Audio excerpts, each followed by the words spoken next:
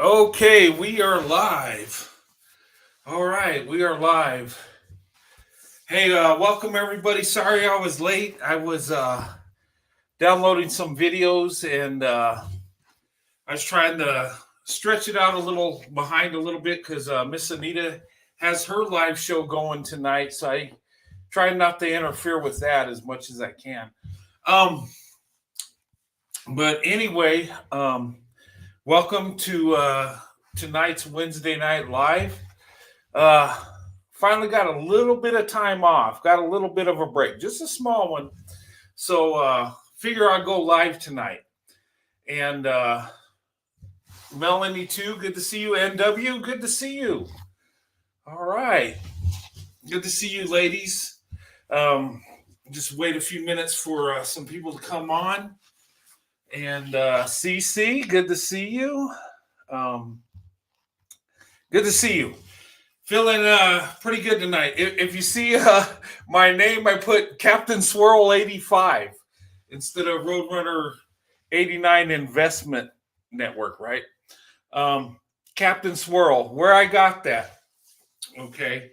I got it from one of my cousins that sees my show. She thought it was funny to call me Captain Swirl, and they joke around with me, and it's all in love. There's nothing mean about it. She just said one day, "Hey, look, here comes Captain Swirl," and so I just I thought that's a good name, and I take pride in that, Captain Swirl. Yes, and the reason I put 85, and that's because that was the year I started swirling. Okay, my first black girlfriend was in 1985. Well, that was my first girlfriend. Period. I started swirling when I started dating. I've always had big love for black women, so you know, I just started swirling from the get go. Okay, um, and if you guys see the title, um, it says "The Blessings of Swirling" by Captain Swirl. That's me, Captain Swirl 85. That's when 1985 is when I got my swirling commission. Okay, that's when I started swirling. All right. Um, and I think swirling is a good thing. I think it's a beautiful thing. Some people think it's wrong and have hate about it, and just it drives them crazy, right? I think it's a good thing. I think interracial relationships is a beautiful thing. I think when we got out of segregation and started integrating, um, I think we didn't go far enough. We don't just living together and eating at the same places. No, we need to go further. Total integration. And you know what, guys? This is my opinion. I think swirling's a good thing. Okay. I think, getting to know people of different racial groups, different cultures is a good thing. We learn more about each other, right?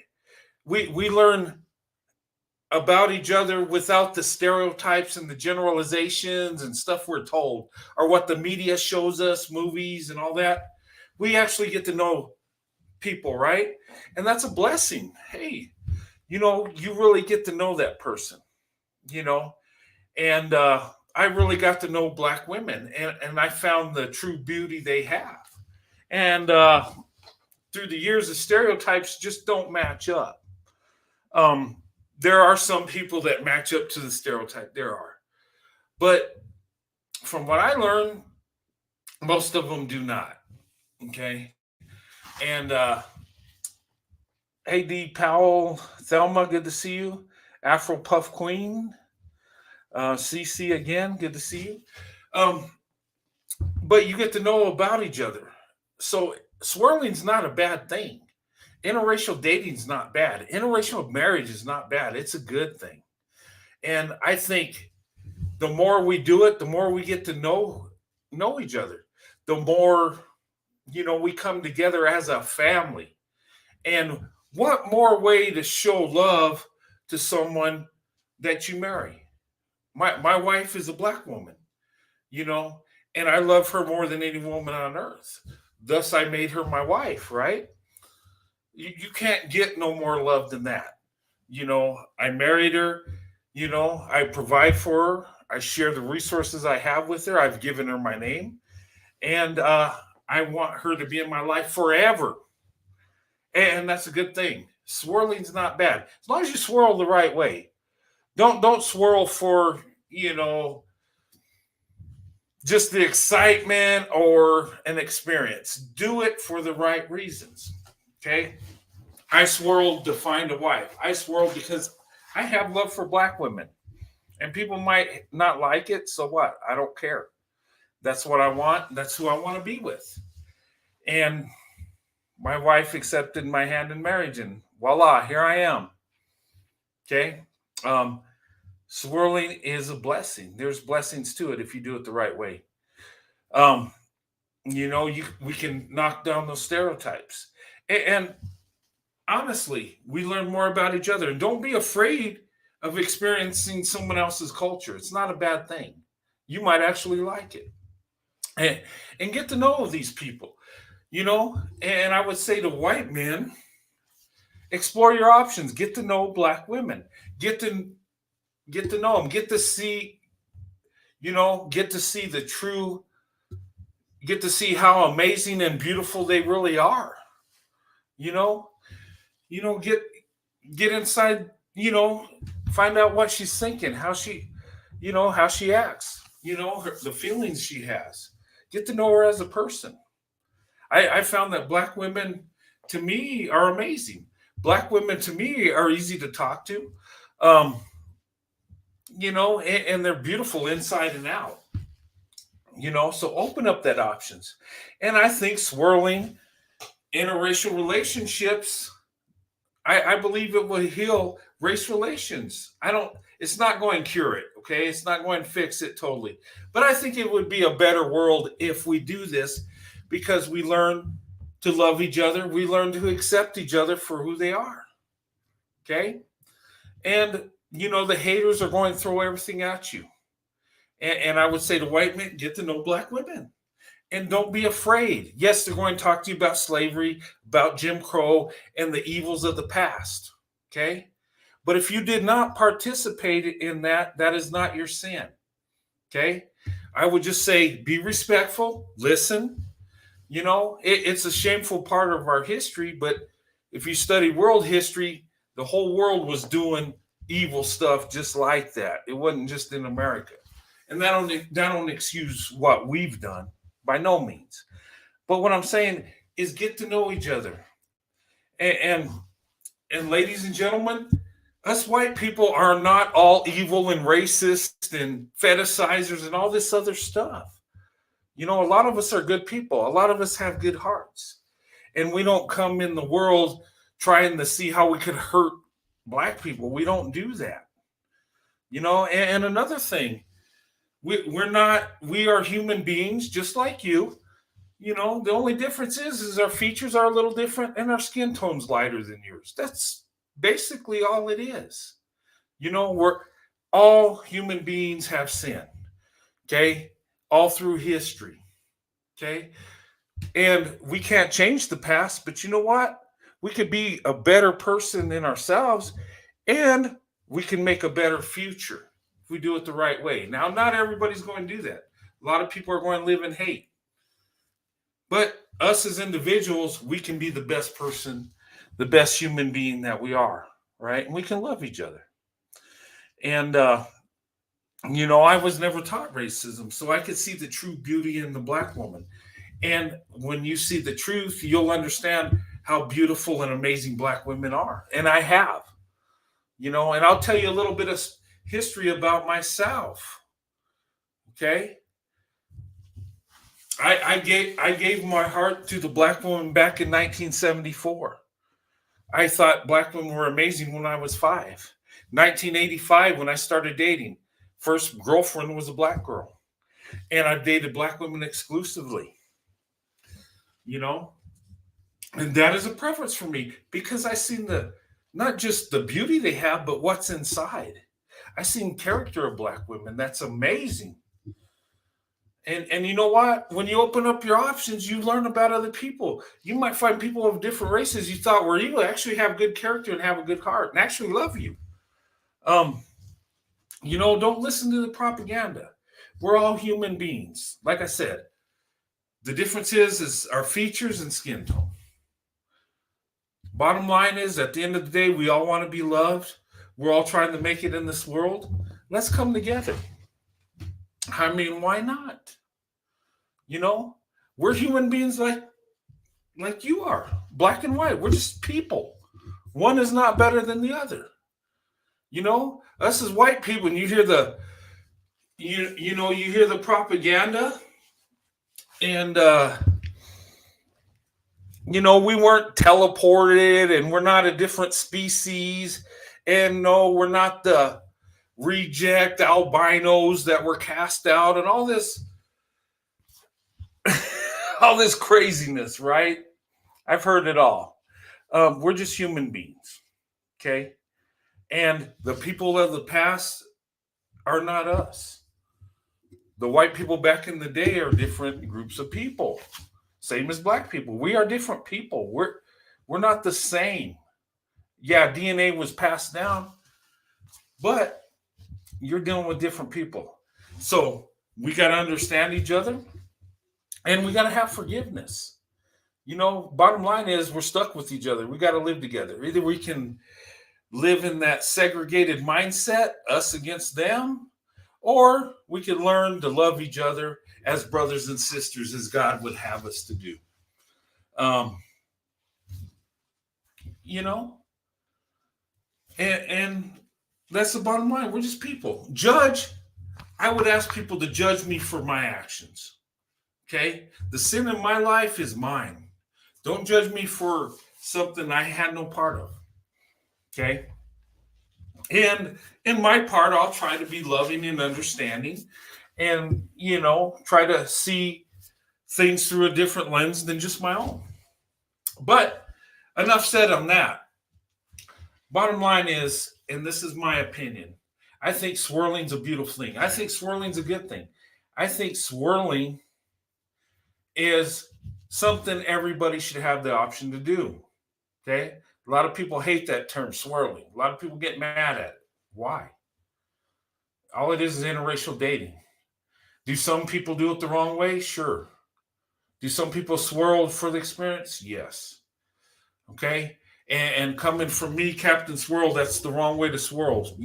You should not swirl if that's what you're in it for. If you're in it for true love and marriage, go for it. I back anybody up that wants to do it for that. And when I talk about swirling, I back it up across the board. Not just white men and black women, but if black men want to date white women, I'm for it too. I back them up. Okay? Or if Asians want to date Hispanics or whatever the combination is, I'm all for it. I think everybody should have the right to do that. And, I don't have, the only concern I might have is as long as they find true love. Don't do it out of lust. Don't do it out of the experience. Do it out of love. Do it because that's what you want. I did it because that's what I want. When I started swirling back in 85, I was all in from the get-go, and I never looked back. And that's just the love I have for black women.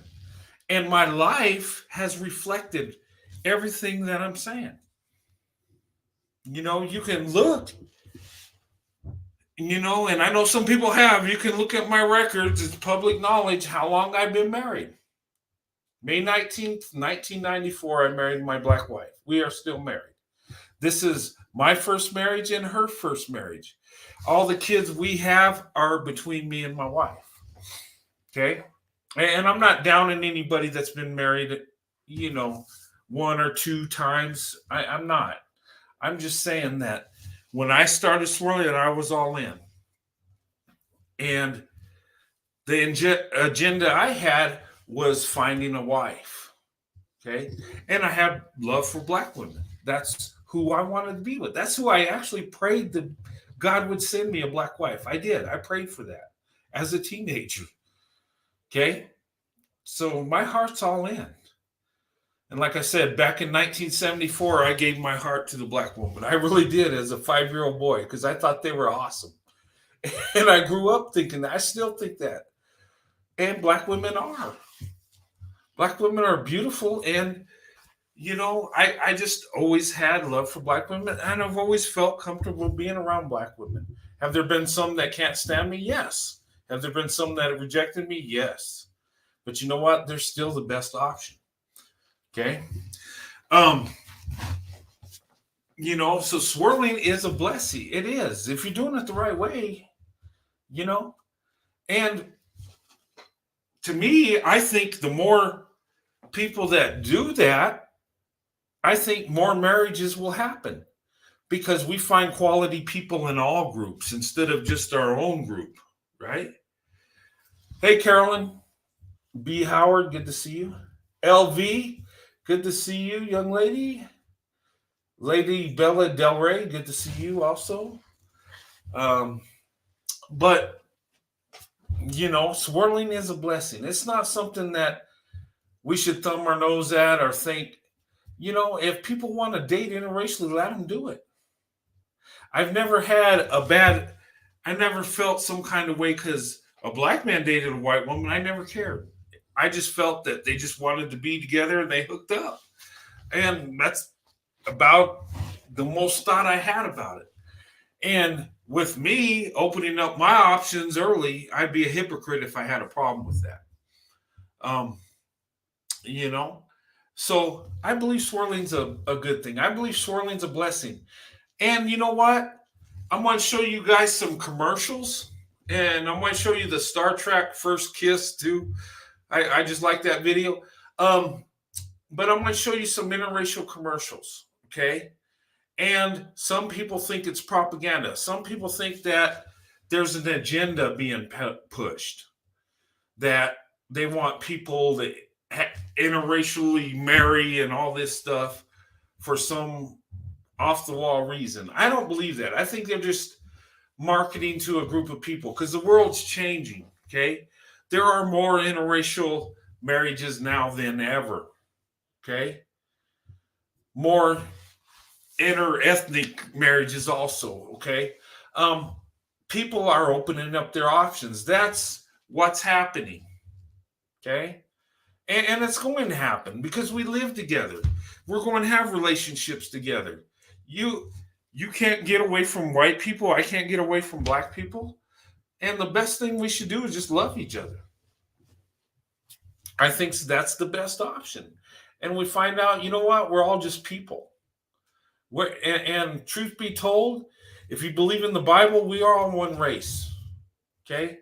There are many nations, but we've all come from Adam and Eve. We're all sons of Noah. Okay? Point blank, we're people. We're human beings. No, and you can hear people talking and, with, how can I say it? I'm looking for this word. I can't even, but what I'm saying is people today are trying to live in a segregated mindset. And what I mean by segregated mindset, that's a mindset where it's us against them. A segregated mindset is where we got to stay within our own and we can't have nothing to do with these other groups of people. Okay. And we live in the same country. We got to deal with each other. We do business together. We interact every day, and now as we've went to integration, now there's more interracial marriages. And that's a good thing. That's not a bad thing. It just shows that, we're learning, we're becoming friends with each other. We're having relationships. We're getting married. We're building families together. And I don't understand why anybody would have a problem with that. And I see on YouTube, I see these crazy dudes out there that have hate for swirlers, that they wish, they're even wishing bad things will happen to people that swirl or whatever. To me, why would you have that feeling? We're all people, right? And you might not be into the swirling thing, and that's fine. But open up your options. And if you swirl, do it the right way. Um, but anyway, I'm going to show you guys some commercials. And, we see interracial commercials, right? I've seen more black men and white women than the other way around. But I've seen both. And I'm not keeping score. I don't care what commercials consist of. I really don't. It don't affect my life anyway. But we are having interracial commercials because things are changing. The world is changing. Okay, people are opening up their options. Okay, white men and black women, we're the slowest to do it. We are doing it more and more every day, but we're the least likely to date and marry out. But when we do, we become that power couple, and that's a beautiful thing. Um, White women and black men have been doing it for years. Okay, that's been the majority of what we've seen. Black men date and marry out twice as much as black women right now. And I think at times it was 3 times as much. And there's approximately 2 million more black women than black men in America. Okay. So there's a lopsidedness to it. But, we've been interracially dating and having relationships for many, many years. Okay, I don't know that. V Rose, why are billionaire white men asking black women for their DNA for $500? I don't know. That seems weird to me. I don't know. That seems like some weird twisted stuff. Why would you do that? I don't know. And but you know what? Get to know each other. Don't buy into this bigoted science fiction fantasy. Okay, white people, we're not from another planet. We weren't beamed down here to cause trouble. We're not the albino outcast. All this stuff. We're just human beings like you guys are. And there's good and bad in every group. So I would say get to know each other, and you'll find that out. There's good and evil in every group. But I think swirling will have an impact on that. I think swirling would be us getting to know each other. And yes, by dating. And then some of us will get married. And you know what? That's a beautiful thing. When me and my wife got married, guess what? We came together as a family, but also guess what? Both our families came together as friends. So we actually had 2 families coming together. And both our families are Christians, so it worked out. And believe it or not, it wasn't that stereotype where they were at each other's throats because of their different race. They didn't really care. It developed friendship. Me and my wife's marriage brought 2 families together, created new friendships.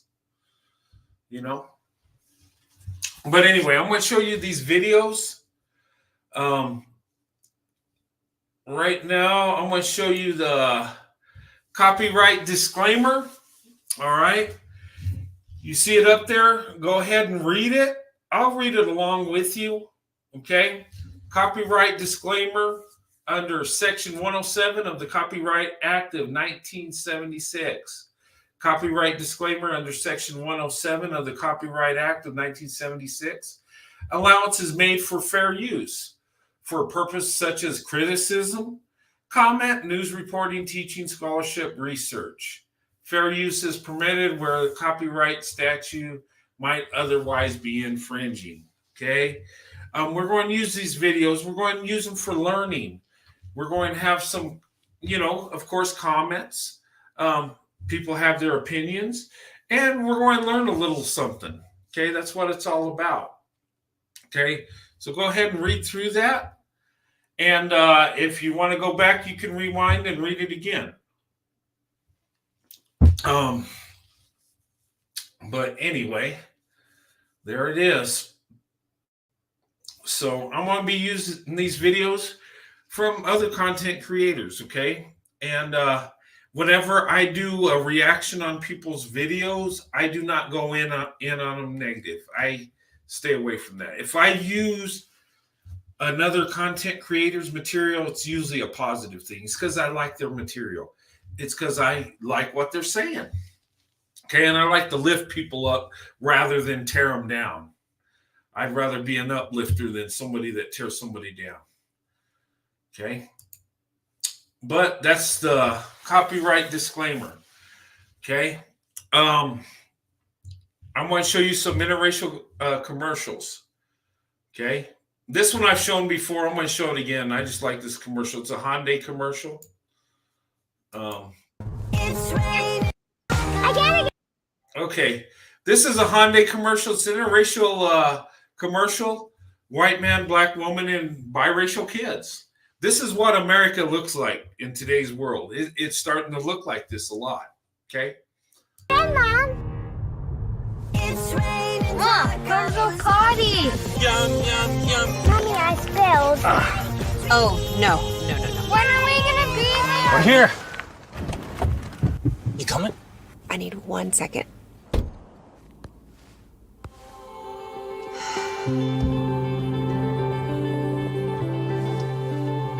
Find new adventures together in the new Santa Fe with user profiles.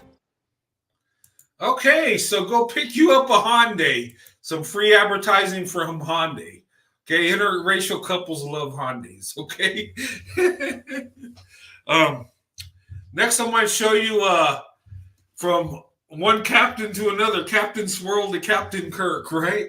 Let me go ahead and add this. This was the first interracial kiss back in 1968. It wasn't actually the first one. There was another one in the UK. I'll have to look that up and show you later on. But if you've watched Star Trek, this 1960s version, that was my favorite version. I don't watch any other Star Trek shows. The original was it for me. I don't get caught up in that next generation of all that other stuff. The original was it. But anyway, let me add it to the screen. Okay, this here. Okay, that's Captain Kirk and Lieutenant Uhura. Okay, this was the first interracial kiss on TV in 1968, and they really rehearsed this scene. They really went into depth in this, and the kiss itself is actually weak as hell, but I mean, other than that, the acting was pretty good. But we'll go ahead and play it here if you haven't seen it. I'm so frightened, Captain. I'm so very frightened. That's the way they want you to feel. Makes them think that they're alive. I know it. But I wish I could stop trembling. Try not to think of them.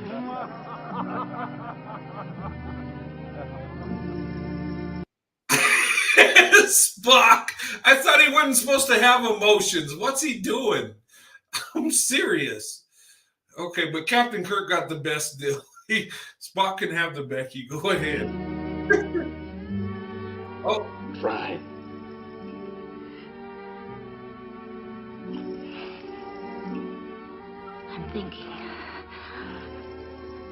I'm thinking of all the times on the Enterprise. okay. You see it there? Okay, they're acting, right? They have emotions for each other, but they're trying to fight it. They're trying not to get into that intimate moment, but they just can't fight it. There's attraction. And if you listen to her talking, she talks about, when she watches them work and stuff. And, it's actually a long scene. They really put a lot of work into this. But let's continue. But I was scared to death. And I would see you so busy at your command. And I would hear your voice from all parts of the ship. And my fears would fade. And now they're making me tremble. Okay, Hear what she said, right? She talks about seeing him on the bridge and working, and she notices him. And women naturally are attracted to men that have authority, men that make decisions, men that, like Captain Kirk in this show, making command decision, life or threat, life or death. He's just, he's just making it happen. And she's clinging to that. And it's a fantasy show, but in real life, women are attracted to men that stand their ground, that make split-second decisions, that have command. That is a very, attractive thing to women. They love men that make things happen, men that are leaders, that have authority. And that's what Captain Kirk represents. Okay, he's a fictional character, but you get caught up in the fantasy, like, oh yeah, that's a man. That's a real man. He's doing what he wants, making it happen, and she's feeling it, right? Anyway, let's go ahead and continue. But I'm not afraid. I am not afraid.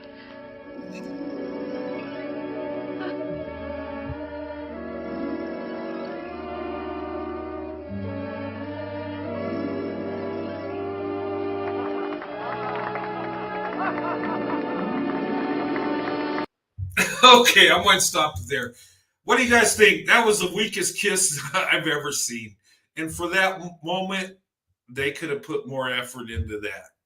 If that was me, Captain, Captain Swirl would have given her a real kiss. I wouldn't have just, that wasn't even a good acting job. He was looking at the crowd while he's supposedly kissing her. That's so weak.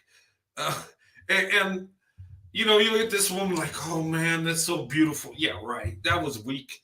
I'm disappointed. I am.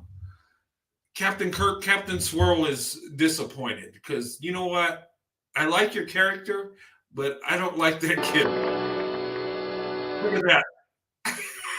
Let's look at that. Look, that's weak. Okay, all right. Okay, let me go ahead and bring this down. But seriously, they did take it serious though. The acting was really good. The kiss was not. They could have done it was a lame kiss. They could have done better. Especially in that moment. I was disappointed because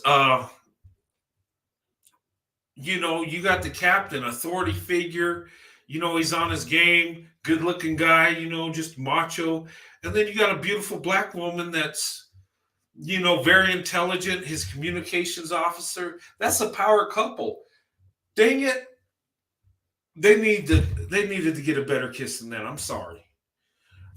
It was all good till the kiss. I just, I would have expected more. Anyway, and you know what? They probably were told they couldn't get too passionate in the kiss. I think that's probably what it was, because these are really good actors.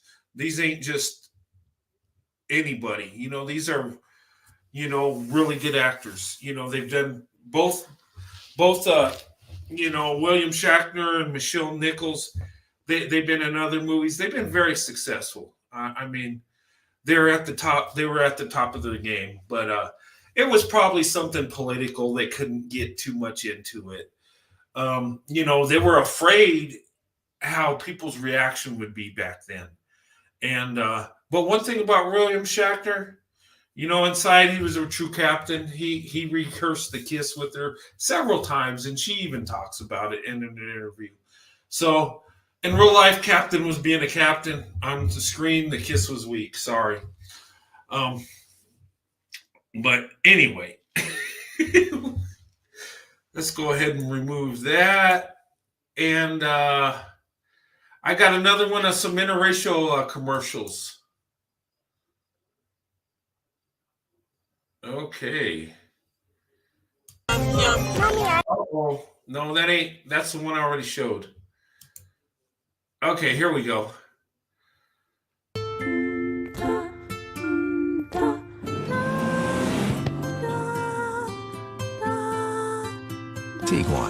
the SUV that puts you. Okay, I think that was let's show it again.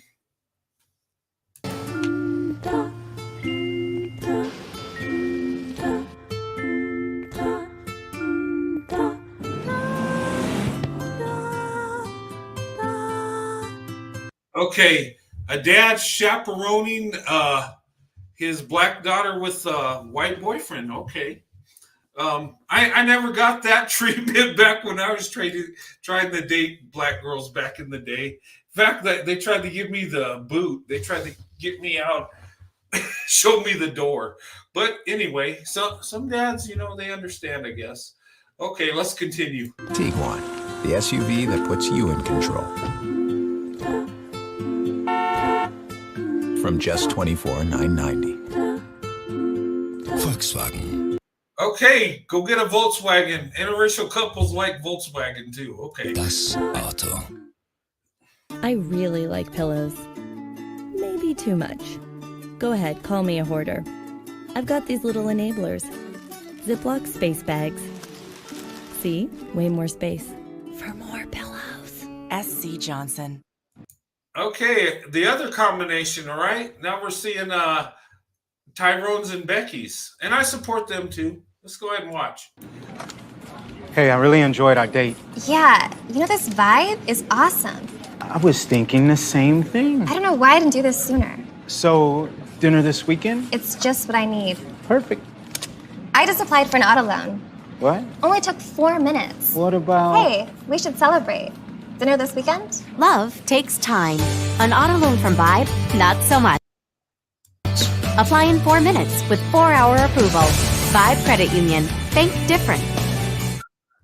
Okay, Becky and Tyrone need that loan. Let's continue. All right, here's another commercial. Rich croissants. I've never tasted anything like this in my life. It's so light and flaky, so yummy. It's a croissant, but It's been waffled. yeah. Baked, filled, folded, then topped. It is so delicious. I can't stop eating it. Try blackberry lemonade It's like an incredible combination. Yeah. or sweet cream cheese with strawberry rhubarb. Strawberry and rhubarb? I know. Okay, so will you see this in America today? Will you see an interracial couple eating at IHOP? Sure. And I believe that advertisement are just reflecting on what they see in society. Interracial couples is not the majority, but it's another group of people they're trying to reach. When it comes to advertisement, they're going to try to reach multiple groups, okay? So they show this interracial couple and they show some Asian ladies. I think the message they're trying to put out is, they're people, they're showing diversity, they're happy having breakfast, an interracial couple, some Asian ladies, we love each other, it's all great, right? I think that's the message they're sending.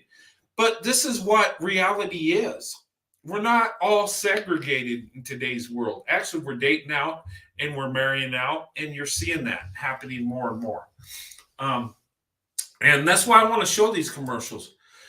Some people think it's propaganda and something. Some people even say it's white supremacy, but white supremacy want just white people. They're not in the interracial couples. But anyway, let's continue. Oh, So awesome. new Chris croissants at a price you'll love and only at IHOP. Like crisscross. Okay, IHOP loves interracial couples. So if you're an interracial couple, go to IHOP. I'm sure they want other couples too. But anyway. Croissant. Well, as you can see, we have a big brood. With a lot of mouths to feed. Fortunately, PetSmart has a wide assortment of foods for us to choose from. All our animals eat different and have different eating styles. Emmett's a big eater. All right, so got an interracial couple here. She looks a little bit older than him. Maybe it's just they've aged different. They might be the same age. I don't know. But you got we've been seeing Brad's and Keisha's. Now we're seeing Tyrone and Becky. Okay, well, that's good. They like PetSmart. All right. Who is? Emmett. Emmett's a huge eater. This is our picky eater. Yes, you're the picky eater. Who's the picky eater? I even thought for a while maybe I could, He's a picky eater. I don't know, I could nurse her just to help along. I wasn't really with that idea. Mitzi has a little bit of a sensitive stomach. Can you smell it? She reads them stories, which is nice. I do. I read them each a bedtime story at night. For example, This is Bitsy. Bitsy. You named her. Bitsy likes a fairy tale before bed, and it can be something as long as it doesn't have a scary ending. All right, so interracial couple here reading bedtime stories to their dog. Very, very nice. All right, let's go ahead and continue. As long as there's no dragons or creatures. This one, our big guy's getting a little old. Yeah, Do you have anything? and his name is? Oldie. And That's, again, that's Zach. Oh, no. Pat? Zach? No, not Pat. Zach. It's Zach. Likes a more horror story. Any I'm sorry. I'm just, oh my. Is this the longest commercial or what? Is this how to raise pets? They're really getting into it. But nothing against them. That's cool. I mean, I love pets too. Let's continue. types of food for dogs who are afraid of spiders. But this one down here. Yes. All right. Hey, guys, you need to learn something. There are dogs that are afraid of spiders, okay? I'm serious. I mean, they're bringing some good information. Becky, Tyrone, thank you. Thank you, sir and ma'am, for the insight. But let's continue. It's Emmett. Loves a real story, realistic, with like real children and real people. Any food for dogs with a wandering eye, or he wants it real. He wants it realistic. History lesson of some sort. Well, no, that's not. That's not. Okay, I'm sorry. This is like a movie, isn't it? I'm just like, oh my God, is this a class on how to raise dogs? I don't know. They got a lovely home, though. I love the fireplace and how many? Oh, they got a dog on the couch. One right there. They got 3, 4. Man, they really love pets, right? Oh wow, I didn't notice they had that many. But let's hear Tyrone and Becky tell their story. Very nice story. Go ahead. I don't even try to remember their names because it doesn't matter. I don't like to give them labels like that. They know me, and if I say, hey, come here, buddy. Here, pal. Come here, sweetie, sweetie. They'll just come running. But as an example, if I call my husband, and if I don't say, Doug, come here, I say, honey, can you come here? He'll still come because he knows that it's the same thing. But often there's 2 or 3 dogs followed behind me who we're not sure who she's talking to. Do you have suspenders? I'm sorry, I can't. I can't. Do they spend their whole day at the pet store? Like, man, they must make good money because the whole day they're at the pet store talking about their pets. When do they have time to work? Look at her. She's like, oh my God, them again? Okay. Like, please, I'm trying to finish my work. I know you love your pets, but come on. For the dogs? No, for me.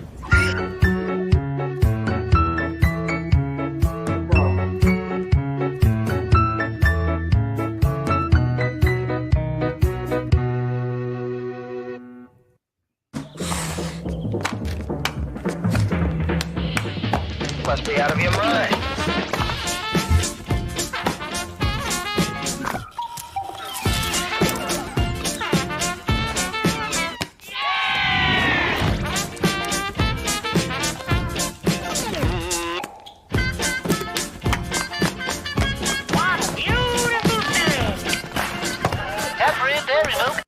All right. I like this commercial. Dad spend time with his daughter, goofing around. Yeah. They're having fun. Mom's in the back cooking, and they're all having a good time. That's a beautiful thing. Let's go ahead.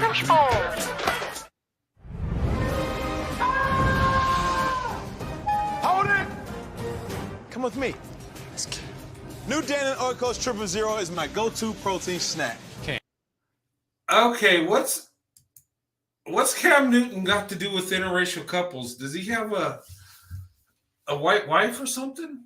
Am I missing something? Oh, I thought these were interracial couples. But let's see what he has to say. Maybe, but he's a professional football player for the Carolina Panthers. Does he still play for the Carolina Panthers? I don't know.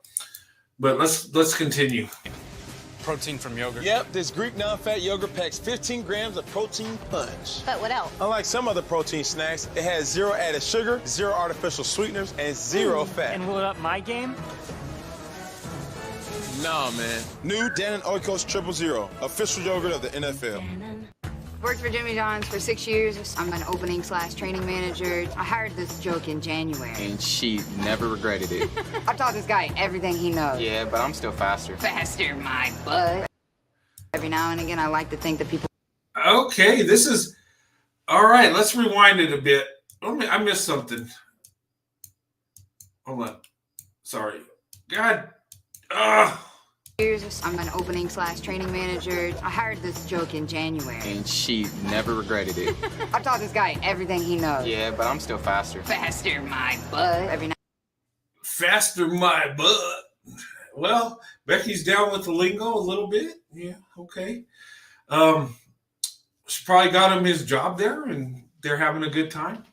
Okay, I support that too. That's awesome. Go ahead. Now and again, I like to think that people can catch up to my speed. I got faster than Amber in like 2 months. His mouth got a little bit faster. When you get trained by the best, you become the best.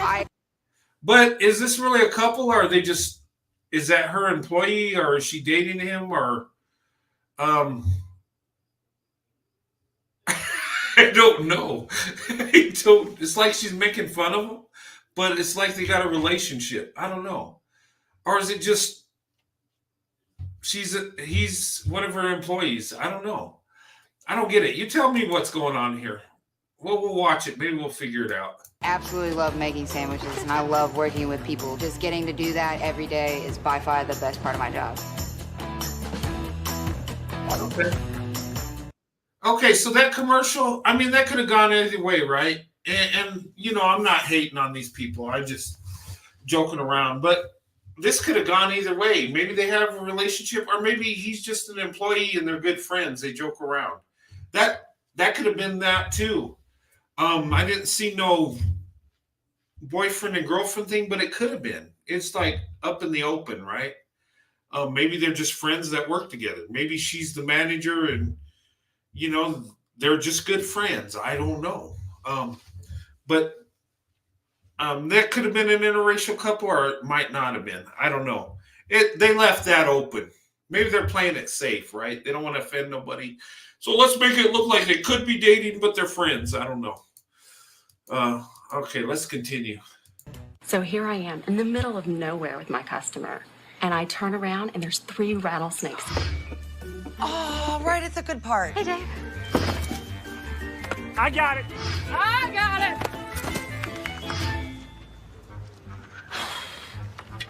What? We got a meeting at noon.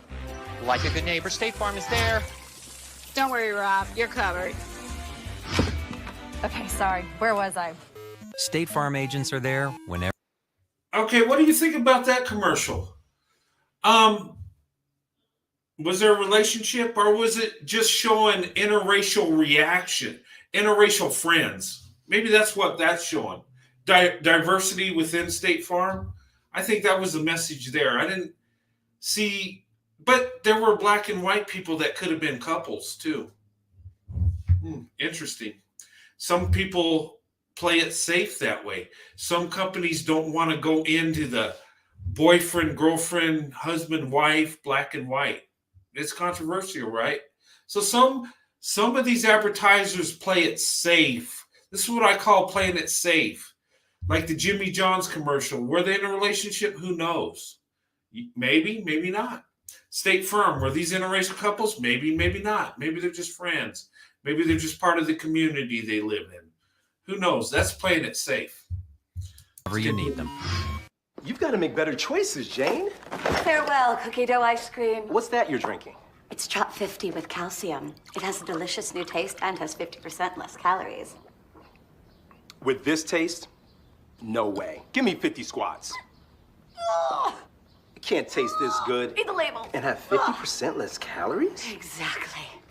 Now you drop and give me the 50. Trop 50 calcium. New taste. Okay.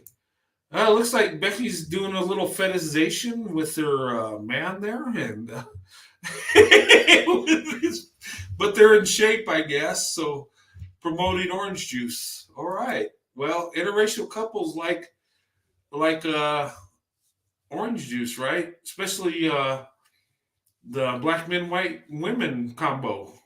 Okay, let's continue. So good you won't believe it has 50% less calories. Did you guys see the finale? So good.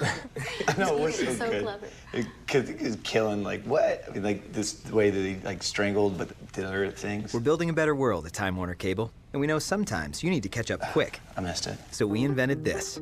Now you can click. Okay. What is this commercial saying, guys? Tell me what you think. It was just a short one, right?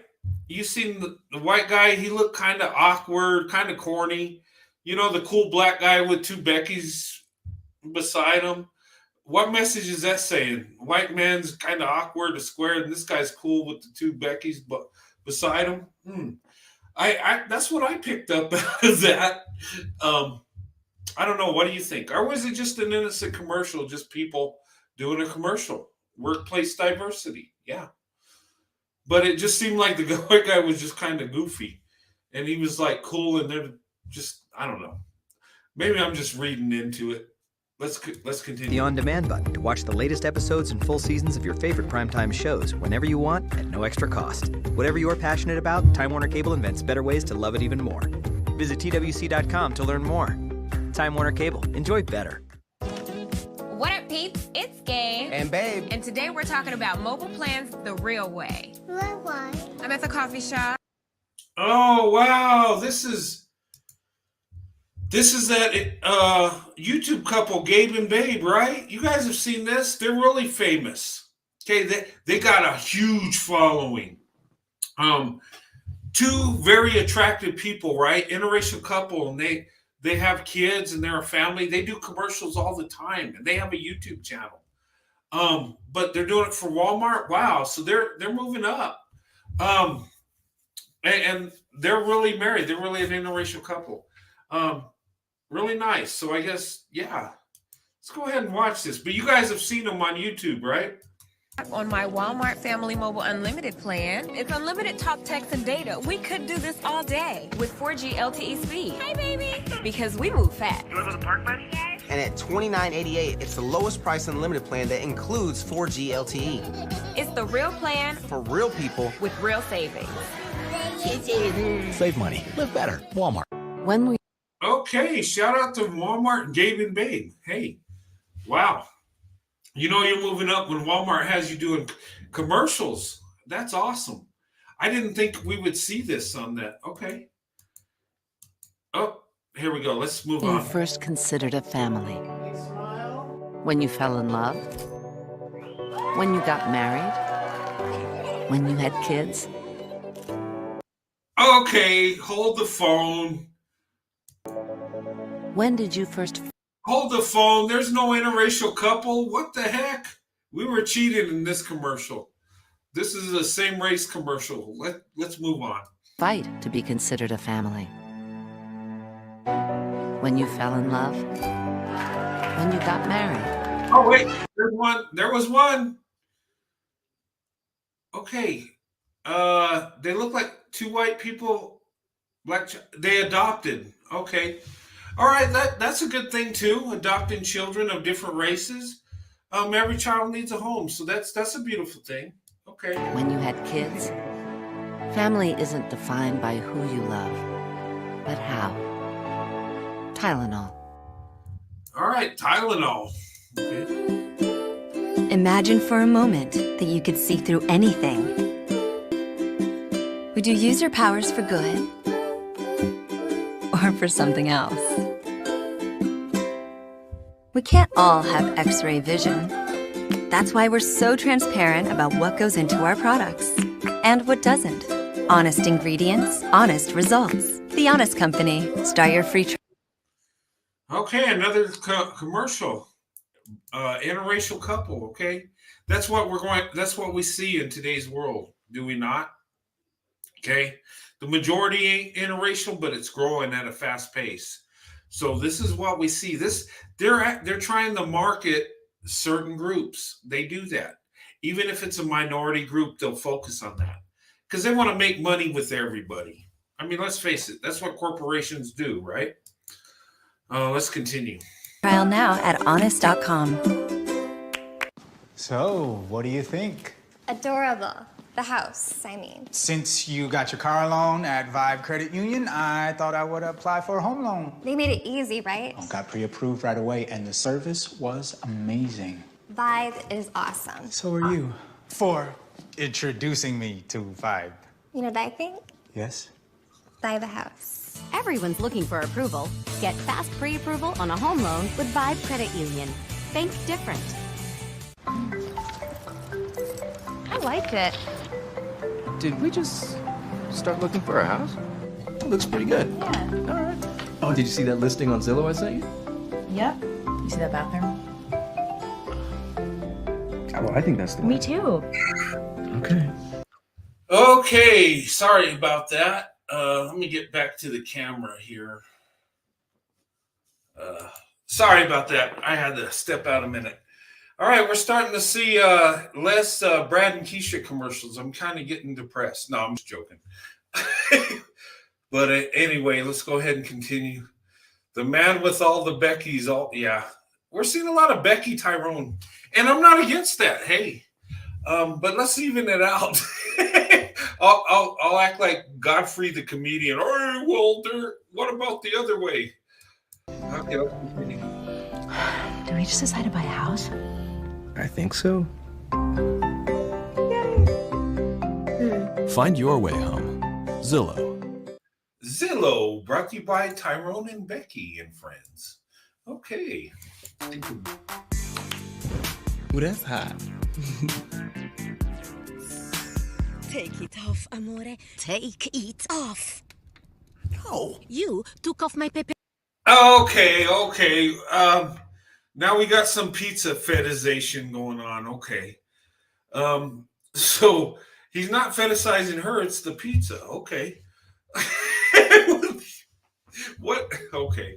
What is this saying? Why is there a pizza that looks like a woman in a bikini? I mean, what message is this sending? I thought they're promoting interracial couples, but pizza? I don't know. Wow. Okay. Pepperonis. Yeah, I took off your pepperonis, right? They were good, okay? I have company now. You don't want me anymore? You think you can have me and then get rid of me? You're a pizza, okay? We're done. Don't let food hang around. Okay. Well, he can't help it. Lusting after food, I don't know. But I guess the antacid medicine helps him deal with that. But we're rooting for you. Let's continue. Oh, look at that Orbit. Okay, Orbit helps you deal with food fetishization. Okay, so try Orbit, guy. For that just brushed clean feeling, eat, drink, chew. Orbit. So, with this financial plan, you can afford the payments on the new house and still save. Okay. Okay. Let's change the combination a little bit. You think it's a gay black man with Becky? She looks like she might be Asian. Maybe she's Asian. I don't know.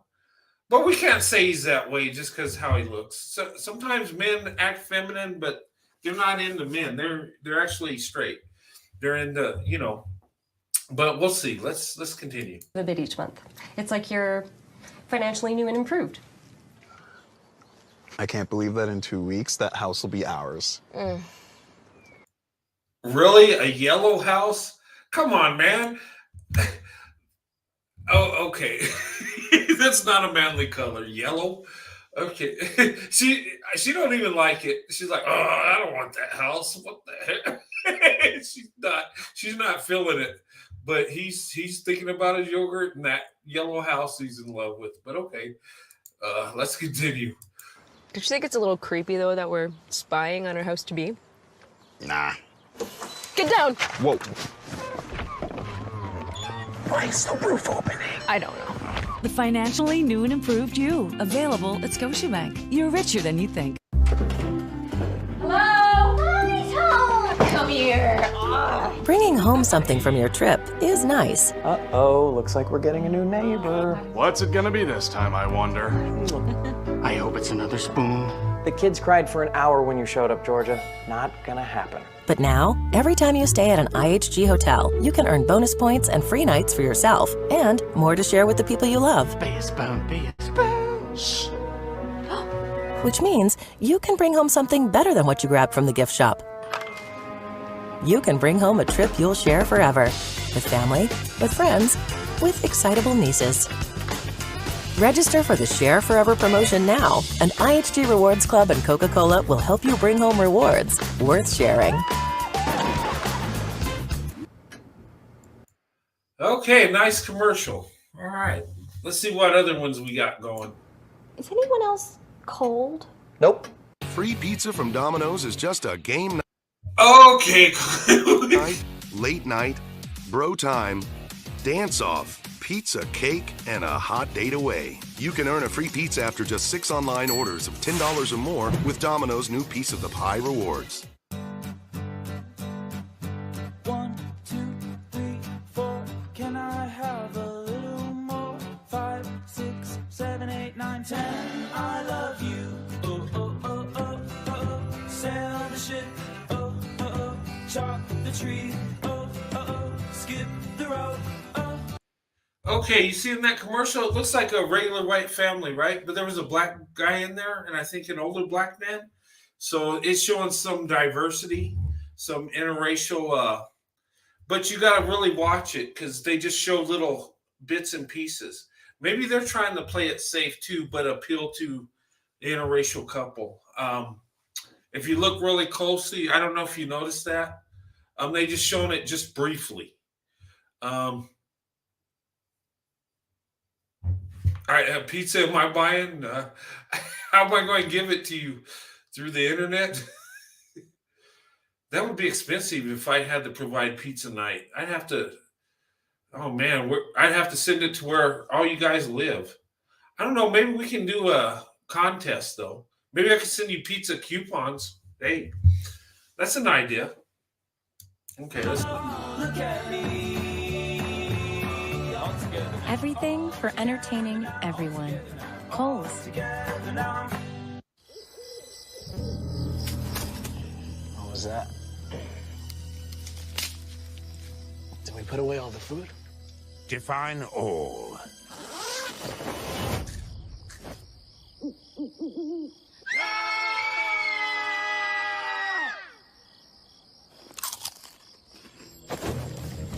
Such majestic creatures. All right. Interracial couples love Cheetos too. Yeah. Hey, yeah, you notice that? Gay interracial couple, black man, white. Yeah, that was put in like just a clip of it. Yeah. So they're not just promoting interracial couples, but gay couples too. Gay interracial couples. Yeah, I noticed that. Yeah. Wow. It's weird, but it's like quick. Anyway, let's continue.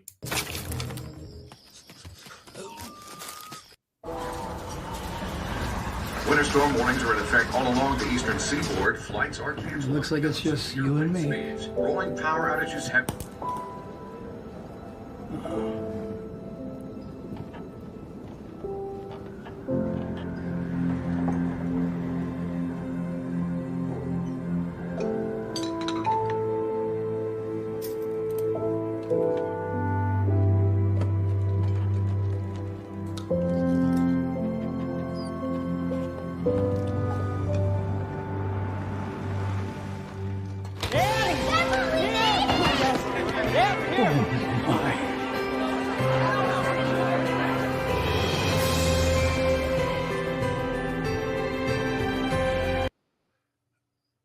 Oh, I didn't get it at first, but see that?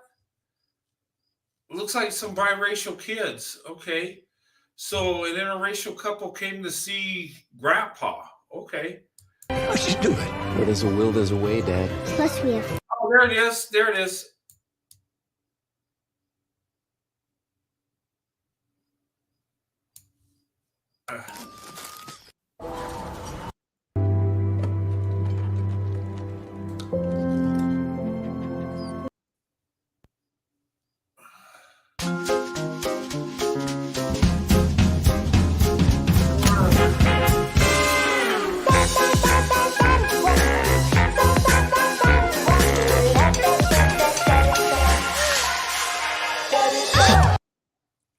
Okay, another interracial couple. What are they advertising here?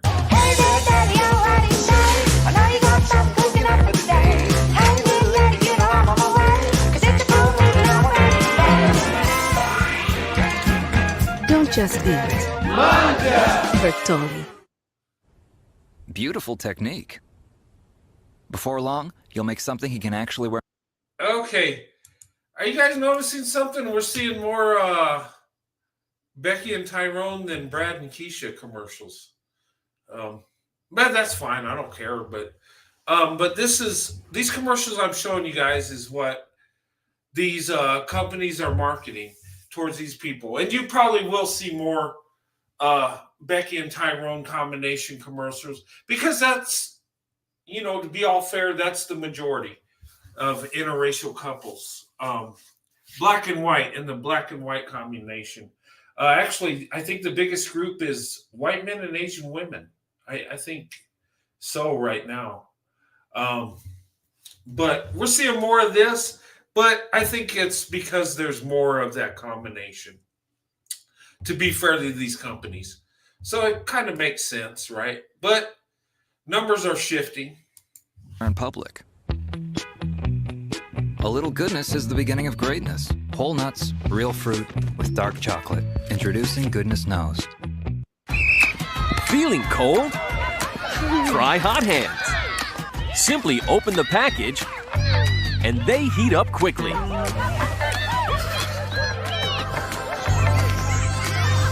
Quick, long-lasting warmth.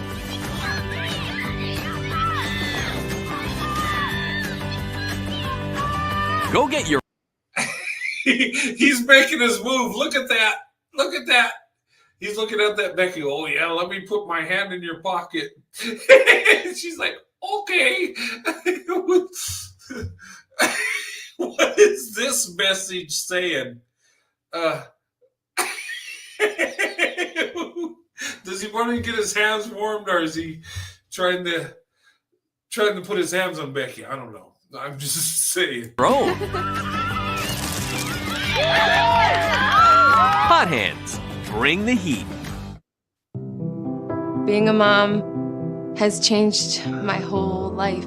From the minute I brought her home, all my focus was on her. The Honest Company diapers just fit her perfectly. They keep all the messes in. They're so cute. And best of all, they're safe for my Ellie. The Honest Company cares about what goes on my baby as much as I do. Honestly safe, honestly beautiful. The Honest Company. Get your free trial now at honest.com. Okay, let me go ahead and take this down. Okay. Anyway, there's just a preview of commercials out there, interracial commercials, okay? And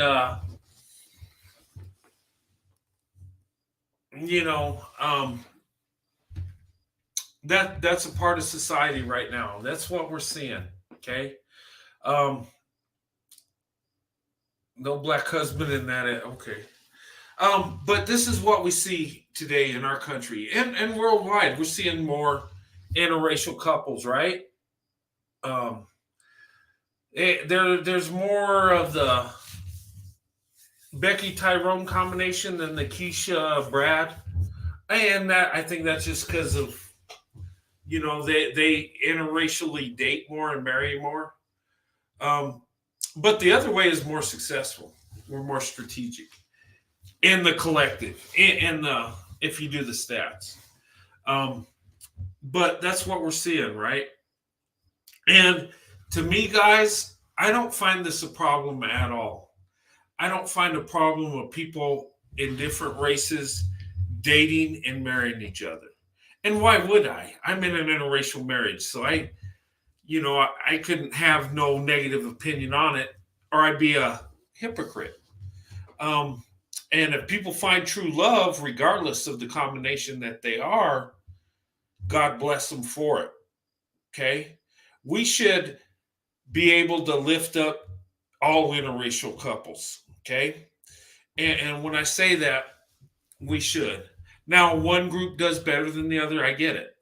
Black women, white men, we're a lot more successful than our counterparts, you know, the black men, white women that do it more often.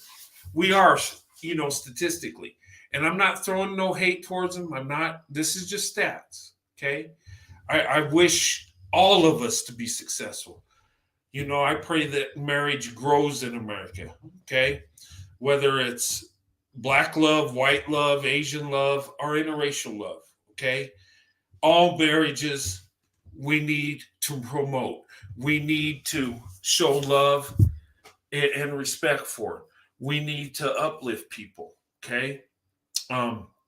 Even if people in our own racial group or other racial groups have hurt us, we need to embrace marriage. We need to embrace true love.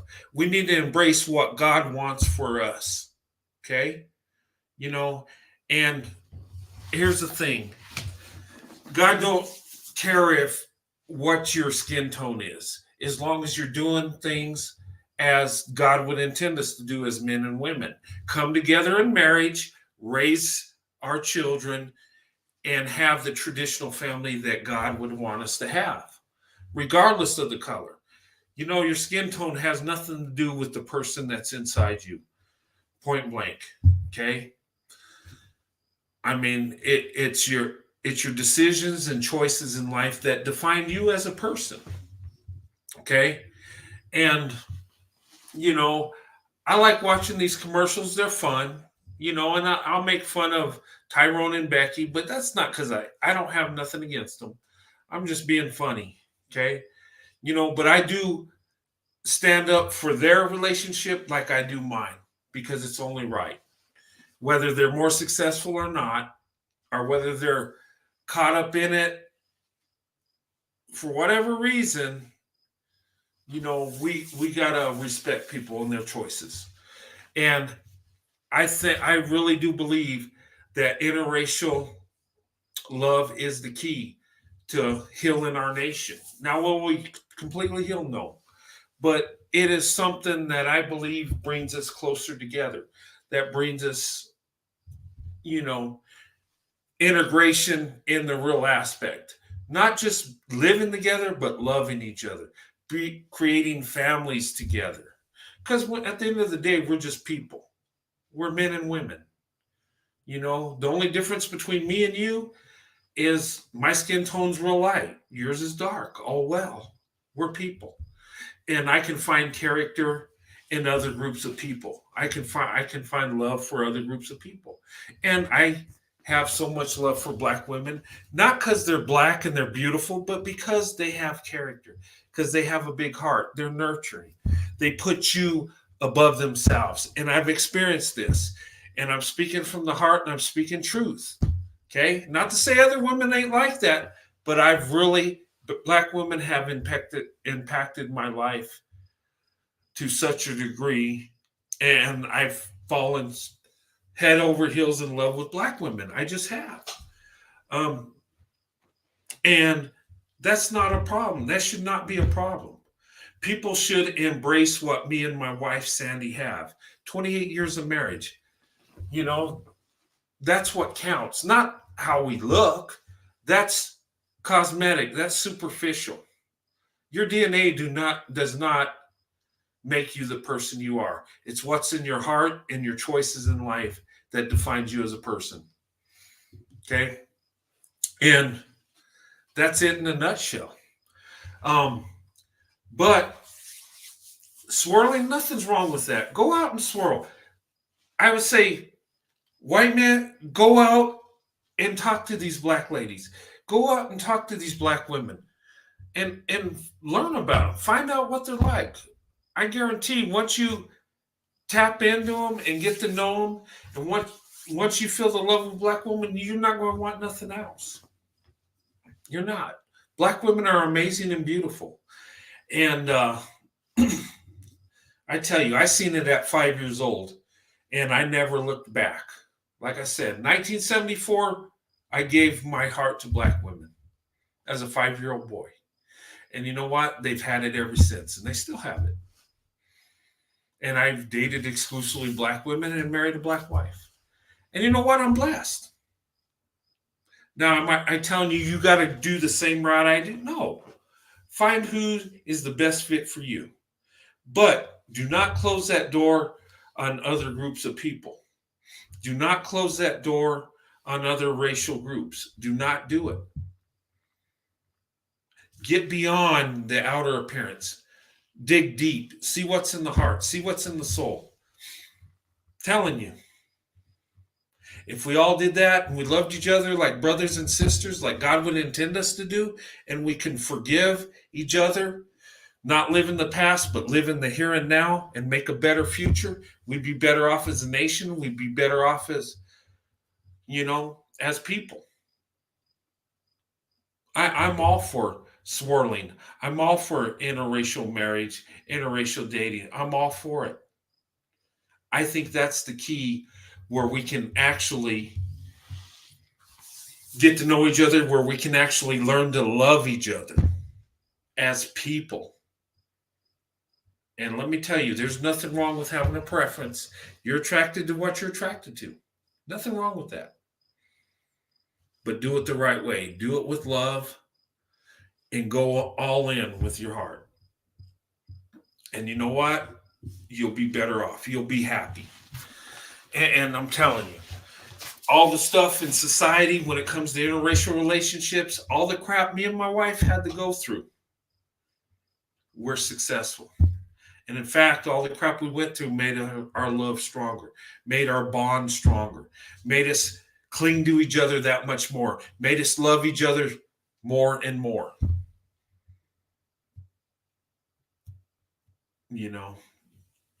And that's where my thought is. And nothing wrong with swirling.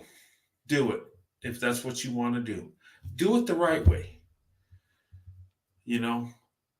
And I put Captain Swirl 85 because that's my life story. That's when I started my swirling. Okay. And if there was a rank when it came to swirling, I'd be the captain. I've got years of experience. And you know what? I've lived true to where my heart is. I live true to what I wanted in life. You know what? I've said all my life how much I love Black women from the time I started dating. And you know what? I haven't deviated from that one bit. And you can see my wife, you can research my records or whatever. But what I'm saying is my life. Swirling is a way of life for me. That is my story. That's it. And when I say I love Black women, I truly do. You can say it's pandering or whatever, but you know what? My wife is Black. I've been married to her 28 years.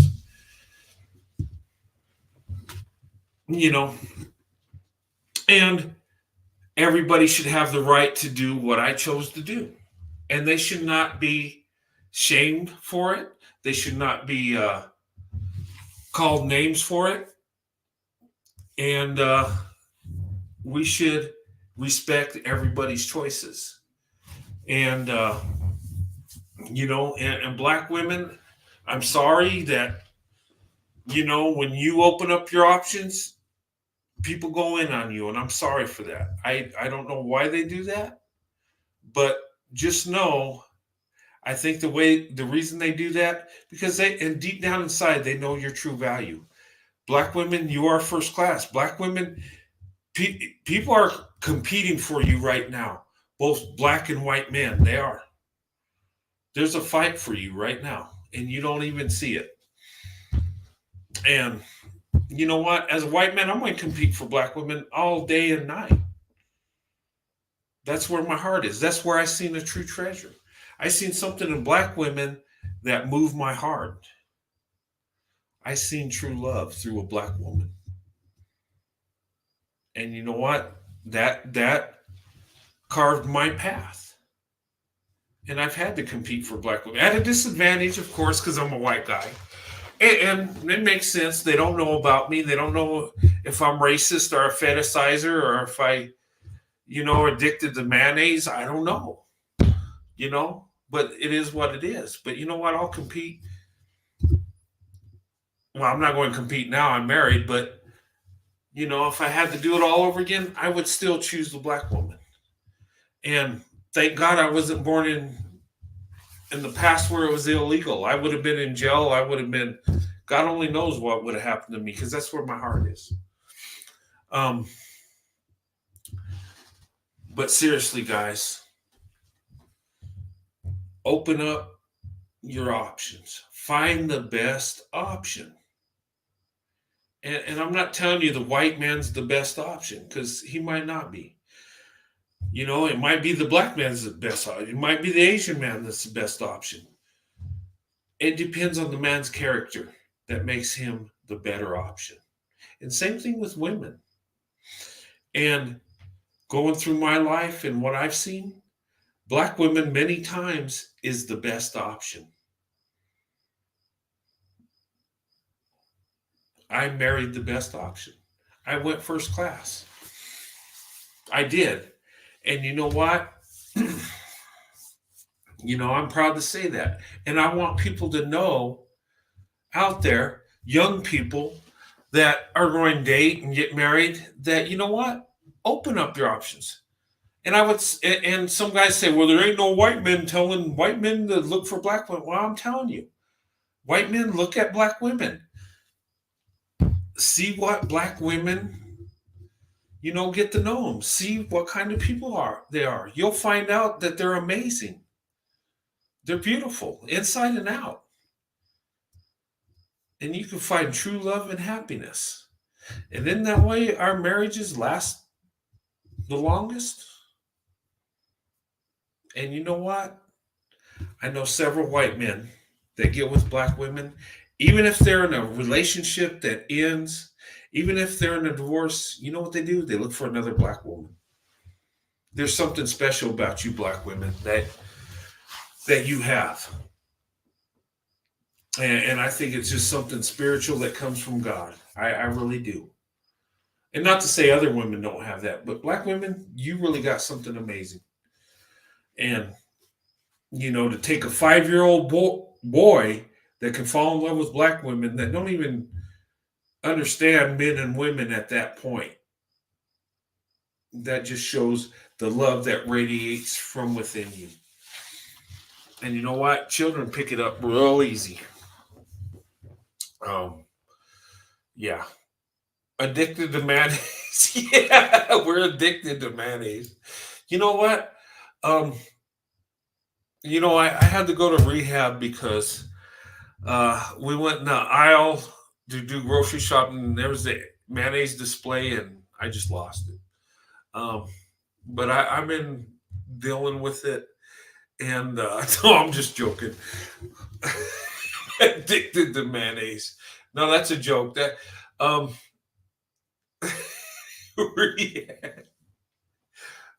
don't send me mayonnaise though.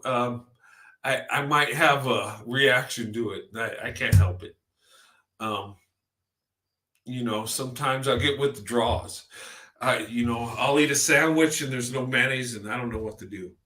I just, you know, and mayonnaise works as a good sunscreen. That's why white people have mayonnaise around. It's not just to eat, it's a good sunscreen too. It protects. No. But anyway, no, all seriousness, guys. You know what? Open up your options. Swirl.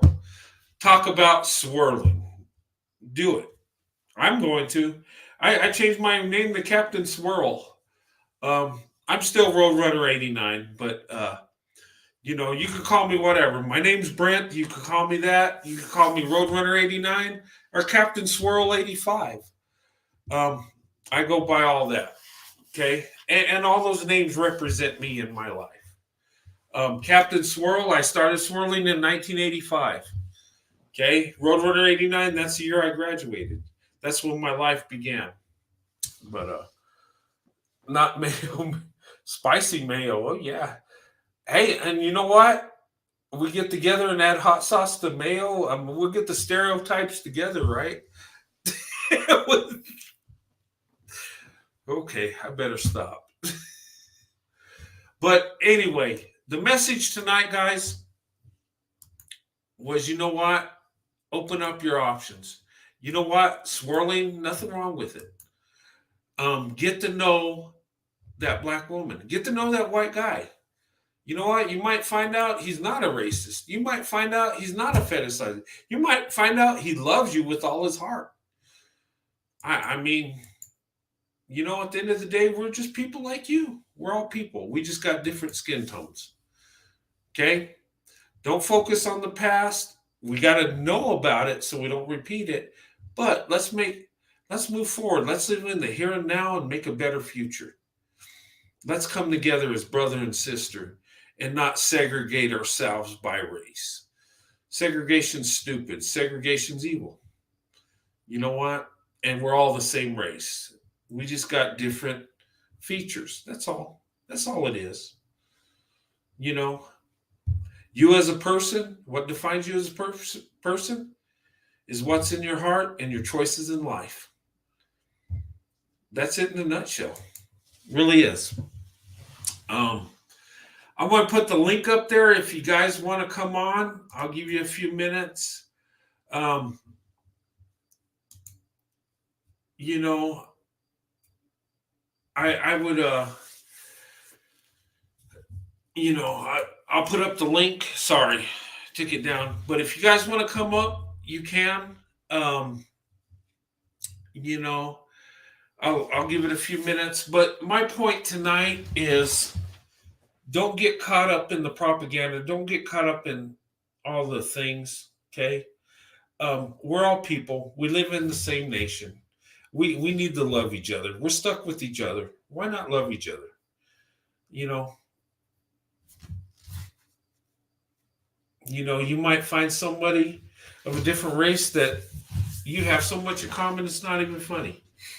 Me and my wife, when we got married, it was just like we were meant to be married. She was my wife before she was my wife. It was like, you know, when my father says, well, you know, Sandy, you know, we love her and you got my blessing, but just know that there's going to be some bumps along the road and not everybody understands your special marriage.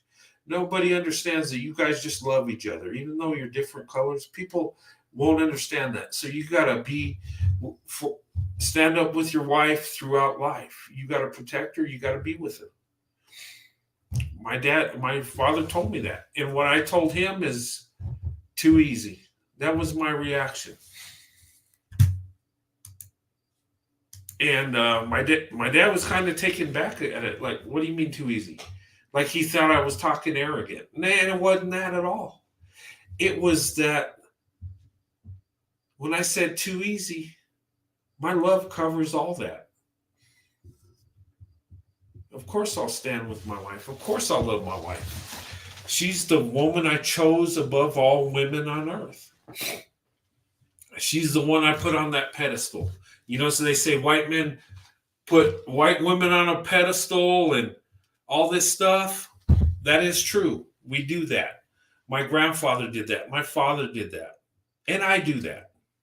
The only difference with me is a black woman's on my pedestal. Okay?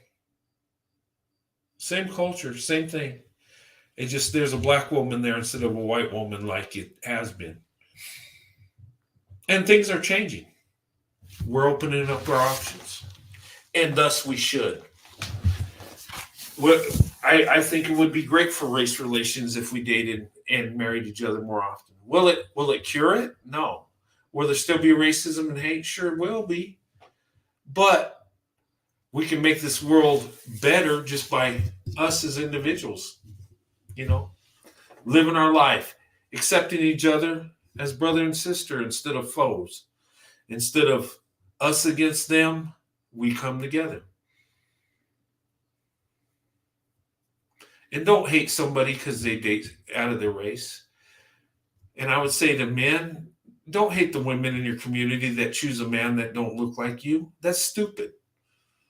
Same thing, women. Don't do that. Just be happy that they found love. That's what's important. One is not better than the other. Success is determined what's in your heart and soul and your decisions. Point blank. You know?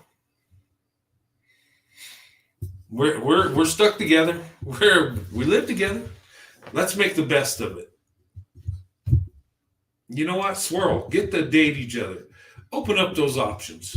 Men, women, of all races, do it. Because we're people. And we all want someone to love us, and we want to love somebody. So you know what? Why live in a segregated pond where you only have one pick? Why not have an ocean of a pick? And that goes for men and women. The more options you have, the more value you carry. That's true. The more options you have, the more value you carry. Do not be loyal to someone because of race loyalty. Be loyal to that person that loves you. That's where your loyalty should go, to the one that loves you, not the one that looks like you. That's stupid. It really is. You know, you go for the one that loves you, that you love. Go for happiness. You know? But anyway, but we've been on an hour and 30 minutes. Hey, Miss Anita, good to see you. I missed your live, Miss Anita, but I'll go back and watch it. I've had a busy day and stuff. I delayed my live a little bit because I know you were on, so I tried to. Plus, I was uploading videos, but I didn't want to go in on the same time you were going live. So, guys, that's another reason why I delayed it a little bit. Yeah, race loyalty is pointless. Why? That's dumb. You think I'm going to date and marry a Becky because she looks like me when I don't have those feelings for her? And I'm not going in on Becky. I have love for Becky. You know, she's in my community. She's in my family. I just, when it comes to love and marriage, black women is what I want. That's what I always wanted. That's who I fell in love with. So why would I just be race loyal because they look like me? That's dumb. And it's pointless. It really is. You're not going to find happiness unless that's your preference. I mean, a lot of people's preference is their own race. And they feel more comfortable with that. That's fine too. But I went where my heart is. I went for who I love. I went for what is going to make me happy. And I won big in life. I really did.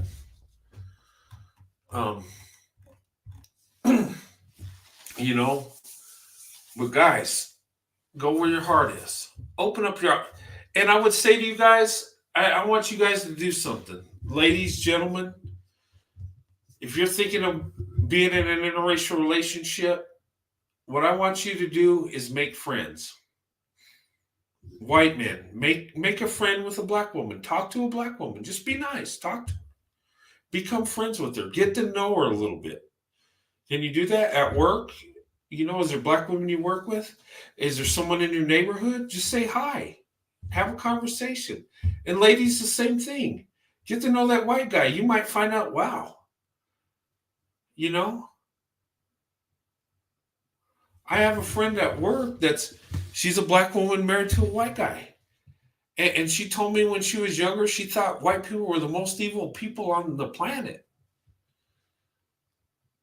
And she met her husband and found out that this guy really loves her, that he was really a good guy. He wasn't trying to do her wrong. He just wanted to be close to her. You know, and this lady told me that. She says, wow, you know what? I found out white people ain't so bad after all. You know what? White people ain't these white supremacist, fetishizing mayonnaise eaters. They're actually human beings like myself.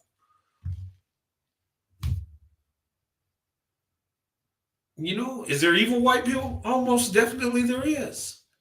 But the majority of us just want to be loved, and we're just trying to make things work. We're just trying to make a living.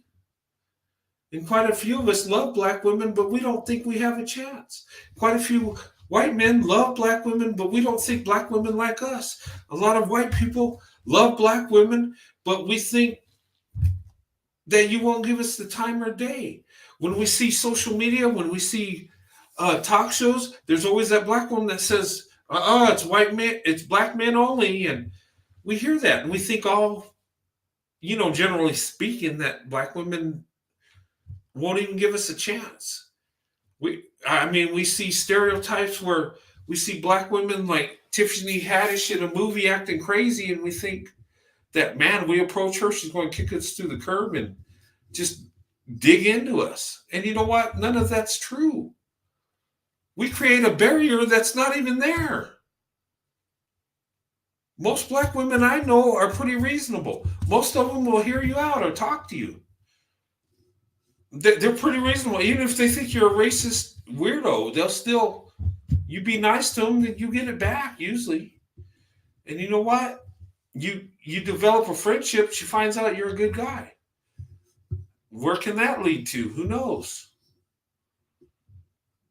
And ladies, you find out these white guys, we're just people. And you know what? We have attraction to black women because you're beautiful. And we get to know you, we really fall in love. But the problem is us coming together. The problem is we let stereotypes and generalizations create that barrier. And black women are told white men are so evil that they're scared to even approach us.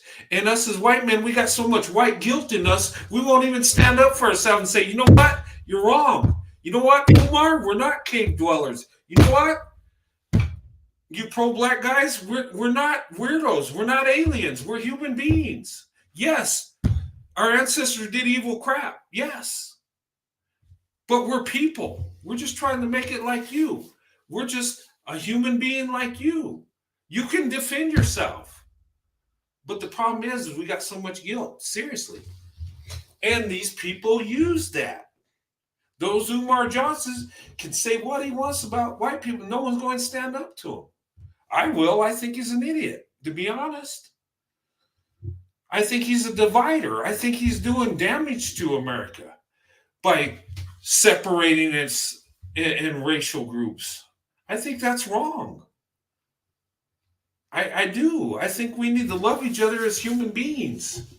Period. End of story. Is there evil white people? Yes. Is there racist? Yes. But that's not all of us. The majority of us aren't like that. But people believe that because you're told that. And us as white people, we got so much white guilt, we don't even stand up for ourselves. So people really believe it then, right? I'll stand up for myself. I'm not that. I'm not a racist. I'm not a fetishizzer. I'm not a mayonnaise. Well, okay, you got me on the mayonnaise thing, okay? But other than that, no. I'm a human. I love black women. I'm a white man, yes. Does that define me as a person? No, what's in my heart and soul defines me as a person. That defines my character. And I know who I am, and I have love for myself. I don't think I'm superior to nobody, but I don't think I'm beneath anybody either. You know? And we need to get this together and come together. And you know what? Open up your options. You know what? Find out about other people. Get to know people. Find out what they're really about. Don't feed into a narrative and a stereotype and a bigoted fairy tale fantasy. Because that's all it is. I listen to this Umar guy talk. I'm like, really? It makes no sense. I listen to these people talk, oh, they're cave dwellers. They've been teleported. They're not even made by God. Really? Come on. We're humans like you. And we need to embrace each other as brother and sister and make the best of it. Become one nation under God like we say we are. Okay, there's evil in the past. Yeah, we've done some jacked up stuff. But us today can make it right, can we not? Can we just love each other?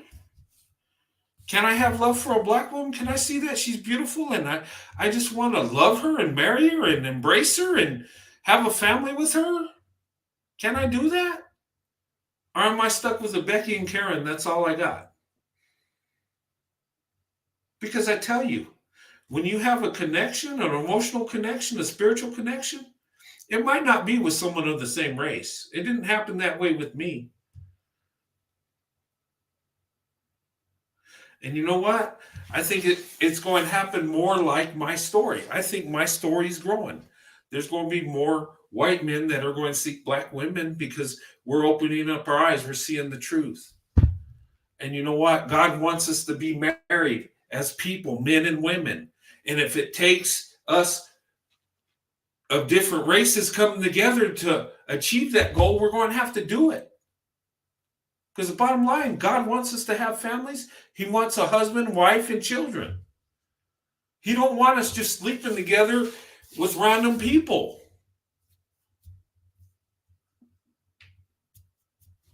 But anyway, I don't want to get to preaching. But seriously, love has no color. Also, hate has no color either. There are evil people in all groups.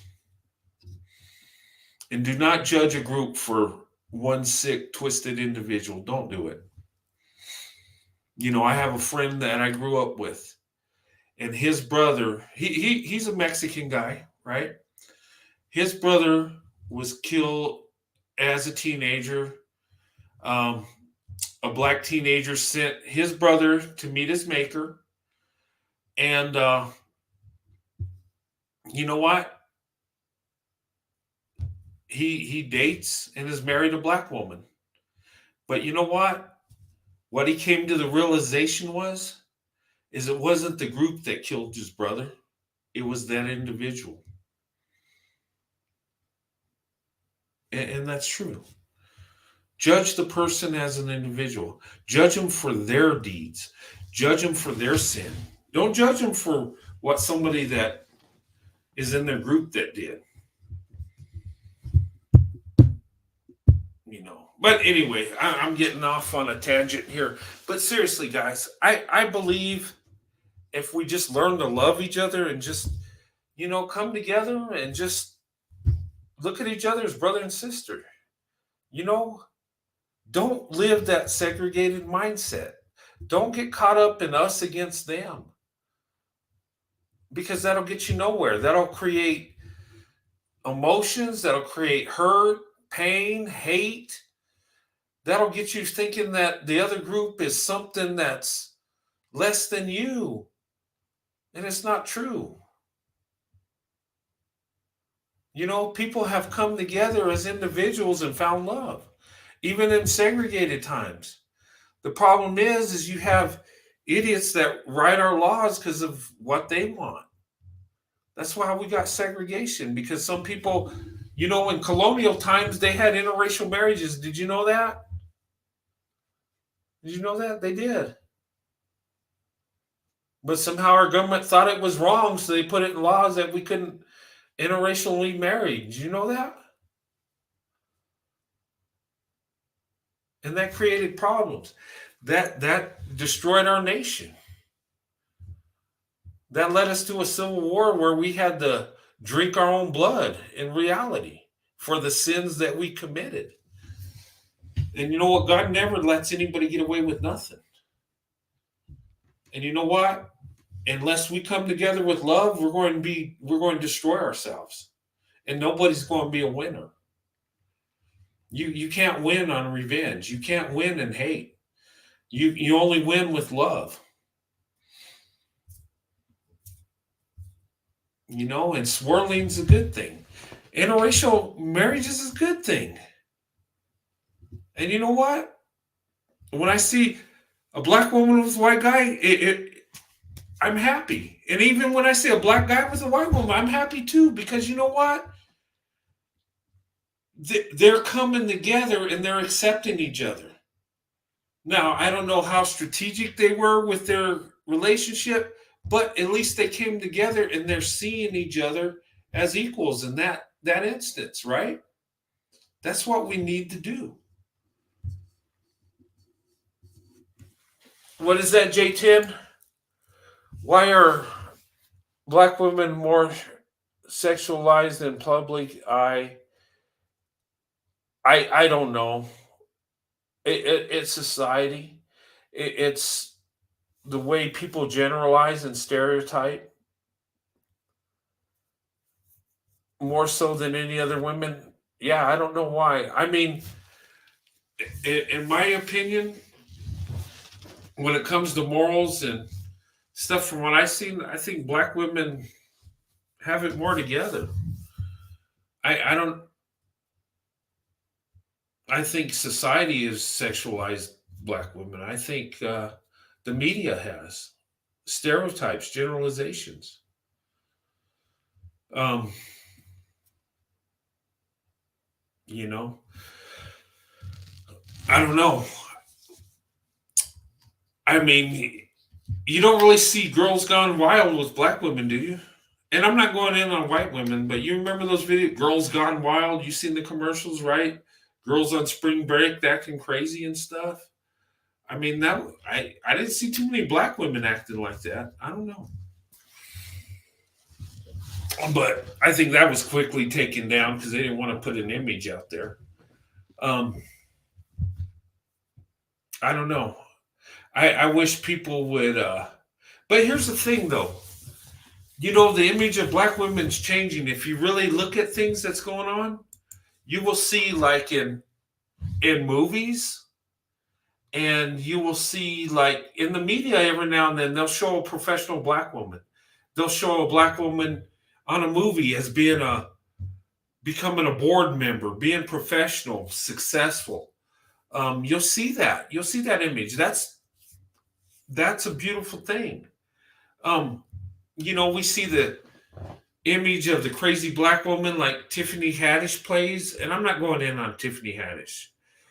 She's a comedian, but you see the image they portray as black women on that part. But then again, you'll see black women in, you know, running corporations, becoming a partner in a firm or something. You do see that too. Things are changing. We're starting to see the truth. And black women are amazing in what they're doing. You know, and I think the best way to help this is tell the truth about black women. And I think it's important that I do this channel, as big as it is or as small as it is, to tell the truth. You know, black women tell me, why are black women, you know, stereotyped and generalized and sexualized and all that? And the thing of it is that's society. What can I do to stop it? You know what I can do? I could do a YouTube channel and tell you how valuable black women are. What I could do is show you the life I live and the successful marriage I have because of a black wife. I could show you, you know, my children, how they become college educated, how my oldest daughter has a master's degree, and how she's in a successful marriage because of the impact of a black woman. I could tell that story, and and when I tell it, I'm telling the truth. That's how you combat that crap. That's how you do it. Tell the good points about black women. And I would say, white men that are out there, you need to, if you really love black women, start a channel. Tell your story. You're married to a black woman, tell your story. Tell them how much you're blessed. That's how you fight that crap. And when I see negative things about black women, I have to say something. You know, hold the phone. That ain't true. I'm married to a black woman. I'm successful. I'm blessed.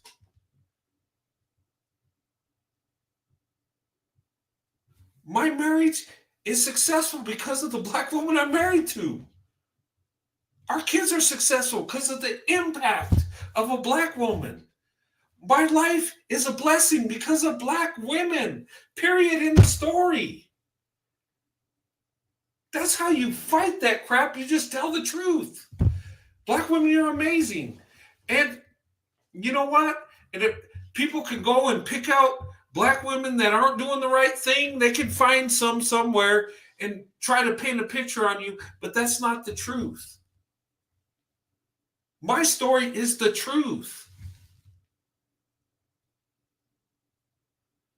Black women are the only women that have my heart. They're the only ones that can break my heart. Because they're the only woman I've given my heart to. Because I seen the true love. And I need to tell my story because of the garbage that's put out in the media, because of what people say.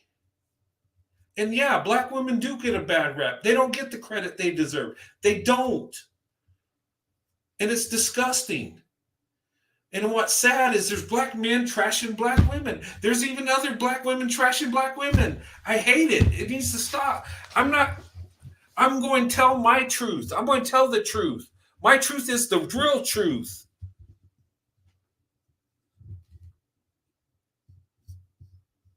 You know? And not many people can stand up to me and say they have a better relationship than me and Sandy do. And I'm being honest. Why do I love black women? Why? Because they bless me. Why? Because what's in their heart? And yes, they're successful. And I don't care. I've seen black women that are highly educated, just very successful. And I've seen black women that, you know, don't have no college, but are good wives and mothers and making it happen. Successful still.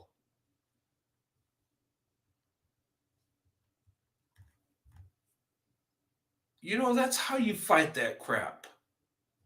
And you know, I see I see barriers, and sometimes I bump heads with black women because we don't see things the same way. And I understand why, because black women are treated the way they are.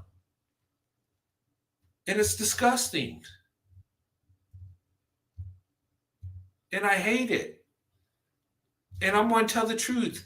And if I have to praise black women till the cows come home, I am. And if you think I'm pandering, think I'm pandering.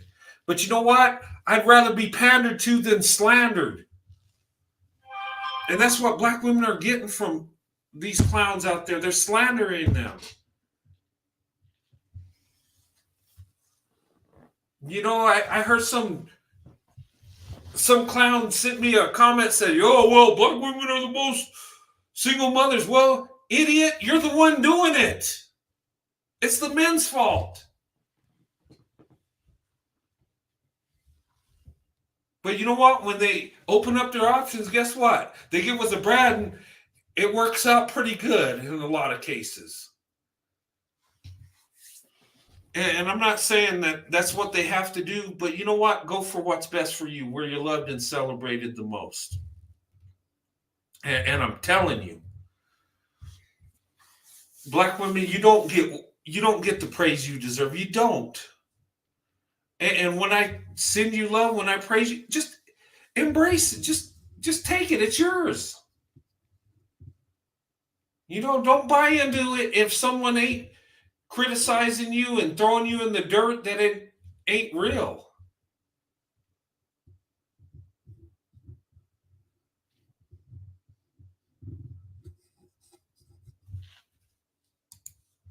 The same people who slander are the very ones who pander in the very beginning. Yeah, sometimes that happens.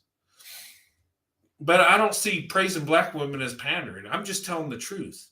You know what? I'm married to a black woman for 28 years. And I give her love and respect for that. I give her praise. That's not pandering. That's telling the truth. You know, I tell how black women have blessed me through my life. Because they have. And I have big love for black women. Black women are amazing. Is there some that would do me wrong? Yeah, sure. I've had some do me wrong. But generally, black women are amazing. You know, and the way to fight, and you know what? It breaks my heart when I have I hang up our confrontation with a black woman because we see things different. It breaks my heart because black women are receiving hate on one end and don't understand that actually guys like me on the other hand love them. And there's a lot of emotions there. I get it. You know, and you know what? So ladies, don't focus on the hate, focus on the love. Because you know what? from what I'm saying and what I believe in my experience, I'm not a lone wolf in this. I'm not just a one guy out that's an anomaly that just feels that way about black women. No, I'm not. There are many men that feel the same exact way I do. And it's growing because we're seeing the truth. The only thing is I'm more vocal about it. I have no problem telling people that I love black women and they're my first choice, my preference, and they're the most beautiful women. I have no problem doing that. In fact, I love doing it. And some people say, well, wasn't there white women in your community? Well, first of all, sir, I don't go for just any women. I go for the best. And you know what? Black women turned out to be the best option. So guess what? That's where I'm at. Yeah, I had to step out of my comfort zone. Yeah, and I had to get involved in black people's business. Like some people said, well, why are you in black people's business? Because black women are there. And those are the women I love. So sorry, I'm in your business. But I'm going for what I want. I'm going for true love. Sorry.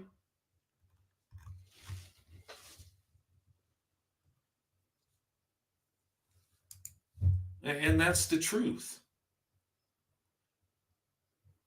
You know? And this is my life. You're getting my life story. You are. I'm not just some random dude that thought, oh, it's cool to date black girls. Let me tell you a story. No, I'm living it. I've been married to my wife since 94. I've been interracially dated since 1985. I fell in love with a black woman in 1974 when I was 5. That's my life story. And why did it happen that way? Because black women show me love. Black women show me they're the best option throughout my whole life. And it's sad that everybody else ain't seeing what I'm seeing. And for some white men, they're never around black women. They don't know.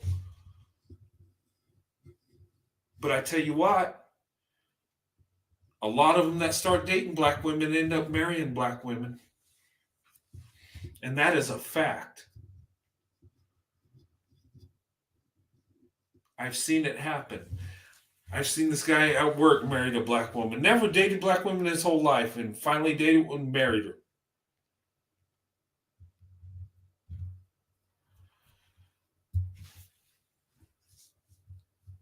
And truth be told, and most relationships that don't happen interracially mostly have to do with black women, more so than white men.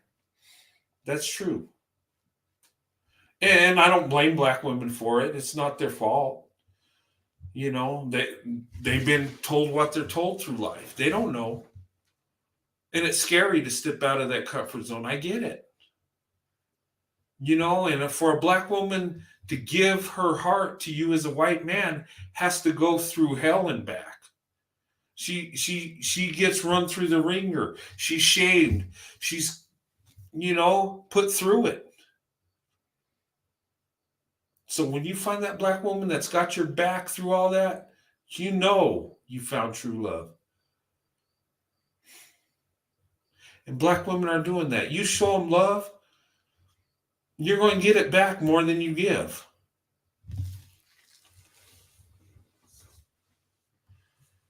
You know, my wife has always put me first. And I try to get her not to, but she just does it. And I can't even tell my wife, I can't even ask my wife what she would like for Christmas or her birthday. She won't even tell me because she knows whatever she says she wants, she'll get it. But she's more worried about me and what suffering I might have to do to get her what she wants. That's how black women are. And I struggle with that because I'm trying to give my wife everything she wants in life. But she resists because she's putting me first.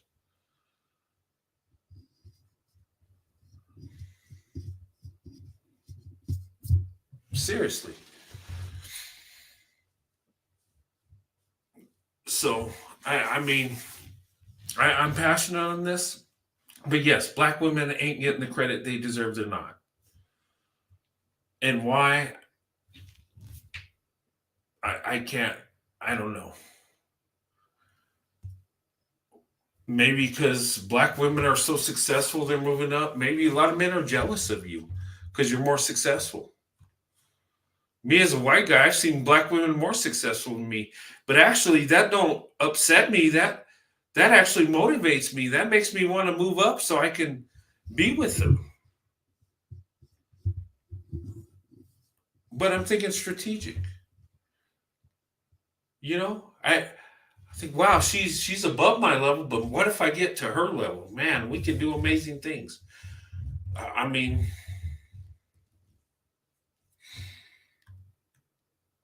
and it's not even about that. I mean, you know, me and my wife, we started at humble beginnings. We didn't have much, but we moved up the ladder together. And she's brought out the best in me like you wouldn't believe. And you know what? I wouldn't have been half of what a man I am without my wife.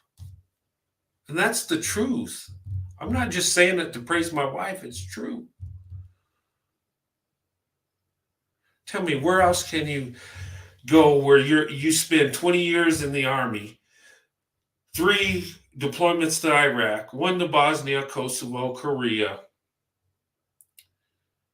20 years in all the training exercises, going through all that, having 3 children, and your wife handles it. And when you come back, she don't complain about nothing and gives you all the love that you ever wanted and more. How did I have that success under those circumstances? Why? Because I chose the best option. Why? Because I chose the black woman. That's the best option. Nobody can tell me that there's no better option than a black woman. If they do, I'll call you a liar. Because of my life, my experience, that's what I got out of a black woman. A happy marriage, 3 successful children, got 2 grandkids. All my kids are college educated. Both my daughters and my son. How did that happen? Would I have been more successful staying within my race? I don't think so. Because when a black woman loves you, she gives you everything. When a black woman loves you, she lifts you and makes you better than you ever thought you could be.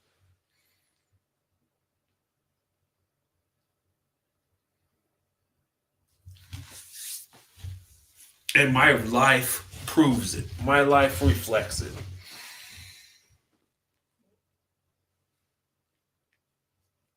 And you know what? The other day, guys, you know, I talked to one of my cousins, and she was like, you know, I know your wife's awesome. You got a good marriage, but how can you say black women are the best choice? How can you say that they're better for marriage and relationships? How can you say that? You know what I said? I said, you know what? You got a minute? After I told her everything I've been through with my wife, Sandy, and how I feel, and I started laying down the facts, she started crying. And the rest of my family's like, what'd you tell her? What'd you do to her? Why is she crying? And you know what? I felt bad. I was like, you know what? Maybe there's times I shouldn't just tell people what I think and how I feel. But you know what she said to me? She says, you know what? Because I was like, I'm sorry. I didn't mean to. She's like, no. She says, you know what? When I asked you that, I thought I was going to stump you up. But she says, you said it with such passion and conviction, and you just never stopped. It flowed so easy for you. She said, I felt like you were preaching to me in church. She says, you know what? You found true love. I can't even. And she says, you know what? I believe you. That's the best option. Because all you did was give me facts and tell me the truth.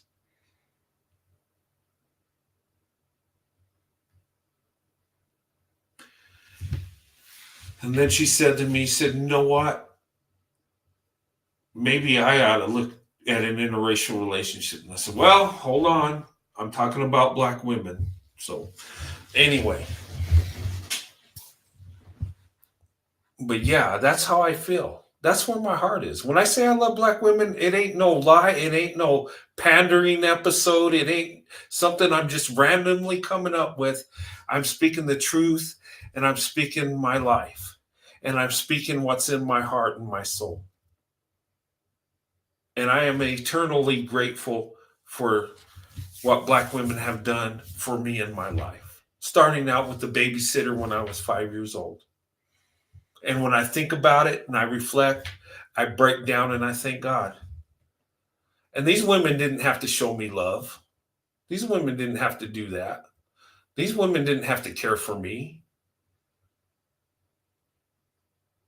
I was a white boy in a white neighborhood, and they could have thought, well, he's privileged. Well, I wasn't privileged. I was lower middle class in the beginning because my parents were teenagers, but they didn't have to show me love. But they did. And, you know, going back in the 70s, race relations, you know, were a little bit worse than they are now. And they showed me love.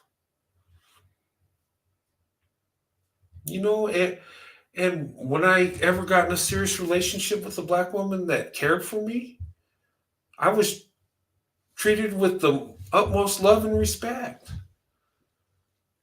And I'm thankful for that. Even the ladies that I dated back in the day, and it didn't work. And the reason it didn't is because we weren't meant for each other. But they gave me all the love in the world. And you know what? I see that. I see so many characteristics that black women show that I see in my wife. Well, my wife's a black woman. But it's almost like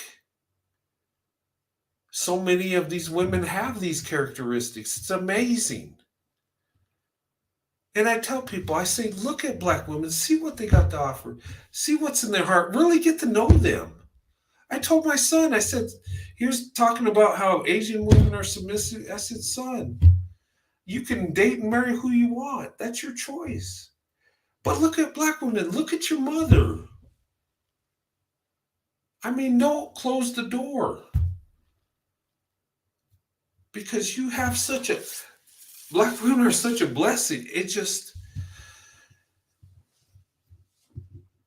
And that's how I feel about black women. When I can tell my son, look at black women. Don't close the door. Look at them. See what you got. See how beautiful and loving they are. And yeah, my son's biracial, but who do I love more? You know, besides my wife, who do I love more than my children? That's how much love and respect I have for black women. I would want my son to get with a black woman. Now, he can do whatever he wants. He can date and marry who he wants. He's got that off. That's his right. And he can find a good woman that's white, Asian, or Hispanic, sure. But from what I've seen in my experiences in my life, black women's the best choice. They are.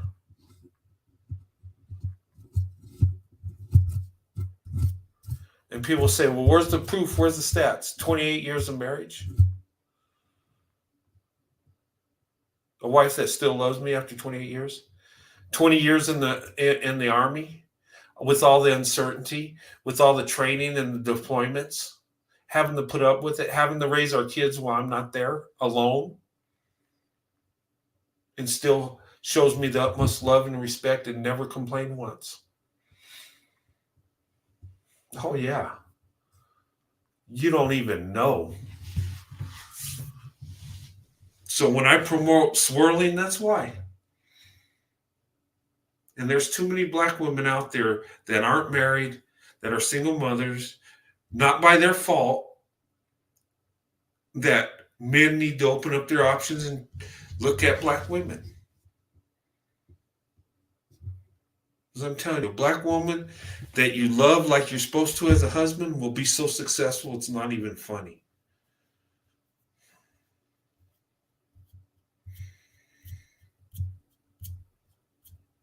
And yeah, when people say, well, how are you going to protect black? I had some lady say, well, what are you going to do to protect black women? What are you doing? And I thought, well, I can't patrol streets at night in black neighborhoods to protect them. I can't do that. I can't physically protect them except the ones that are in my neighborhood. So how do you protect black women? That's something I had to think about because this woman asked me that. How are you going to protect black? You say you love them. How are you going to protect them? You married a black woman. How are you going to protect black women? I thought about that. I'm like, wow, how would I do that? I would love to protect them. How am I going to protect them? I can't be in every neighborhood, in every community, every town in America protecting black women, can I? You know where I could start? I could start by telling the truth. I could start by telling how beautiful and amazing black women are. I could start by telling the value they have. You know, how can I protect black women? By protecting my wife, not just physically, but being loyal, being faithful, giving her love and, embracing her, making her feel good, making her feel beautiful. That's protecting right there. Telling the truth, giving the right message about black women. To me, that's protection.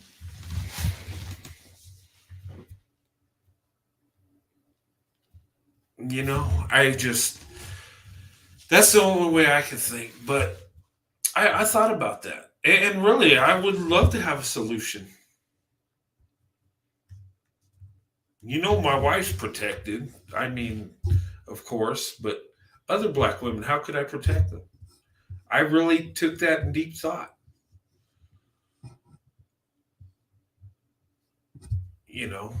But maybe I could start by telling the truth. Maybe I could start by telling my life story. Maybe I could start by telling how much black women have done for me. And these women didn't have to do a dang thing for me. Seriously. But that's how black women are.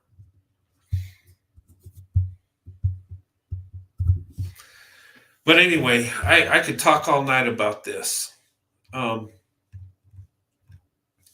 But ladies, go where you're loved. Go be loyal to the man that loves you and is going to provide for you.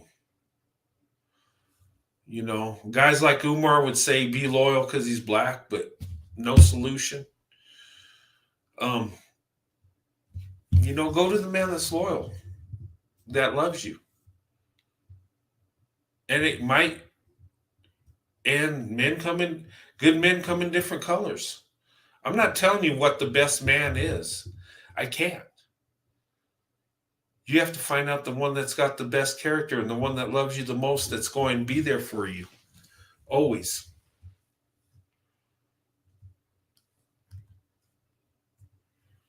And it saddens me what black women go through. It saddens me that black women have a lot of emotions and there's trauma there. And I don't understand it.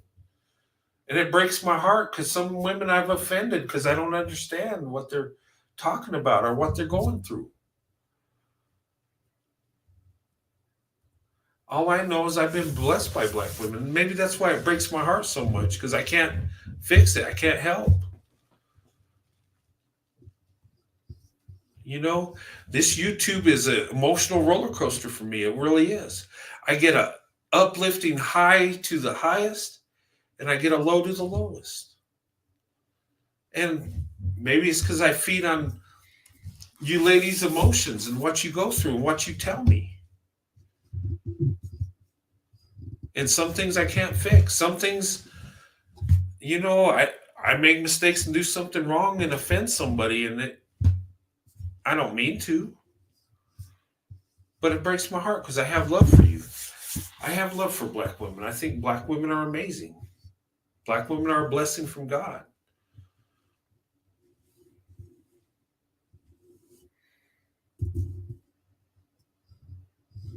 You know.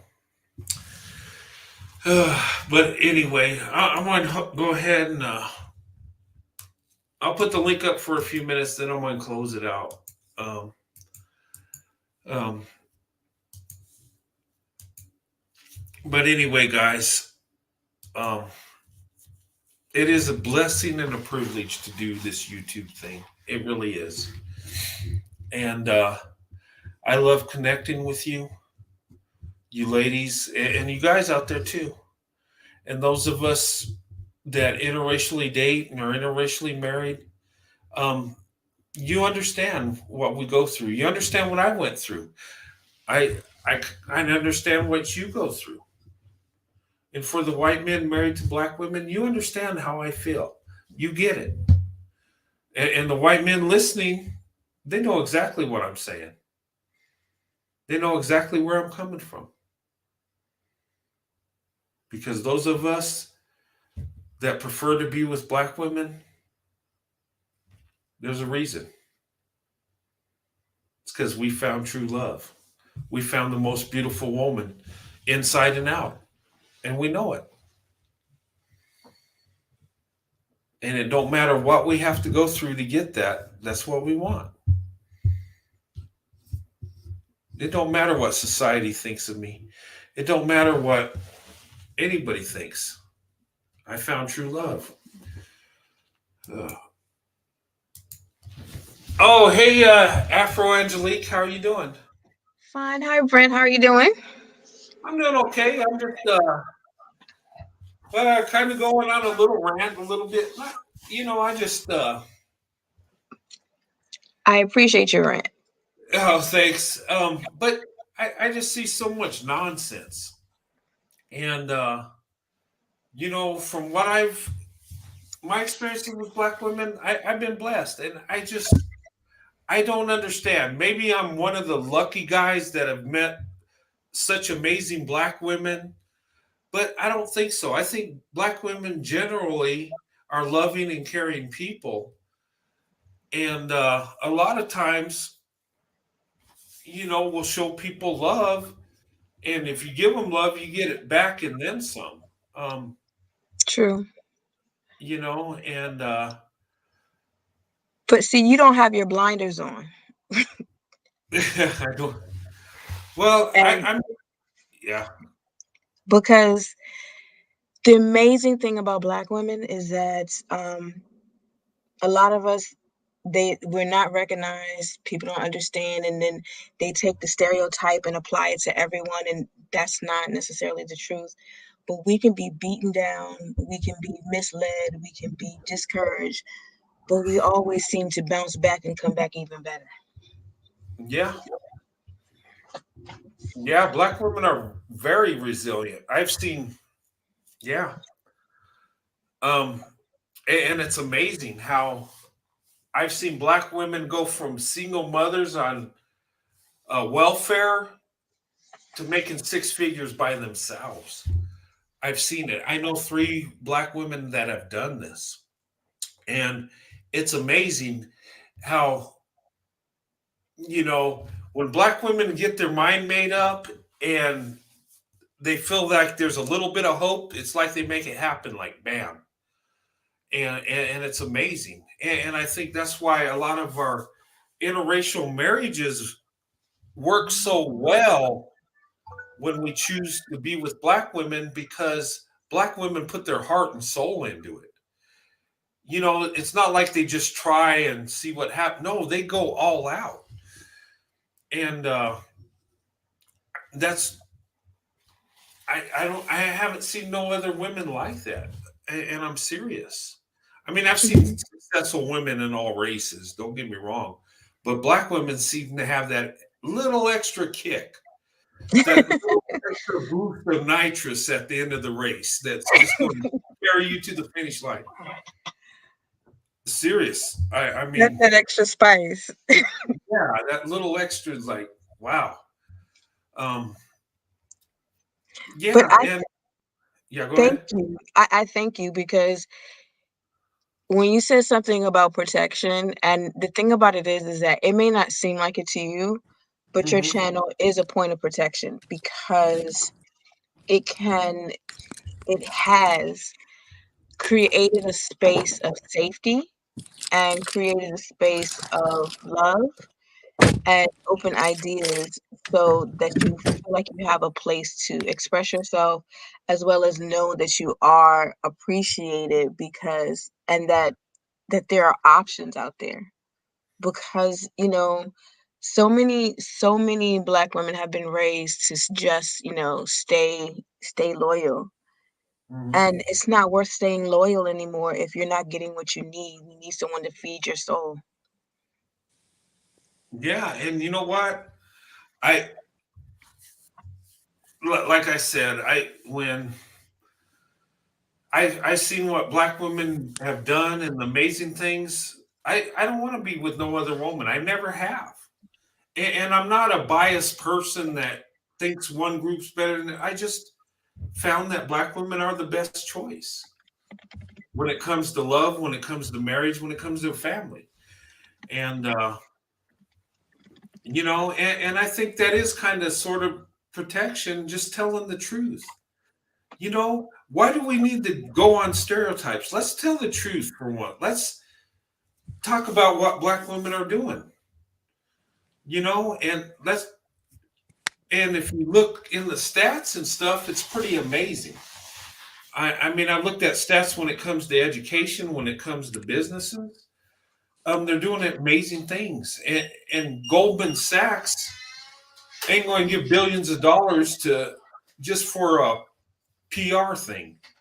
Not they're not going to just do it for public relations to say, "Hey, we care about minorities." No, they did it because they see profit. If it was Mhm. just a PR thing, it would have been maybe $1 million and spread it around. Yeah, but But they went in there's the billions. Yeah, there's always been profit in in black culture and yeah. black people, and the thing about it is that we don't even recognize our own worth more oftentimes than not. So it's it's like a vicious circle, and right now it's like you get tired, but then like I know that I was tired, and I didn't think about going outside of my race, and then I ran across this channel. And I Oh have been wow. toying I know, I have been toying with the idea, and, like, all of a sudden, interracial dating kept popping up in my feed. I was like, "Why is this popping up in my feed?" And I ran across your Oh, wow. channel, and I heard about the things that you were saying, and I was just like, "Wow, somebody that actually sees the potential of a black woman." Yeah, And I've been hooked ever since. yeah, and you know what? And the thing of it is I could back it up. I'm married to a black woman over 28 years, and people can search public records and find out, you know what? He's right. Um, and it's the truth. That's why I'm married to who I'm married to. That's why my path is set because I seen a true blessing. And you know what? Maybe it's easier for me because I wasn't taught to stay within my own race. I wasn't taught I couldn't do that. I wasn't taught that we're better than the other group. I wasn't taught that. In fact, my father taught me the opposite. Like, you're not special, you're just another person. So maybe with that, I could see the truth easier than other people, than other white men that, might have had, a biased way of thinking where I didn't. So I seen, wow, I thought as a little kid, black women were so amazing. Um, growing up in the 70s, I remember Donna Summer. I had a crush on her. I remember Thelma at Good Times. I'm a boy at this point, and I'm thinking, man, these women are awesome. And but I didn't have a biased thought. I didn't think, well, I got to stay with the ones that look like me because they're better. I never had that thought. I just seen truth. And when you see something that's beautiful and amazing, it is what it is. It's beautiful and amazing. When I see black women, they're beautiful and doing wonderful things. They're beautiful and wonderful. That's the truth. Whether they like me or not, that's who they are. But anyway, hey J10, good to see you, young lady. Hey Brent, it's good to see you. It's good to be on your show. Oh, thanks. Hey J10, you've been dropping some gems tonight, girl. See, I know, but listen up. This is my problem. Is like I'm good at giving advice, but I can't even like take my own advice. I feel like I need some guidance because I'm ready to go back in the dating field. It's been a while. I just don't know, like, I don't know if, like, what to do, if I need to be strategic or just let things happen. Like, I kind of need help myself because. But I It's also a had a combo couple platter. questions. I also have a couple of questions for maybe both you guys can answer and in the chat because I don't know. Are you guys good at like giving some advice? I'm better at giving it than doing it. Same.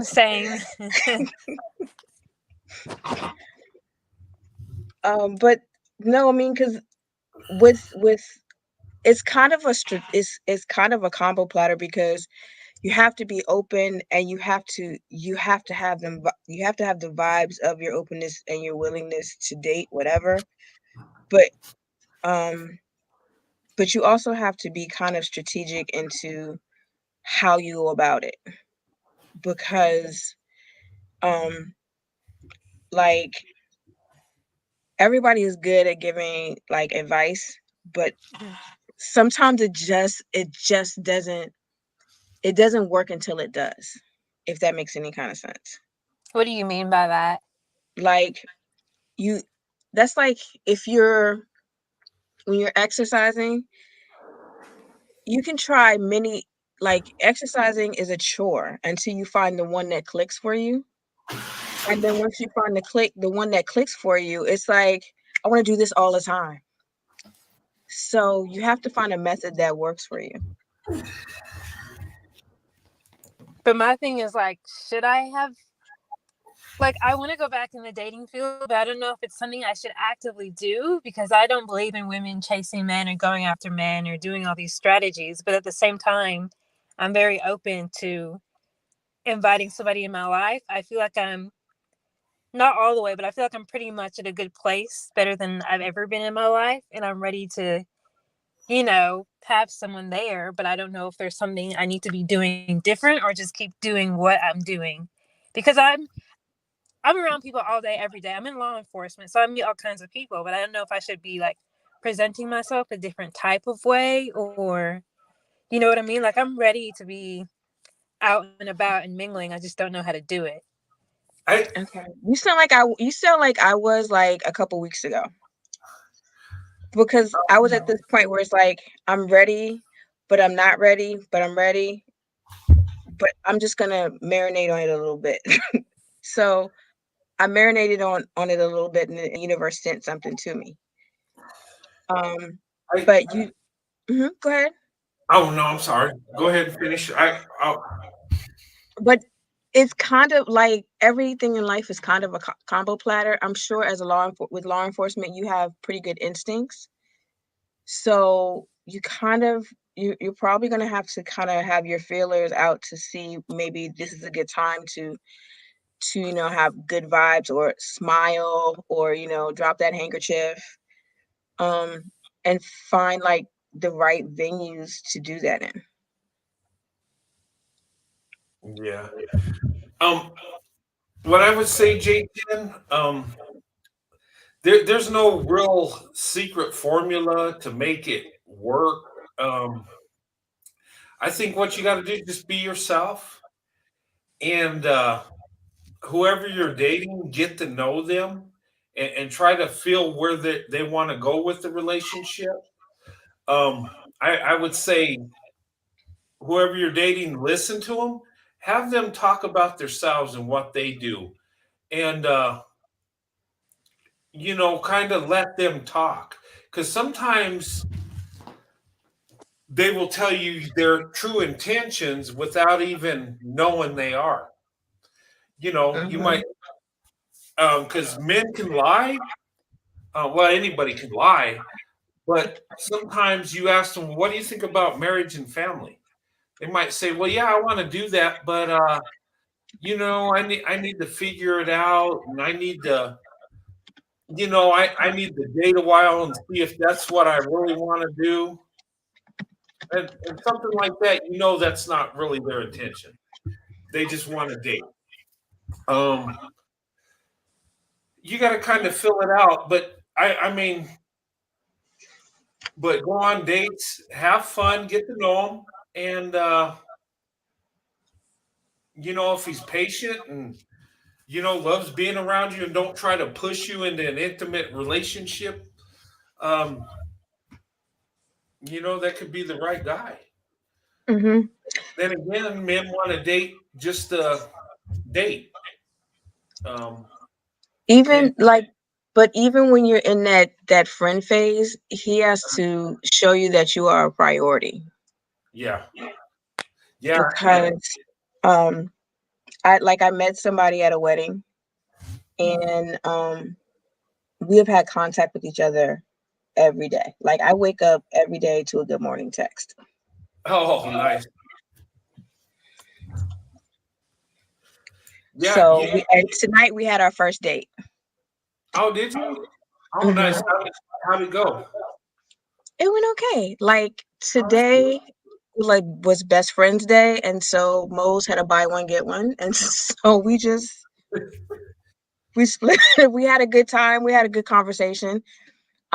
And we discussed a lot of different things. And tonight was a night that I brought up God, and he wasn't opposed to me praying for him, or just it.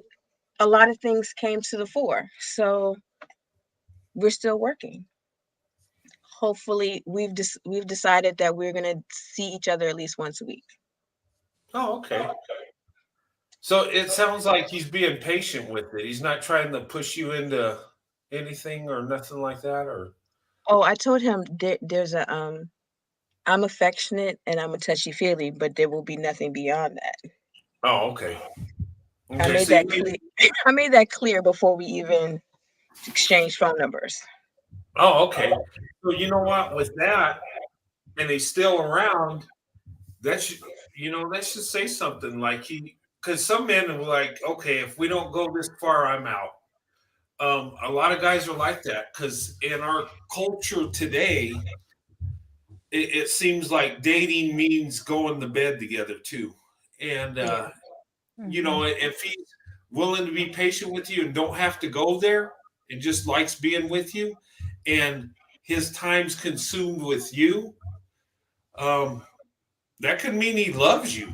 And I'm telling you, and that's a good point. When you really love someone, you make time for them. When me and Sandy were dating, I always had time for her, and I was busy working all the time. I made time. There was never a time, well, I'm busy, and just didn't talk to her for a while. No, I couldn't. I had to be with it. I was driven to be with her. I wanted to be around her. I love, just talking to her, being with her, doing things with her. I was driven to do that. And, and it wasn't because we were doing anything intimate. No, we were just hanging out, and I had love for her. And you know what? If you find that, you got a blessing, because that means there's substance to it. It's just a little scary, because there is some things that possible red flags. So I'm trying to be slow. Yeah, and you know what? Slow's a good thing, because and don't avoid red flags. I mean, if you see something that's not right, and this is a problem we get into when we date, both men and women, we might see some red flags, and we're like, well, I really care about this person. So you kind of dismiss it and you let a little bit slide. And then you know what? He or she does this, you let it slide because you really care about them. And then before you know it, that red flag turns into a tragedy, you know. And I was dating this one woman before my wife, and I let things slide because I cared for her. I really had love for her. But she got to the point she would hit me, she would go out on impulses, and I just took it. I was like, okay, well, she's just going through some things. She didn't mean it. And I just accepted it. It's a huge red flag. I should have got out, right? Oh, she said she wouldn't do it again. She did it again. And I never laid hands on her because I was taught you don't hit girls, you don't put hands on women. And, you know, I could always leave. She couldn't overpower me. And thank God I didn't put hands on her because I could have hurt her real bad. It could have been tragic. But that was a red flag I let slip because I was like, well, I love her. I want to make it work. But she did this and she said she was sorry.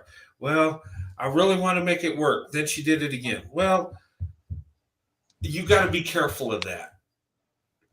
There's certain things you just can't allow, period. And it's hard, especially when you got feelings for someone. That's why I'm trying to slow down because I could see myself really, you know, jumping in really fast because of the kind of person he is. But like he is, tonight made me see that he's not really healed yet from wherever he was. Oh, okay. And he just wants to, you know, be with somebody, and I just don't want it. I don't want him to be healed and wake up one day and just like I was just that person that happened to be in the right place at the right time. Yeah. Yeah, no, I get that. And I think we've all been that person at the right time. Or at the right place at the wrong time, or however you want to put it. The wrong person at the right time. I don't know. It's just I don't want to be that person. And you know, I know expectations I have or want for my life. And you know, the most important thing for me is that the person that I'm involved with has a relationship with God. That is like the most important thing to me. I get that. That was a thing I had to have too. Yeah. But yeah, nobody likes to be that person, the convenient person. I was a convenient person too, and that's painful because it's like, wow, you were into me. Yeah, go ahead. Yeah, I was gonna say I've been that person too, and it's pretty hurtful once you realize that that's why they kept you around. And I've been that person too. That's why I'm like, maybe. But I just wanted to touch point on something that some dude who I kind of had a thing going on with last summer said to me. Tell me if this means that I'm unhealed. It's something that I think about often. Is like he told me I made the mistake of mentioning things that I want in a man, which I realized I should never tell a guy what I expect. Just let him be himself. But I basically just listed off just basic like human respectful traits, and I wanted someone who's gonna like, you know, not want to be intimate right away, just normal stuff, you know, things that should be normal. And he said, well, good luck in finding that. I don't think you're gonna find what you're looking for. Please do not take that to heart because I had somebody tell me, oh, and it wasn't even that you know the traits or whatever. I was actually like living with my mom so that I could help her, and then it was a good thing that I was because she took a turn for the worse. And he told me that as long as I was living with my mother or taking care of my mother, I would never find a man. That's actually not true because men don't really put too much value on that kind of stuff like women do. I know, but it was just like it kind of messed with me for a little bit. And the thing about it is that if if you're praying for your person and God sees fit to bring you your person, then that the stuff that person said you're not ever going to find a man for won't matter. Yeah, so do you think it makes me unhealed if it's something I think about often? Just the way he said it was like, oh, that's so unrealistic. He acted like I was naming off like a Disney Channel fairy tale, when in reality, it was just someone who's No, just it's going to like treat me like I should be treated. you're basically asking him to respect you and your needs. Yeah, That's like and I wanted a person who doesn't want to just hop in the bedroom real fast and, you know, who's okay with going out and doing stuff. And he made it seem like it was unattainable in this day and age. And he was just all like, oh, I don't think you're going to find what you're looking for. no, because there are men out there that don't want to hop in the bed, um, all willy nilly, and so that's not necessarily true. It's just about finding your person, because just because he wants to be in the bed and he wants to, share his soul however many times he wants to share his soul, that's on him. That doesn't mean it has to be you. Yeah. Yeah, I don't get what he was trying to gain by like discouraging me, because there's also another previous, I have so many stories of these dudes from my 20s, but there's also someone else who told me along the same lines, something like that. And it's just crazy to me that guys would go out of their way to tell me this. I don't know what their reasoning is for verbalizing that to me. Like it's something just outlandish, but because they're not. This is the thing. They're weak. If they were strong men, they would be able to hold out for it.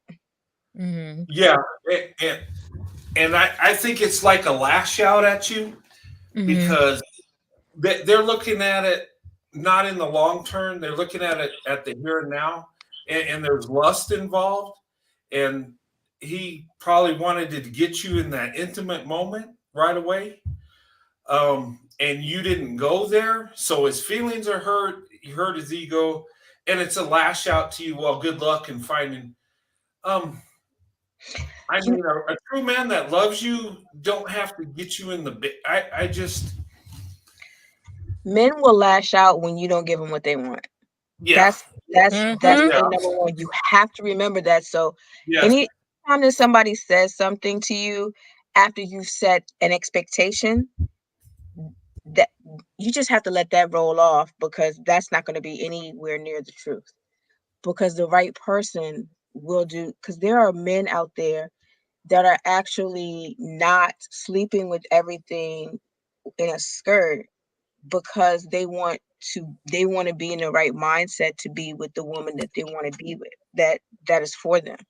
So it's not, it's just that, unfortunately, you've met some jokers and some a-holes that think that they're God's gift to women.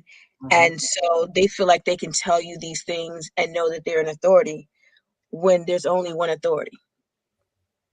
Yeah. And the vibe they were giving off was like, the nerve you have to have standards. Like they thought I wasn't good enough to be having normal standards. Because you're supposed to be a desperate Black woman to sop up anything they deem to sprinkle upon you. No. that's like, because I've asked somebody, I was like, why is it that, because people are like, why are you not single? Why are you single? And I'm just like, because I have standards. And I was talking to a male friend. He was like, it's also because you give off the aura of, you better have your ish together if you're going to step to this person. Yeah. So if you have that aura of, you got to have your stuff together, and they don't have their stuff together, they're already coming from a place of being, that they're from below.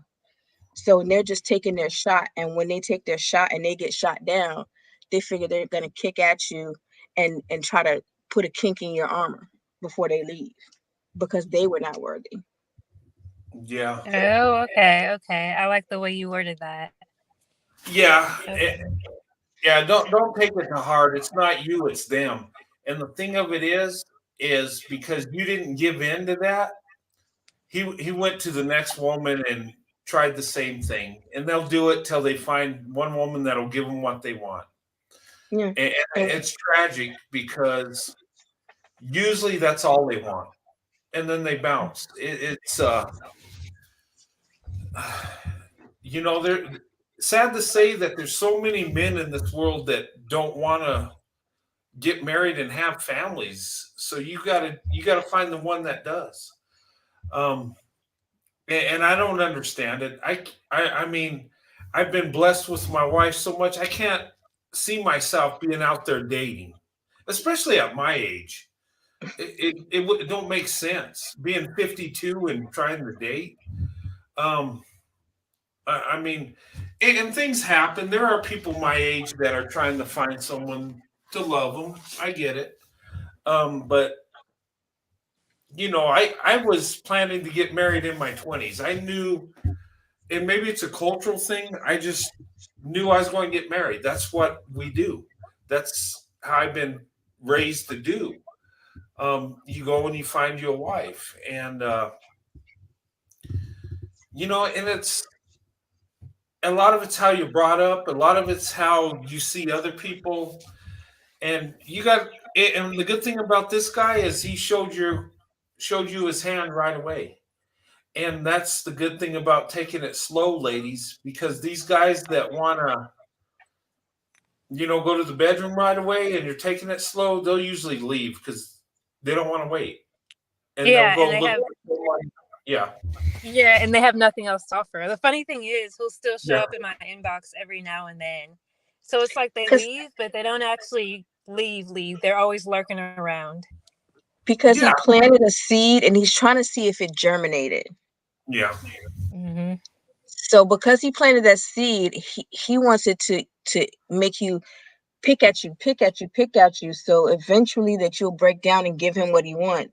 But that's not who you are, and that's not what you're gonna let it be, because we have already just told you he has no stop thinking about that. That is not even something you should be thinking about, because all he wants to do is to get in them jeans, and then what else he got for you? Absolutely nothing. Yeah. And then once he's got you, then guess what? Either he'll stick around just to have fun with you, or when he's done, he'll go to someone else. Because when men come for women with lust, it never lasts. If it's true love, he don't want to leave your sight. But if it's a lustful thing, once he gets what he wants from you, he'll go to someone else because he'll have that fantasy with another woman and see how it's. And sadly, that's a lot of society right now. Yeah, I just think pathetic is what it is. Like It is. we're in our 30s. I ain't got time for this. Yeah, yeah. I really don't have time for this. But You're right. But the men like that, they're going to hit the wall because as they go through life doing that, they'll be 65 in the club trying to talk to the 45-year-old woman that's going to laugh at them. yeah. And you know what? They'll have children from other women, and the children don't want nothing to do with them because they were never around. The women that they just had, the sexual relationship with, don't want them either because they didn't show her real love. So they end up alone. Their kids can't stand them. There might be some of their kids want a relationship, but he's not around. He's still trying to live that young life and trying to be a player at 65, and it's over. You hit the wall, you're just bouncing back and forth, and you look silly. And that's truth. That's life. That's why marriage is so important. I couldn't see myself at the club right now at my age. I'd look weird, like a weirdo. Like, what are you doing? I'm a grandpa now. And me and my wife Sandy are the same age. We're growing old together. We got that true love, and that's the way it's meant to be. And you want to be, as a man, when you're 65, you want to be hanging out with your wife on the porch, watching the grandkids play, your kids visiting you. You have that family vibe to where it's a beautiful thing. And you can grow old gracefully and be happy. But when you're trying to be a player your whole life, you get played. There's no good thing that happens from that. And every woman that these guys get with, a piece of them is left. They don't experience true love. It's all lust. And when the lust runs out, you're by yourself, you're brokenhearted, and it's tragic. Nothing ever good comes from it. At the time, they think they're the man because they're with different women, but people just don't see the truth. And ladies, you got to be on your guard. Don't get with these guys. That's why it's important to be healed. I mean, if not healed, then on your way to being healed, because so many women define themselves by what man they have or what piece of man that they have. They don't even know who they are. They don't know what they want in life. They don't know how to be alone and not lonely, because you can be alone and be happy. Because I was alone and happy for a very long time, and I wasn't even thinking about a man, because I was thinking about the things I wanted to do with my life, places I wanted to go, things I wanted to do. And I'm just now it's like I wasn't seeing them and they won't seeing me. And now I've just gotten to a point where, hey, I might want somebody in my life. I don't necessarily need anybody in my life, but at this point in time, I'm like, I would like somebody to be a helpmate to me. It's not a necessity, but it's not a necessity for me, but it's just, that's what I want at this point in time. Yeah. Well, the thing of it is, ladies, I mean, we're all human. We want someone in our lives. We want somebody to love us. Whether you're a man or woman, you want that love. You want somebody that's there with you. And with women, women are a little bit more emotional than men are. Men are emotional too. We all get emotional. Nothing wrong with it. But I think women cling to that a little bit more. But truth be told, we're all human. We want to be loved. We want somebody by our side. Even the players out there, deep down inside, they want somebody to care for them. They just think they can find that in multiple women, which ain't true. You're only going to find it in one woman. And if they can figure that out, they can save themselves before they hit the wall, hopefully. But we all want to be loved. We all want somebody by our side. And yeah, we can be happy alone. We can. But, truth be told, we do want someone in our life. You want someone to hang out with. You want someone to, when you're having a bad day, to hug you, to tell you they love you, to tell you that you're beautiful. Yes. Guys need to do that, because that's where I'm at. Yeah. But ladies, we need to remember that men are action and not necessarily verbal. So if his verbal is telling you one thing and his actions are showing you something different, go by the actions and not the verbal. Yeah, that is so true, because people can tell that I love my wife, not because I tell them, but what I do for her.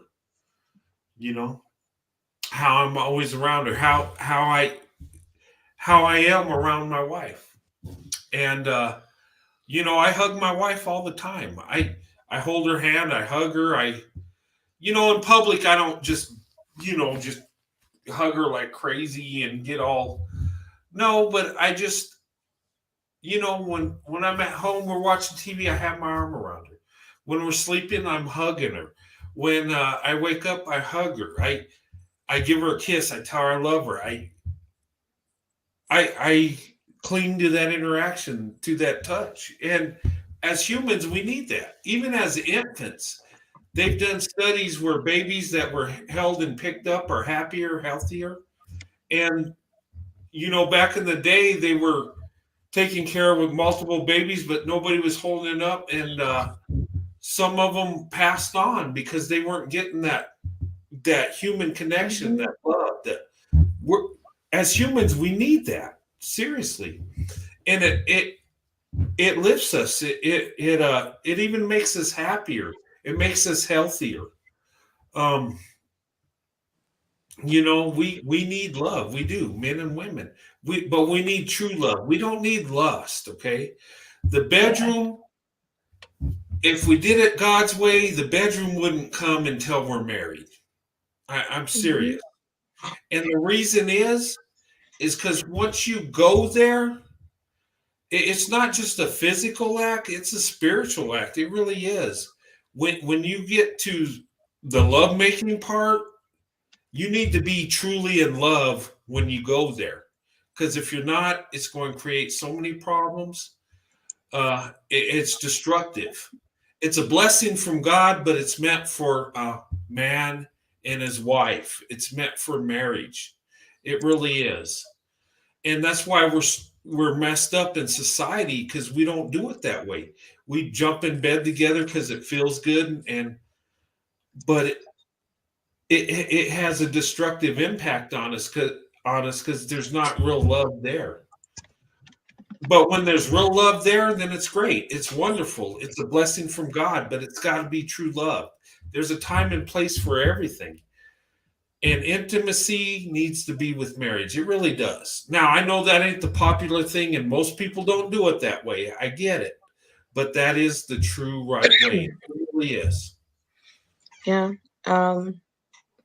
Keep in mind, if you're talking to somebody and they say, "Oh, I think about you all the time," but you don't get text in the first, you don't get no reminder that they thinking about you at all. Yeah, that's just talk. Yeah, that's just talk. Consistency it's like there's nothing like waking up and that text message is already there. You start it changes your whole day. But And a lot of them, when they say things like, "Oh, I've been thinking about you all day," they're just saying blanket things that they think all women like to hear. So they think when they say that, a woman's just going to be like, "Oh my God," and just get all excited, yeah, without him so actually having to show for it. yes, because sometimes I can't have these text messages, but I will send you an emoji with the tongue sticking out just because that's who I am. I'm goofy like that. But another thing I'm encountering also is like when they're seemingly interested, it's like they'll just want to text all day, but it's not like the texts are anything like personal or exciting. It's just like, "Oh, good morning. How was your day? What did you do today? What are you doing?" It's like there's no depth and no substance. I'm like, is this what women are settling for, or are people incapable of holding actual conversations through text, or are they incapable of like calling? Like it's not like it's minimal effort, and it's making me wonder like what is going on. Like do they think I'll just get excited off of that, or do they not care enough? I'm experiencing that a lot. Just the typical good morning, good night, what are you doing, how are you, and we just talk about our day and it doesn't go anywhere. Like I don't want to meet up with somebody if that's all they want to talk about through text. Have you asked the interesting question, something that would require more than a one-liner, to see if they're going to respond with something more than a one-liner? Yeah, I do that. And I'm a person, I ask questions. Like, I want to know, like, what's your favorite color, your family. But there are type of people they'll answer and they won't even ask back, or they don't really seem like they want to have those conversations. So they don't want to have the conversation through text, and they don't want to have the conversation through phone. So they just basically are just leaving you enough Well, but breadcrumbs at the to end of the stay day, like, I want interested. something that's more personal. Like, tell Right. me a joke or gossip or something, but I don't just want good morning every day. It just gets really lackluster. And, I want something in depth. And I feel like these days people are lacking that when they make that whole, like, let's get to know each other initial conversation when you guys are first texting and everything. Okay, see, yeah, right now I can't relate just because you know how you text so much you have to hit view more. Yeah. That's what I'm having right now. So I can't relate to that. Hey, Lady Blackstone, welcome to Alive. Good to have you. Hey, I want to just reiterate. Gosh, I can't even talk. I just want to read on what J10 said, and I feel what you're saying, J10, because I remember back in the day, and it's a generational thing, right? We didn't have cell phones and text and all that.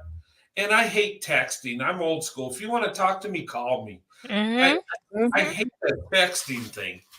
But I remember spending hours with girlfriends I've had that I was really interested. We talked for hours and hours, and my dad would come in, son, get off the damn phone, and what are you doing? But I mean, we talked for hours, and I remember, with my wife Sandy, we were like that. Like, you get I off would the talk phone. No, to you her, get and off the phone. it was that interaction, and we talk about things, and it was exciting, and and then as we dated more, I said, well, you know what, I have feelings for you, and she's like, oh yeah, me too, and you know how you get, and like, well, I love you. You're all giggly and smiley. Yeah, Yeah. I remember one time I was talking to her, and this wasn't on the phone. We were like having lunch, and I said, you know what, I love you, and I told her that before she said it to me, and she's like, okay, I love you too. But that's exciting, right? It's that interaction. It wasn't just like, oh, how your day? How you doing? I'm doing good. Did you have fun at work? Well, no. It's like, I had a good day after. How are you? Yeah, no, I get what you're saying. I mean, I get what you like. The thing with okay, so the person that I'm talking to, they don't like talking per se, and they're like, oh, I can do text. So I'm like, okay, so we're gonna do this thing, and I can see the kind of person they are. So I try to do something encouraging for them, but our text exchanges didn't become one of those view all or all this extra wording until I started it. So I initiated the long answer, and I started getting long answers from him. Okay. Well, maybe he's not the talkable type, but I always wanted to talk because it was exciting. I love talking. Yeah, and when we started talking about how we feel about each other and the relationship's growing, it was just exciting. And she going to say, and I just wondered what she's going to say to me. And when she said something loving, it's like, oh man, it was like a rush you get, like, oh my God, she really loves me. It's like, you know what I mean? It's that excitement. And and it's kind of like dating too. I can't see getting into online dating. I've never tried it. Some people say it's great, some say not so much. But I met some really cool people online when it first started.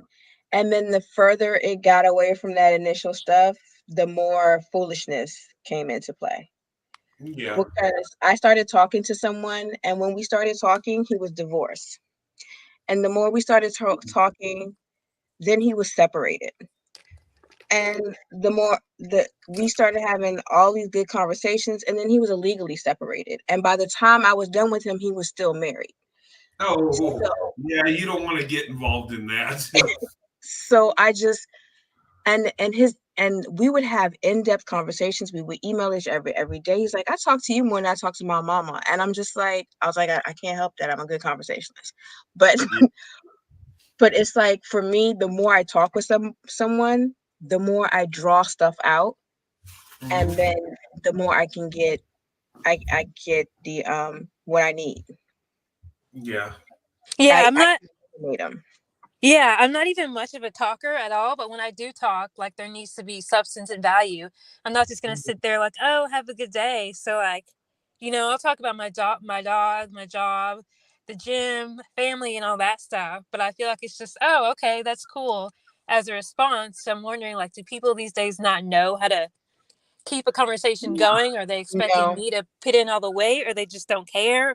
Or it's like what Lisa was saying the other day, are they just glad to have a woman talking to them? They're not actually trying to form anything. It's a combo platter. They're just happy to have somebody to talk to them, and they don't know how to talk. Because the art of conversation has been lost. Mm-hmm. Yeah, no, that's That's a good point. And when you have that conversation, you don't want to just how are you doing, but you want to J10, wouldn't it be if the guy you're interested in you is talking to you and say, you know what, man, you look nice today. That your hair looks really nice. And when you get into that and you're into each other and it kind of gravitates more and you say nice things to each other and then you start talking how you really feel about each other and it's in a positive way, that is so uplifting. When I told my wife I loved her before she was my wife and she said it back to me, it's like, oh my God, it's uplifting. It's more than, and I know what you're saying about than saying, oh, how are you doing? Or that type of thing. And I think that's why actually talking is so much better than texting. Because I could text anything, but when it's coming out of your mouth in your own words, it's meaningful.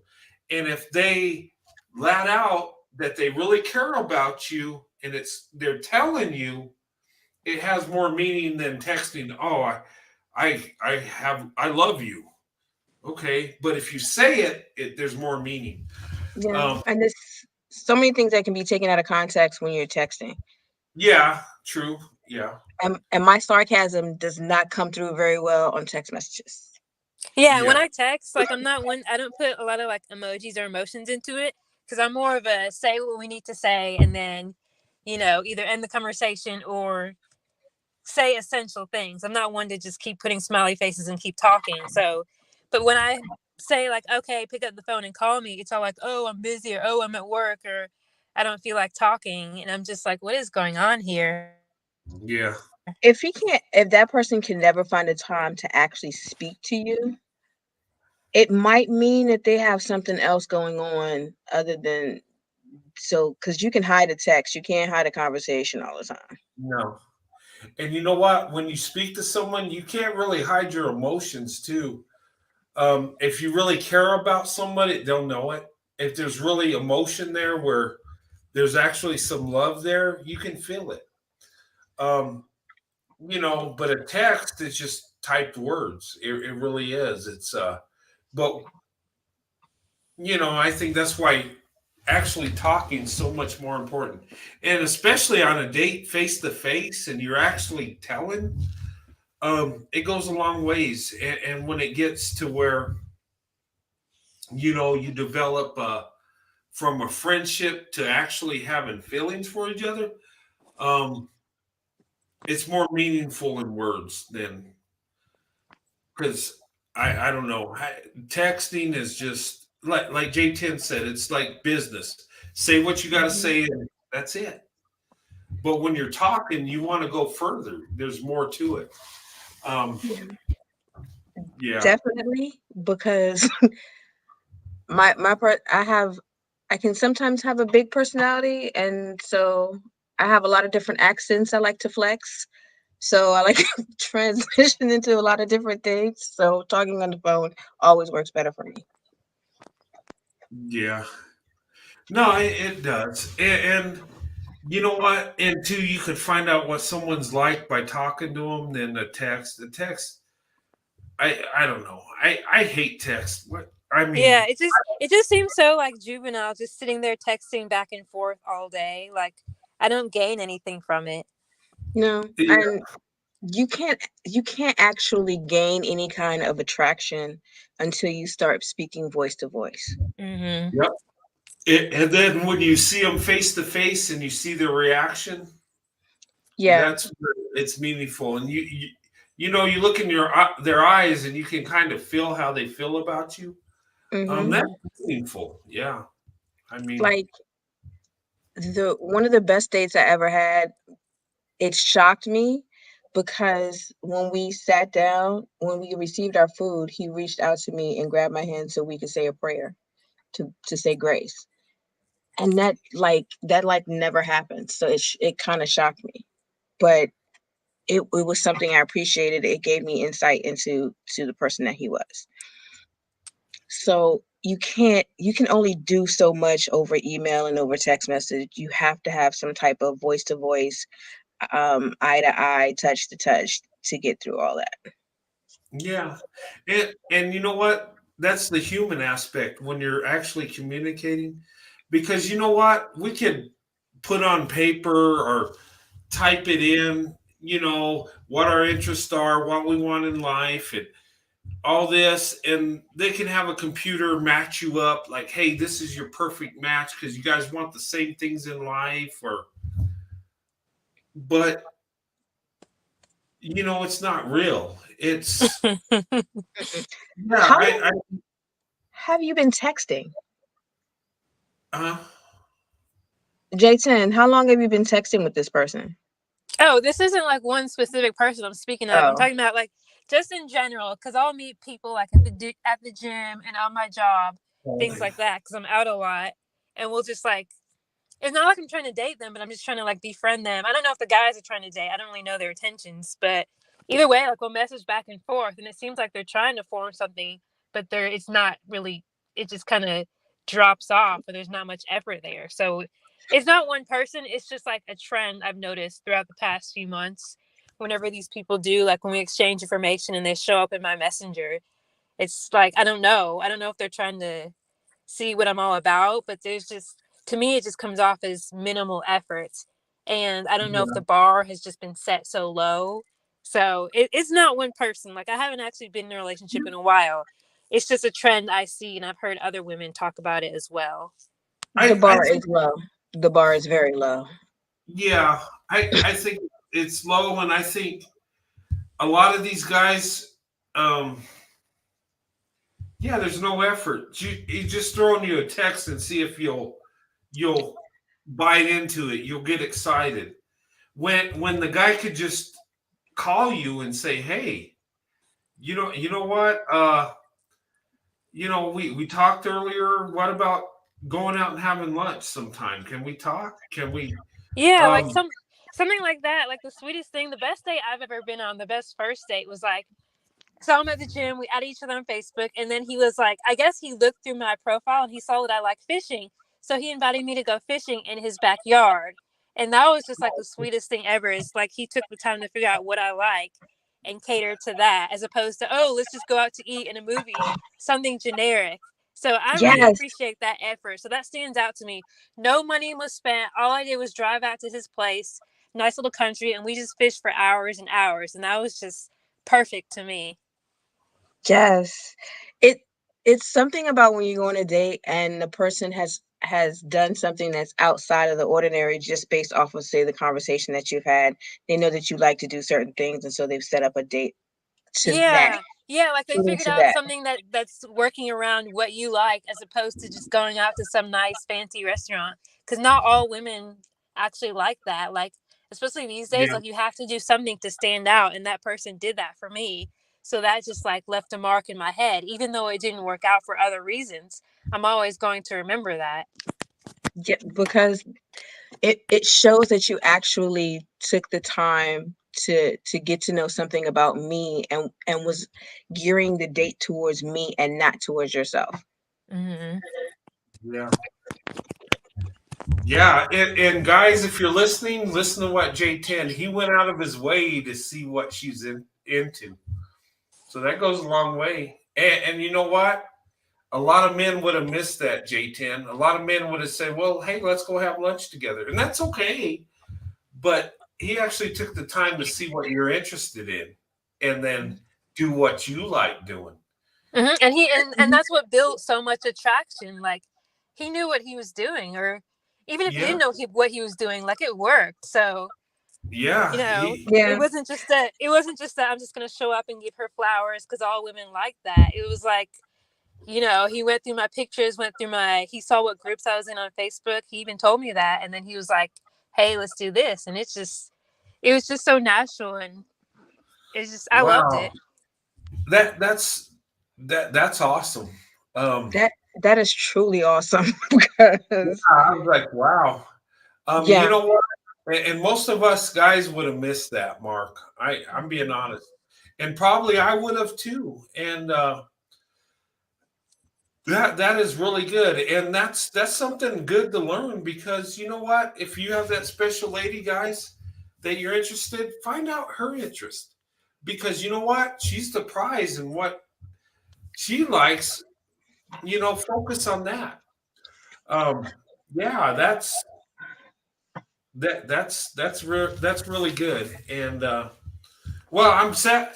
It's sad that it didn't go further, but I mean, that was a good thing. That was brilliant, really. Yeah, and I wish more things would happen like that often. It's just Yeah. A lot of men don't realize that paying attention or listening is like one of the sexiest things.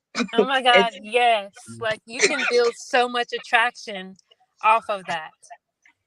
yeah, just paying attention and listening, and realizing that if I'm telling you something, it may not be because I want a response. It's just because I want somebody to listen.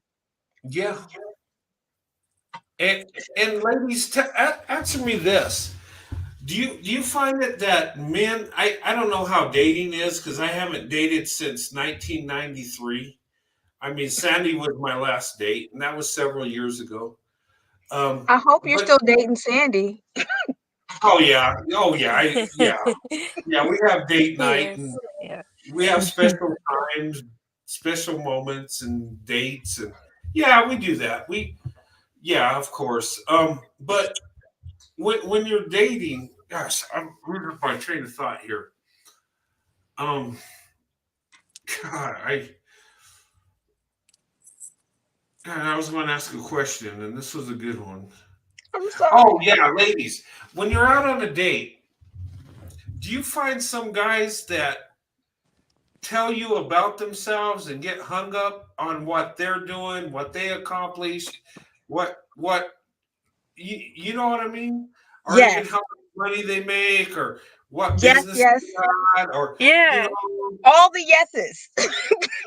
Yes, Oh, and I okay. think that a lot of men think that if he just like tells his profession and how much he makes, if it's like That, a decent, then he thinks the woman will just be attracted to him. it's like, Because I Yeah, have guys do that all the time. They'll be like, "Oh, I yes. do this, I make this much," and I'm like, "Okay, that's great, but and And what? yeah, Because they're expecting a response like, "Oh my God, that is like so what I wanted." No, that's not what that is. Yeah, I so I'm wondering, like, do they all think that women just want men with money and that's it? Because you have to have some character and integrity. Like, that's great that you have a solid profession, but come on, you don't need to start with that flex. yeah. Exactly. It's an ego thing, isn't it? I know. Look, I need to know who you are.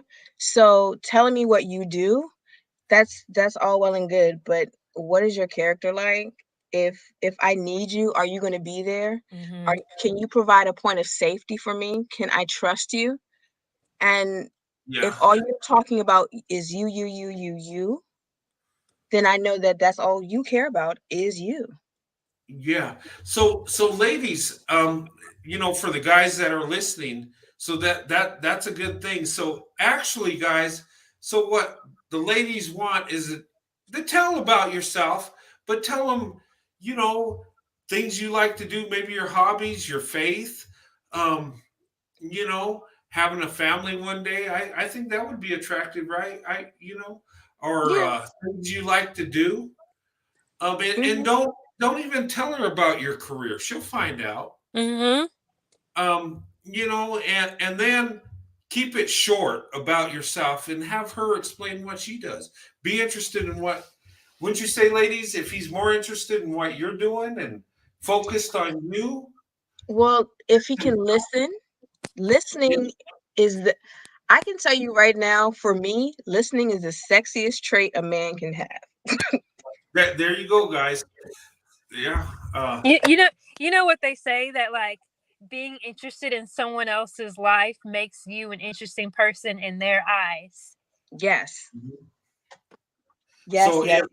if I'm a young 20-year-old dating you ladies, or at your age, and I tell you what I'm interested in, and I'm listening to you, and I'm like, well, what do you do? And I'm like interested, and I just listen and listen. That goes a long ways. And 100%. It's yes. It would actually make it into a Hall of Fame date. okay, Yeah. Because Like people It's can not hear very you, often. people can hear you, but to actually listen, to actually and take in what someone's saying, I guess it's hard for some people. I don't really Yeah. know, but I feel like it's not. It doesn't happen as often as it should. Yeah, and you know what? That could be our fault as guys because we got a one-track mind, and sometimes our mind wanders, and we're not thinking that deep, and we need to. Um, but yeah, listening. And how about if he had feedback on what you say? Well, I got a goal. I want to accomplish this. He says, Yes. well, you know Oh my what? God. Yes. Yes, I've seen back this and person forth. do this with what you're doing. Have you tried that? Then it's like he's engaged in what he's actually listening to you. He's You know, proving not that just he's having listening. good ear, but actually having feedback with that. Yeah, So that's proof he's interested in it. yeah, because it proves that he's listening, he's taking it in, and is exploring. And the thing about it is that if you're exploring your interests and we're exchanging interests, you might tell me something I hadn't really, that has been in the back of my mind, but I hadn't fleshed out. And now I'm in contact with somebody that knows how to do that. And maybe that would be a good date idea for a future date. Yeah, like if someone knows that I like hiking and then I tell him and he's like, "Oh, have you been to this place?" and I've never been there, they just open my eyes to a new place to go hiking to. So Wow. things like that, like you feed off of each other. Or how about if he says, "Oh, you like hiking? Well, I know this place you can hike, and they have a canoe, and you can ride down the river, and you get off, and then you can hike this trail, and then go back, and then there's a bus that takes you." And yeah, I know I was just talking about this place in Missouri where they had a hiking trail, and you could ride a canoe down the river, and the bus would take you. It was pretty cool. You know, it adds to the hiking experience. You're not just hiking, but you're riding a canoe down the river and you're doing different things. I mean, yeah, that I think I think what it is that he's interested in you. And if he's interested, he's listening and he's taking it in and putting some input into it. And it can make the experience even better. I think. Yeah, and they have something to offer. Yeah. Just by doing that, just by introducing us to new things. Yes, because there's nothing more frustrating than you're on a date and you've said the same thing several times and it still hasn't sunk into this person. I done told you like 5 times already. This is not, I don't like that. This is, you're not listening to me. Oh yeah, but about Can that, you understand the words that are coming out of my mouth? that is yeah, most frustrating. I hear you, but did you know I own a business? Oh, did you know I make this much money a year? Oh, you like doing, what'd you say you like doing again? No, I'm just... Did you know that I don't care? Did you know that you are absolutely boring? Did you know that this date is over? Bye-bye. And then you know what, guys? Once you go to that point, you lost her, and you know what? And if you don't learn from that, you just repeat the same. No, but ladies, that's you know what? The stuff you're telling me, that stuff you can learn, and that's valuable stuff because you know what? When you're on a date and you're with someone you really want to have a relationship with, someone you're attracted to, someone you care about, a date is like think of it like a job interview. You want to make the best the best impression. The best work you got. So when you go on your date, make sure you dress nice, make sure you smell nice, and that's going to be half the battle right there because it's like if you come on a date and you looking busted or like this is my casual stuff, I really didn't feel like dressing up, that means that you didn't care enough about this date to want to impress me. Okay, hold on. What do you mean by dressing nice? Because I don't do the whole makeup, heels, dress thing. Like I look nice all the time, but I don't go out of my way to just dress so nice. I'm saying like the clothes that you wear around the house that you necessarily wouldn't wear outside. That's not what you want. I don't do that, but I normally just wear some people that jeans. do that. Oh, Yeah. okay. No. Yeah, I I just think wear like jeans, a nice shirt, and maybe like my yeah. Vans, but I don't go all out and wear heels and stuff because you have to go with what matches your personality. Like if I did the most makeup and everything, that wouldn't be me. No, that's not me either. I will put on a light face, just some eyeliner and keep it moving because I look crazy without eyeliner. But like I'm not gonna heels means you have to earn the right for heels. Unless we're going to unless you let me know what restaurant we're going to and the restaurant requires me to put on fabulousness. Yeah, Like but that's earning it. He's taking you to a special place. if you're taking me to Moe's, that's one thing, but if you're taking me Yeah. to Ruth Chris, that's something totally different. Yeah, no doubt. And yeah, I think what you're saying is just don't show up in sweats and a t-shirt. Actually, Basically, have a yes. nice looking shirt. And you can wear, I guess, jeans, depending on what you're doing. Yeah. What I would Jeans and say, a polo. yeah, what I would Flash say your to that. cologne, take a shower, put Well, yeah, I mean, if he can't take a shower, you don't need to be around him anymore. He's got a I'm hygiene just saying, issue. it happens. It's happened. It's You know happened. what? It's happened. Oh, I've been gosh. around somebody. I was like, oh my God, their right guard took a left. And it was not pleasant. Or the right guard made it worse. So it's like you can like I can be comfortable with you, but I still would like for you to put forth an effort. I think that's a good point because a lot of times you go on a date, and I made this point on one live show I did with the black ladies that were high class black women that were successful, and they were beautiful women, and they were looking. I think it was what was that show? They were talking about they're trying to find a good black man, and they were very successful. And the lady went on a reality show and Love at First Oh, Sight. married at first sight. Yeah, and then she was on the date with this guy that I guess she found a good guy, and I looked at that date, and she's very beautiful, and she was like, she was dressed up, and he was like jeans He and was a hat, and he I was was like, oh my god. he was hood dressed up. Yeah, and it was like, guy, no. To me, I picked it out right away. I'm just like, first Men of all, I didn't put no effort into it. men don't understand how important smelling good is. Yeah, I can tell you from experience that there was this guy I worked with and he was absolutely horrible. Mhm. I didn't like him, his attitude, his looks, nothing. He came in smelling like Itsy Miyake. He was wearing Itsy Miyake one day, and I came and I was like, "Does he look better?" And my coworker, we were like, "There's something different. Is he looking better? Is I don't know what it is. It's just like sometimes cologne can make you more attractive. Men don't understand that. You could be Yeah, busted. you know what though? This goes both ways too, though. You know what? And that's where I picked up on how that guy was dressed because I was like, oh my God, this is a beautiful woman. She's successful.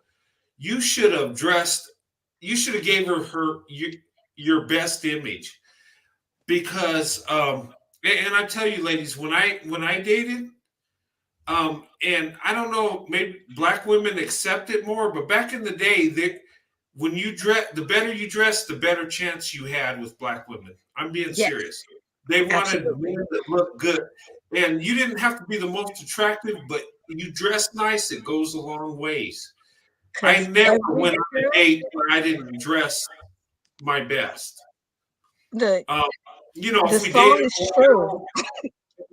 while, and we're going to the gym, okay. But I mean, if we're on a date, I put on my best clothes because you know what? That's what she wants. That's what black women really. And I don't know how dating is now, but I believe that's what black women want. They like men that dress nice. Even my wife with this YouTube, she's telling me, well, you know what? You got to try this look. You got to try wearing this. And she's just trying to help me. But you know, especially when you're dating, you want to put your best presentation.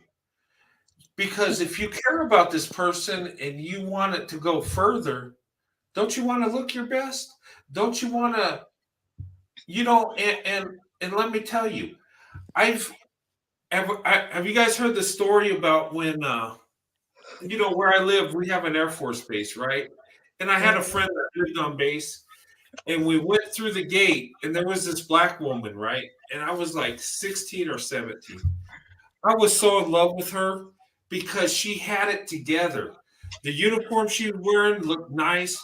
She looked like she was in control. She looked like she knew what she was doing, and it was so professional. And I had to talk to her. I didn't have a chance. This is a grown woman. I'm a teenager.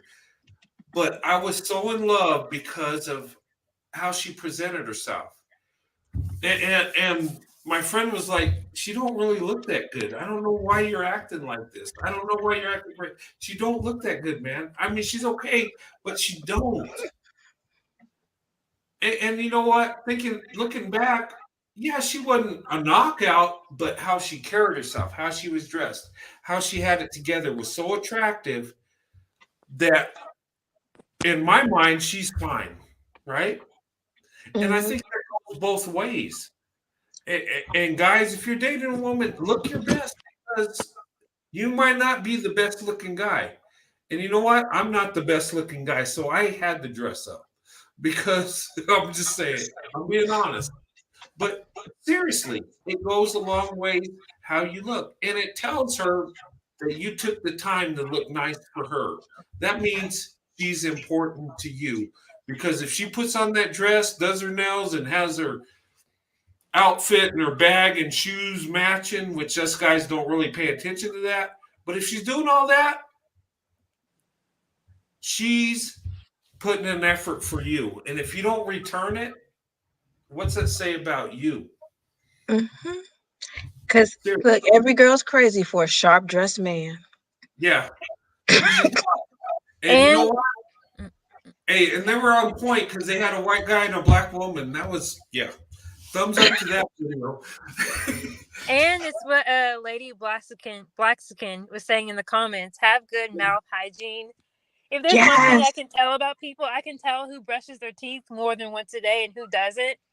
I can detect that from a mile away. So if someone has bad breath, that's all I'm going to associate them with. I'm not going to want to kiss them or hug them or anything. Yeah. And I notice it's a thing that a lot of people out here, men and women, their breath is kind of smelling rough. So, And why is it that when it's like that, they like to talk like, "How are you doing?" Like, why are you? Yeah, and I can smell exactly what they had for breakfast. Like, I always keep mouthwash and breath mints on me because I know you can't always brush your teeth, but you can always put something in your mouth to get rid of that odor. Shoot, Listerine has so many different products. They even got the chewable mouthwash. Yeah, they do. Okay, I need to look into that. Well, you know what? Michael, when it comes to oral hygiene like that, you could brush your teeth all day, but in the morning you could smell your breath. And you know what? The thing of it is the dirtiest part of your body is your mouth. You know why? Because that's where all your food goes. That's the stuff you drink. And you know what? Not everything, when you chew up your food, you still have food particles that stay in your teeth that you can't get to. That's why, when you go to the dentist, you have a deep cleaning because they get to the parts of your teeth you can't get to. That sets in there. You have bacteria in your mouth. Regardless of how much hygiene you do, you still have that bacteria. So you have to brush your teeth every day. And Listerine's a good thing because it kills a lot of bacteria. And that's one of the most important things on your body you really have to take care of is your mouth, because that's where all your food goes. Think about it. And a lot of And people neglect scraping their tongue. yeah, well, bacteria lays on your tongue too. There's uh it's like a film on your tongue. If you ever see it, It's it a white film, and yeah, yeah, they have tongue scrapers. Use them. yeah. Yeah, and that's a good point. Yeah, to deal with bad breath is your tongue, because the food and stuff, it settles there. And think about it. Um, the dirtiest parts of your body is where the food goes in and comes out. Let's be honest. You got to go through it. No, I mean, I'm not trying to be funny, but it's honest. I mean, it sounds funny, but seriously, how much food you put in your mouth in a day? You know, you might eat some celery. You might eat a slice of pizza. You might eat a steak. You might eat a couple tacos during the day. You know, you might eat some catfish. You might eat some. Come on, Any number of things. as much stuff as we eat as humans. Oh my God, we're seriously, oral hygiene's the most. And you know what? The thing about that too, it can lead to your health too. Yeah, my Yeah. my my brother was diagnosed, like, I mean, he went to, not the dentist, but he went to the eye doctor, and the eye doctor had him go to the hospital because he was having a heart attack. Wow. So, you know, like, there's, your body's interconnected, so you could be going to any any doctor, any specialist, and they might just save your life. Hmm. You know what? I went to an eye appointment, and they found out I had a brain tumor by just looking in my eyes. Wow. This is a true story, and ladies, I'm telling you, this scared the crap out of me so bad. Um, me and my wife Sandy, we were watching TV, and we saw a documentary on Marvin Gaye and Tammy Terrell. You know, they were talking about their career and that song "No Mountain Higher," and that lady, she was real beautiful, but she passed on from a brain tumor, right? And I think she was like 24 years old, still real young, right? We watched that documentary, and then I went to the eye doctor, and my vision was jacked up. I was seeing double. My peripheral vision was gone. And you know how you're in denial. You think, okay, it's just I'm getting old. My eyesight. No, I was so jacked up. The doctor was like, "Really, you're functioning like that?" But when they looked at me, they sent me to the emergency room, and they told me, they said, "You got a brain tumor." And they did a CAT scan and an MRI, and the doctor said, "Well, we have to go in and remove it. It's too big." It was up against my optic nerve, and it was messing up my eyesight. It threw my hormones out of whack. I was gaining weight so rapidly. My thyroid was so out of whack. I was a mess. And when he told me I had a brain tumor, I thought, you know what, this is it. And I tell this story, and it turned out it was non-cancerous. But after seeing that documentary, seeing a young lady that's much more stronger than me at that age, not making it, but she had the cancerous type of tumor. But when I went through that, and I was crazy, I was aggressive, I was angry, I almost got in a fight, and that's not my personality. I'm a peaceful guy. But it affected my mind. It was crazy. And when they got me into my room and they give me a medication where I calm down, I thought about it. I said, okay, I got a brain tumor. I said, this might be it.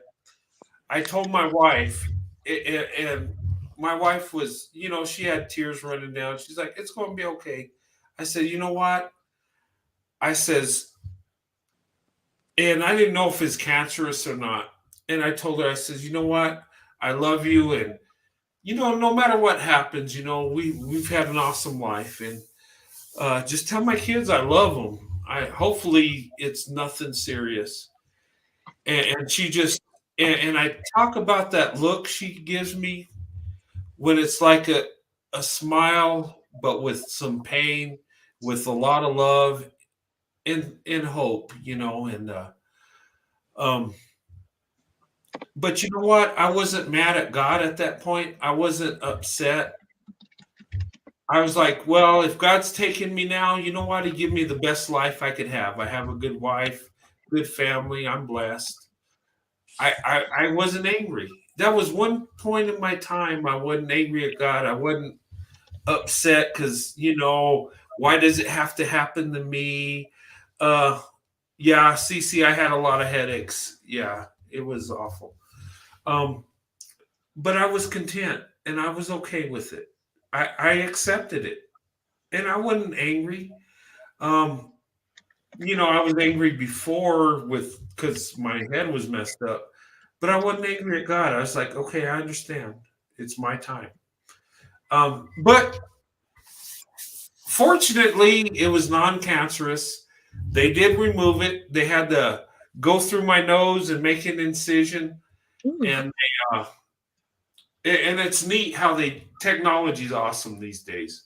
Before they used to have to drill in your head to get to it, but they go through your nose and they have this thing that's the doctor works by remote control and it cuts the tumor and it brings it out the nose and then they just, they categorize it and it's actually stronger than it was before. And that's it. They don't have to mess with the brain anyway. That they just go in, take it out, and it's done. That's awesome. Yeah, it is. And but I had a scare, and I thought, man, this might be it. And I was okay. And you know what amazed me about that? I was okay because I was so blessed. And the whole thing I talked about tonight, and when it comes to Black women and my wife, you know what? You ladies are such a blessing you don't even know. And you know what? I thought I was going to meet my maker at that time, and I was okay with it because God gave me more than I ever thought I would have, more than I deserved, more than anything. And when you experience true love, you can go out like that. You can go out gracefully. And thank God, it was non-cancerous and they took care of it. But you never know. I mean, every day we have is a blessing. Yes. And that's why I can talk so highly about Black women. And you know what? My wife, and here's another thing. There was a flip side to that. My youngest daughter, she's 20 now, right? I almost lost my wife in labor. She went into cardiac arrest, and I didn't know if she's going to make it. I didn't know if I was going to lose my youngest daughter or both. And she made it out. But you know what? I don't take nothing for granted. I don't take my wife for granted for nothing. If she asks me for something, she has it. If I can't get it to her now, she will have it. And, because I understand what true love is. I understand what it means to have someone that loves you. I understand what family's about. My eyes are open. But anyway, I could talk all night about this. So I'm sorry.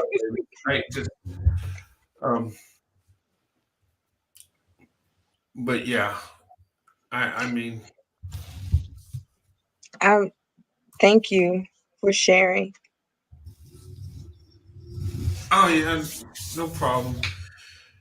But you know what? The message tonight is open up your options, ladies, gentlemen, but vet people because you got idiots in every group. Just vet and find the best option. What is your best option? I don't know. Is it the white guy? Is it the black guy? Is it the Asian guy? It depends on their character. I can't tell you who's the best. It's the guy with sense. Yeah. It's a what? The guy that thinks? The guy that has sense. Yeah, sense. Yeah. No, true. And you know what? It's all about character. It's about the decisions they make and how they conduct themselves. You know, how they treat you. Do they want you as a wife or do they want you as a girlfriend? Do they want to have fun with you or do they want to have a life with you? That's what you got to ask yourself. What do they want and what do you want? Because, ladies, you're more valuable than a good time or a temporary girlfriend. Ladies, God created you to be the beautiful woman you are and to be some man's wife, a good man's wife. That's what the purpose is. You know, we're not meant to date in our life. We're meant to get married and have families. That's what it's about. Unfortunately, we drifted away from that somehow. A lot of us have. But I wish we still courted just because. Yeah, you know what? I wish, I did a video on a marriage on this woman. She was African, and I think he was from England or something. They had a marriage, and the African culture there was the man had to talk to the father and had to, I guess, pay the father, right? And had to show wealth. And back in their customs, he had to provide so much cattle or something because there was a form of wealth, right? There's a bride price. Yeah, what it did is it wasn't just paying the father, but if you think about it, why wouldn't you pay the father? The father raised the daughter and created her to have the character she has. And they said in their culture that the women that are educated, that have more going on, are more valuable. So you have to pay more. And and that should be right, because as a man you have to be a provider, and that's a way of the man knowing that you can provide for his daughter by the wealth you have, because in the real world you got to pay the bills, you got to feed her, and if you have kids you got to take care of her and the kids, and that's what we're supposed to do as men. And I wish we had a culture like that. I really do. I wish that a man that had an attraction to a woman would have to face the father and have to explain why you want to marry his daughter. Okay, I see you love my daughter. Why do you want to marry my daughter? And what do you got to offer? What are you going to do? How are you going to take care of her? And if you have children, because I want my daughter and grandchildren taken care of. Sir, what are you going to do to provide? And if you can't, you need to leave, because, it's about family. And a man that can't provide should not be a man that's married. I mean, it makes sense, right? I totally wish we had something like that. I think society would be better off, because in that type of culture, you want to be with a woman, you got to earn that privilege. Just because you're a man and she's a woman don't mean you have automatic access. You need to earn that. And I believe you should. The woman is the prize, guys. And she is the beautiful one. She's the nurturing one. She's the one that comforts you after a hard day at work. But you got to have that hard day at work. And when you're both doing your part, that's perfect love. That's not perfect people. But I think as men, we need to prove ourselves. We need to earn the privilege to have a good wife. Does that make sense? Because if we don't earn it, we don't deserve it, and we're not going to value it, and we're not going to protect it. Seriously. Yeah.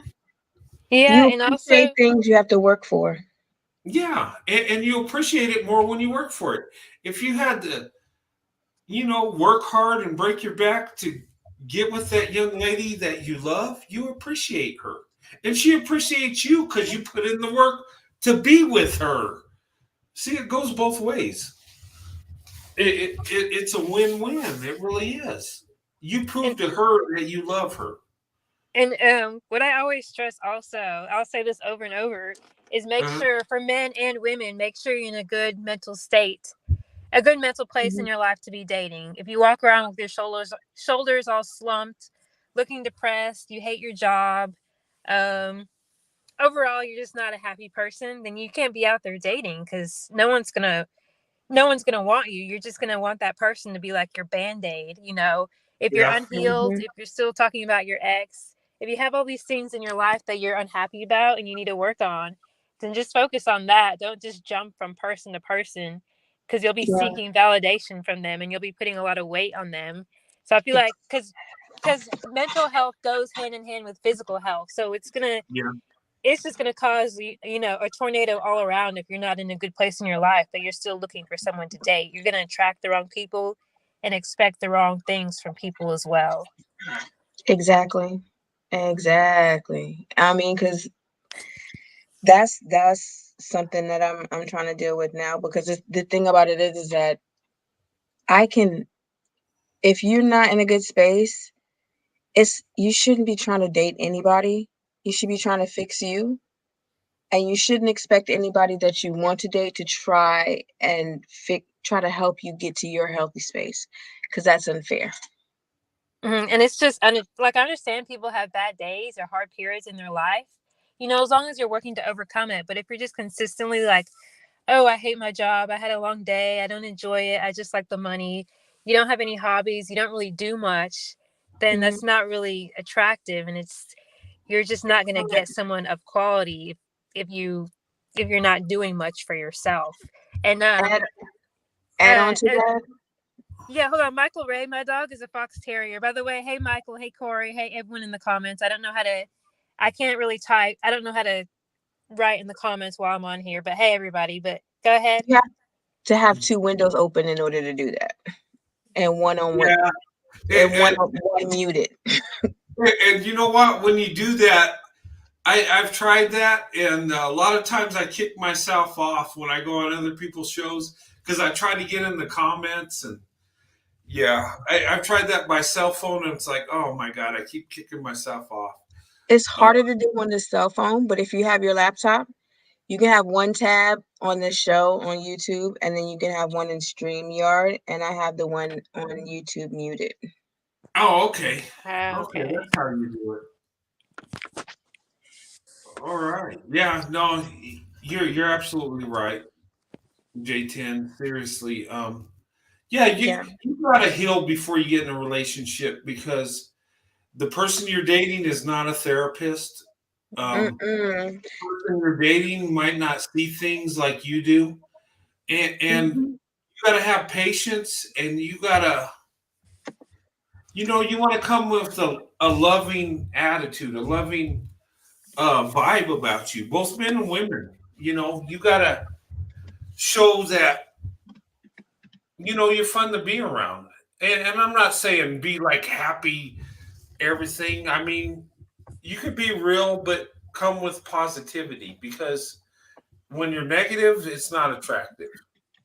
And I've dated where women and I've dated black women back in the day that would try to tell me the struggle they go through and try to get me to understand. And I'm a white guy and I'm from a white neighborhood. I don't know what you're talking about.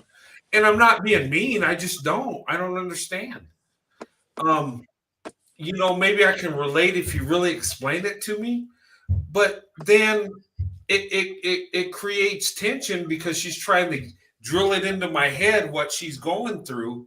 And it might be perceived like I don't care, and it's not the truth. But I'm just confused. And I see this a lot of times, especially in interracial relationships, because we just don't see things. We don't have the same experience. We don't see things the same way. So especially interracially, you got to have patience. You got to say, you know what? ladies, you got to say, well, you know what? This guy don't know what I'm talking about. Maybe he hasn't experienced it. And guys, on your end, you got to be like, have love and respect. What she's saying to you, you might not believe, but it might be true. You don't know. So, I mean, What I found, yeah, go ahead. what I've found is that a lot of experiences, no matter the color, can be very similar. And just because of the way you've been raised or the culture that you have, your response to it may be different. Yes, and that's the biggest key, because we can look at something and, like, say something happens on the news and it's racist, it's blatantly racist, right? It creates a lot of emotions. And you might be dating someone and she might be black and you're a white guy. She might say, oh man, that's horrible. The world's just, and you might look at it, yeah, that is wrong. But okay, that's that one area. That's not what I'm doing. And you take it the wrong way.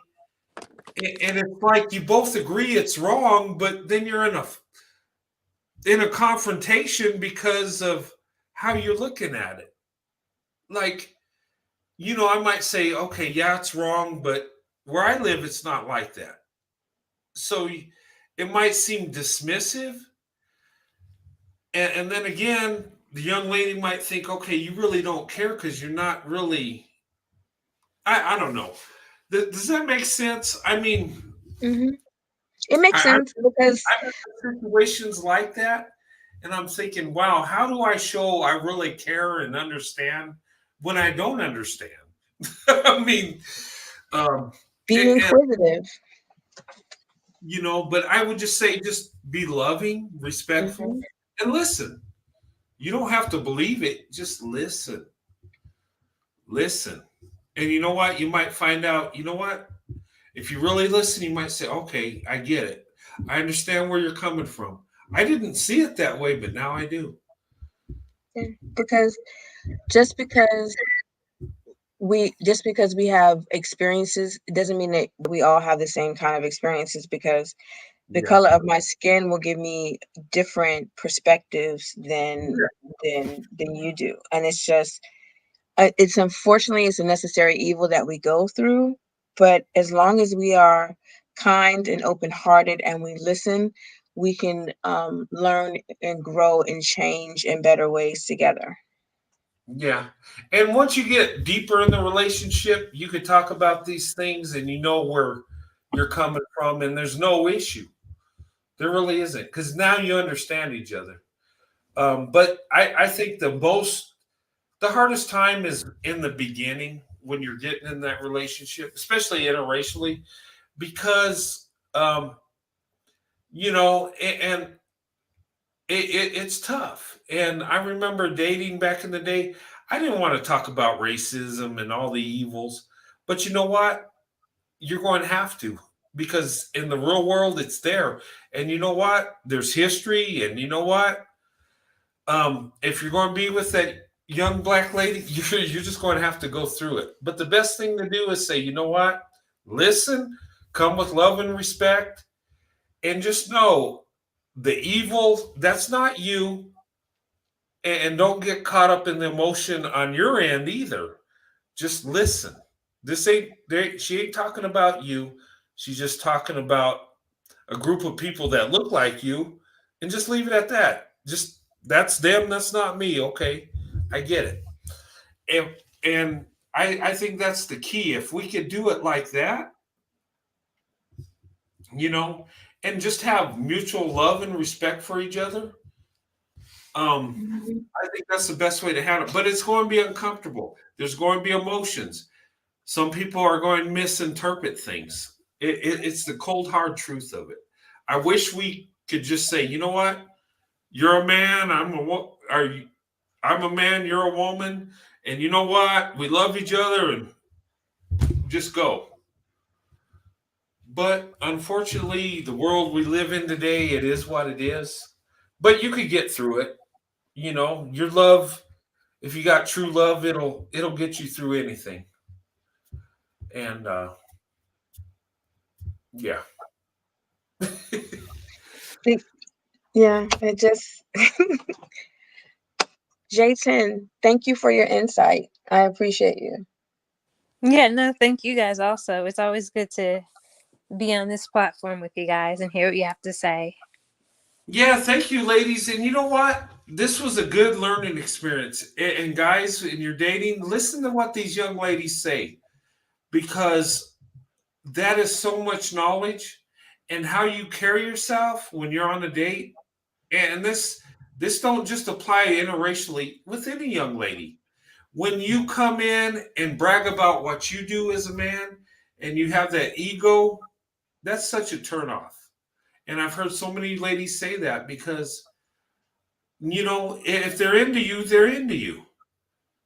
Um, but what carries a long way is if you're into her and you show it.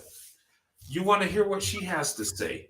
And when you listen and you give her feedback, that's just proof that you listen to her, and you know what? You're interacting with her. And you're making it about her. That's showing love towards her. And it doesn't necessarily have to be all about us, but it is. Yeah. For us, it's just like so few men actually listen, that if you actually listen and you process what we say, and you can have a conversation about it, expand on it. It is this, I cannot tell you how sexy that is. I just can't. It's Yeah. just it's so, because it doesn't happen often. And maybe men are nervous on that first date or whatever, but Yeah. it if just sitting there and processing, just soaking it all up, that will help you tremendously. You know what? And yeah, that carries a lot of impact. And just showing that you have love, showing, and I believe women pick up on little things like that when you show interest in them, when you're showing them love in a certain way. I know when I approached my wife back in the day, um, she tells me what attracted her most about the whole thing is that I was nervous, that I was trembling a little bit, that I was stuttering. Um, I thought I was a disaster in my head, but she embraced that. She says, "You know what? I could tell that you cared for me. I could tell that you had feelings for me because you were nervous, because your speech didn't flow. You were trembling a little bit." And I was like, but she said, "You know what? I knew exactly what you were saying through your eyes because it was real. It was true. It was love." She felt that love I had for her, even though I just met her. I was when you and here's the thing: when you really care about someone, and when you have attraction, you're going to be so nervous. It's not even funny. I'm telling you, the women that I dated that I really had an attraction or had feelings for, I was the most nervous. I would stutter. And that's just That's cute. human, huh? I said that's cute. Yeah, and she took it like that, like it was cute, like, oh, it's real. But if I came with a guy that was confident and suave and said the right things and my wordage, and I was just speaking poetry that would just melt her heart, in reality, it's not really going to melt her heart because she's going to think, okay, yeah, it sounds beautiful, but how many women have you told that to? Exactly. And and do you really care about me? Because there's no nervousness, there's no trembling, you're just too cool and calm and collective. It's like, so really, it's like, which script did I get today? yeah. Yeah. Yeah, it's like, what number am I on the roster? Yeah. Like, oh, she seems like she's a romantic. Let me pull out script number A15. Yeah. And that just Yeah. shows you're a smooth player. You're good with the words, but where is your heart, really? Yeah, that's why I say, like, take the time to figure out what kind of person they are, because we're not all like one size fits all. We don't all want, I mean, all this stuff is nice, but we don't all want, flowers and a nice dinner and just the Yeah. same thing. Just Mhm. figure out what she likes specifically, so you don't have to say the same things and be like, oh, well, women think this is sweet, so I'm going to say it. No, get a little bit more personal with it. And also, like, make sure that you are focusing on her, because we can tell when you're looking at somebody's booty. We can tell when you're trying to do a little side flirting. Look at another woman. That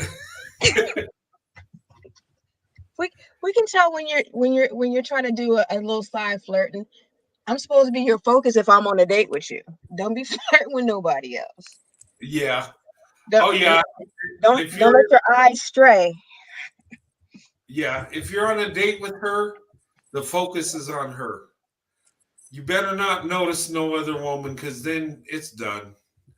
If she catches you and it's a date, she's probably going to kick you to the curb. And it is. And Cece says so disrespectful. It is. And think about this, guys. Would you like to be on a date with a woman and she says yes, you're excited, and you have a good conversation, and things are flowing nicely, and you think, man, this could be something. And some guy walks by with muscles, and she's like checking him out, and you're like, okay, well, what about? In your mind, you're going to think, what is this? You'll lose your mind. You'll flip out. You'll be like, you'll probably leave her there with no ride home, because you're not going to go for that. So why would you do it to her? Seriously. And if you're dating someone that is blessed in the frontal area, please try to keep the eyes on the face as often as possible. Because unfortunately I have been blessed for a very long time, and I have can't tell you how many times people like, yo, my face it's not down there. Or I'll dip my face to get into the line of sight. Yo, that's not where my face is. Oh wow. So I'm just saying. Yeah, I know I'm blessed in the area, but please, I know I have more to offer than that. Right. And no, seriously. And you shouldn't even be thinking about it till she's your wife anyway. You shouldn't have those, and you're right. Focus on the face. And if you have trouble with it, you better fix it, because I mean, you only get so many free passes. only a few. You might get one free pass. One free pass? Because after that, you've been warned.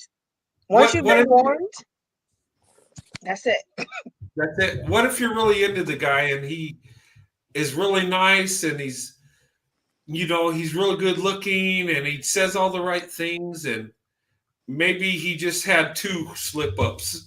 Does he get a second pass? It depends. It depends on what the slip up is, I guess. Yeah. But just to clarify, it's not that I don't like being wined and dined in flowers, because I think people are misinterpreting that. I'm saying after a while you have to it's nice in the first few days, but after a while you have to figure out what type of person the woman is, and then go with that. You can't just do oh, girl this, so I'm going to do that. You know what I mean? It doesn't mean that I don't like that stuff. I would appreciate it. I'm just saying over time, every woman is different as to what we like. So that's what I meant to say. I think people might be misinterpreting what I said. No, I understand what you're saying, and that makes sense, because you wouldn't reject the flowers, and you would appreciate it, but you want the relationship to grow, not just be stuck in the flowers, the same thing. You want to say, okay, what are your interests? And you said hiking, if he's just giving you flowers, he thinks, okay, she's okay with flowers, and she's going to fall in love with me because I keep giving her flowers. Yeah. Okay. Thank you. You worded what I was trying to say. Like, Yeah. or like getting this Victoria's Secret nightgown when she's not that type of girl. Like a lot of women do like that stuff, and it's sweet. But I mean, everybody's just different, is what I'm trying to say. Yeah. And you know what? What might really get to her heart is spending time with her, and if she likes doing other things than going to dinner, maybe hiking, maybe she likes has a hobby, and if you get into that with her, you know, that can the thing of it is when you're dating and developing a relationship, you want it to flow, you want it to be natural. I think with me and my wife, the strongest thing we had is we just, whatever we did, it just flowed nicely. When I met my wife, when we talked, it was awesome. We would talk for hours because we enjoyed it. It was like it was comfortable. It was nice. It was you know, and we used to do things together that we liked doing. And you know, that's where a real good relationship goes, when you guys just click together, when it's just natural. And you don't have that with everybody. Some people, it's awkward. You know, sometimes you go on a date and it just feels awkward and not right and just weird. And then some people you go on a date with and it's awesome. It's like, when can we do this again?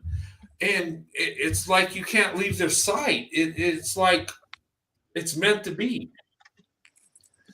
I've seen it both ways. I've been on dates where it's just awkward, like, oh my God, she's beautiful, but there's not a connection. I just don't, it don't feel right. And it's not you or her. It just, some people just don't connect.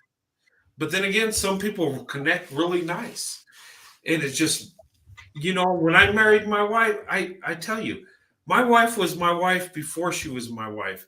Because you know, we just had a nice relationship where it just flowed. It was natural. It seemed we just loved each other naturally. There was no work in it.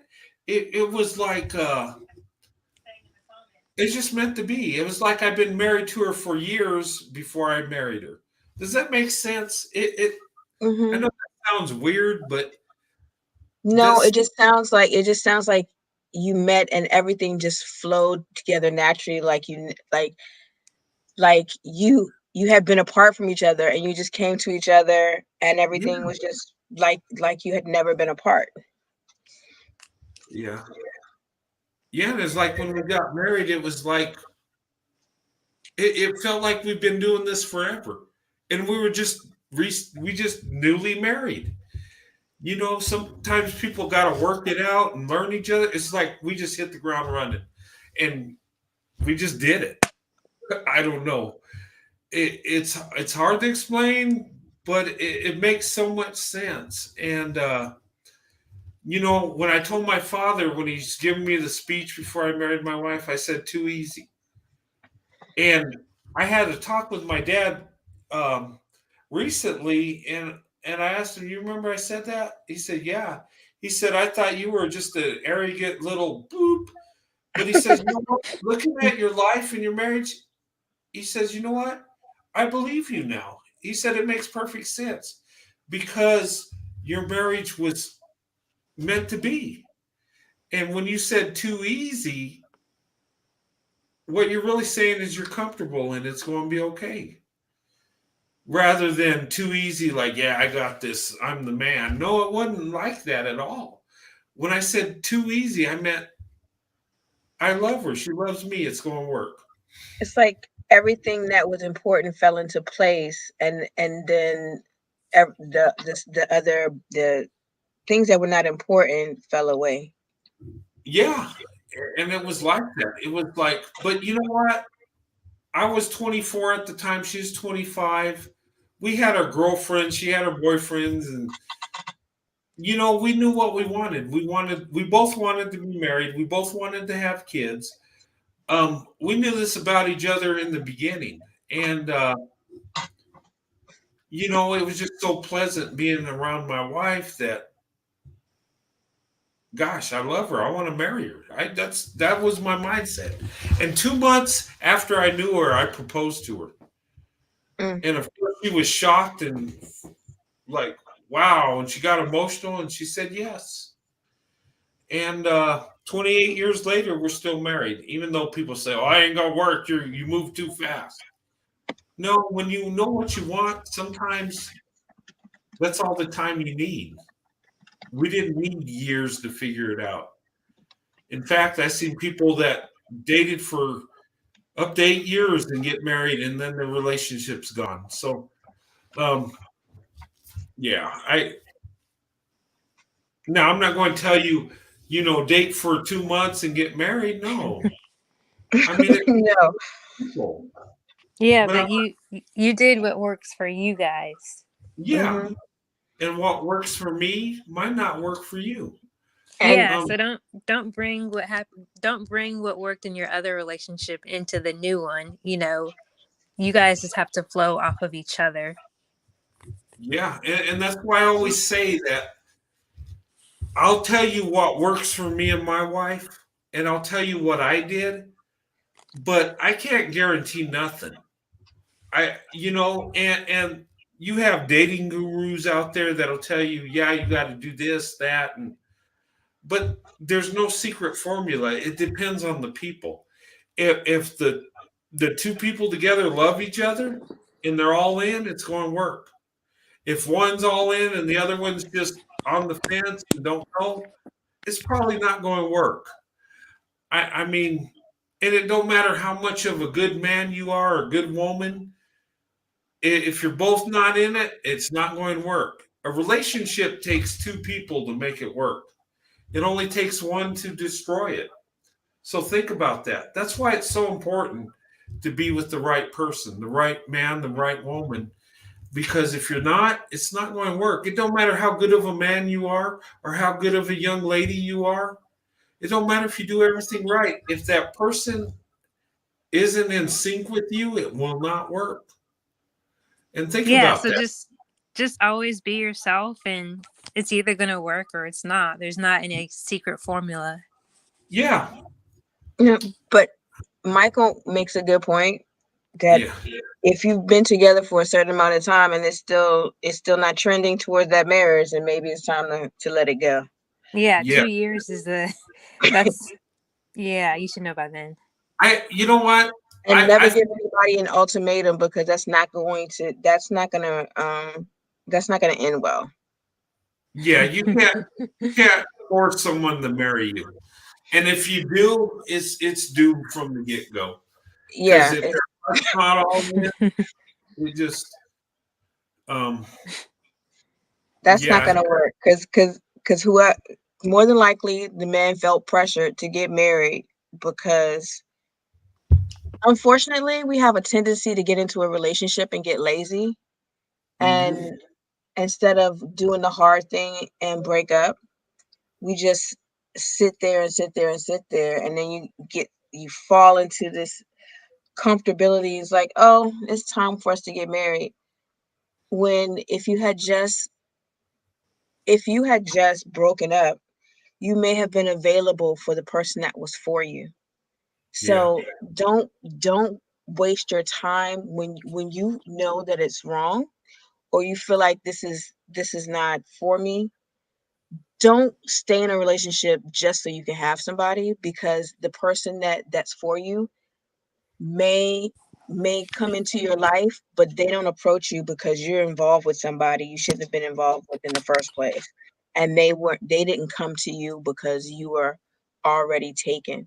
So, and it's good to be single so that you're available for who's for you. Yeah, and if you have to sit there and strategize and be like, oh, well, maybe I should do this so they'll give me more attention, or maybe if I try this, they'll start liking me more, then that's when it's time to just, just drop the towel and just end things, even though it's hard. Yeah. it's better to have pain now than pain later, because pain later comes with a lot more baggage. Yeah. And Go ahead, J10.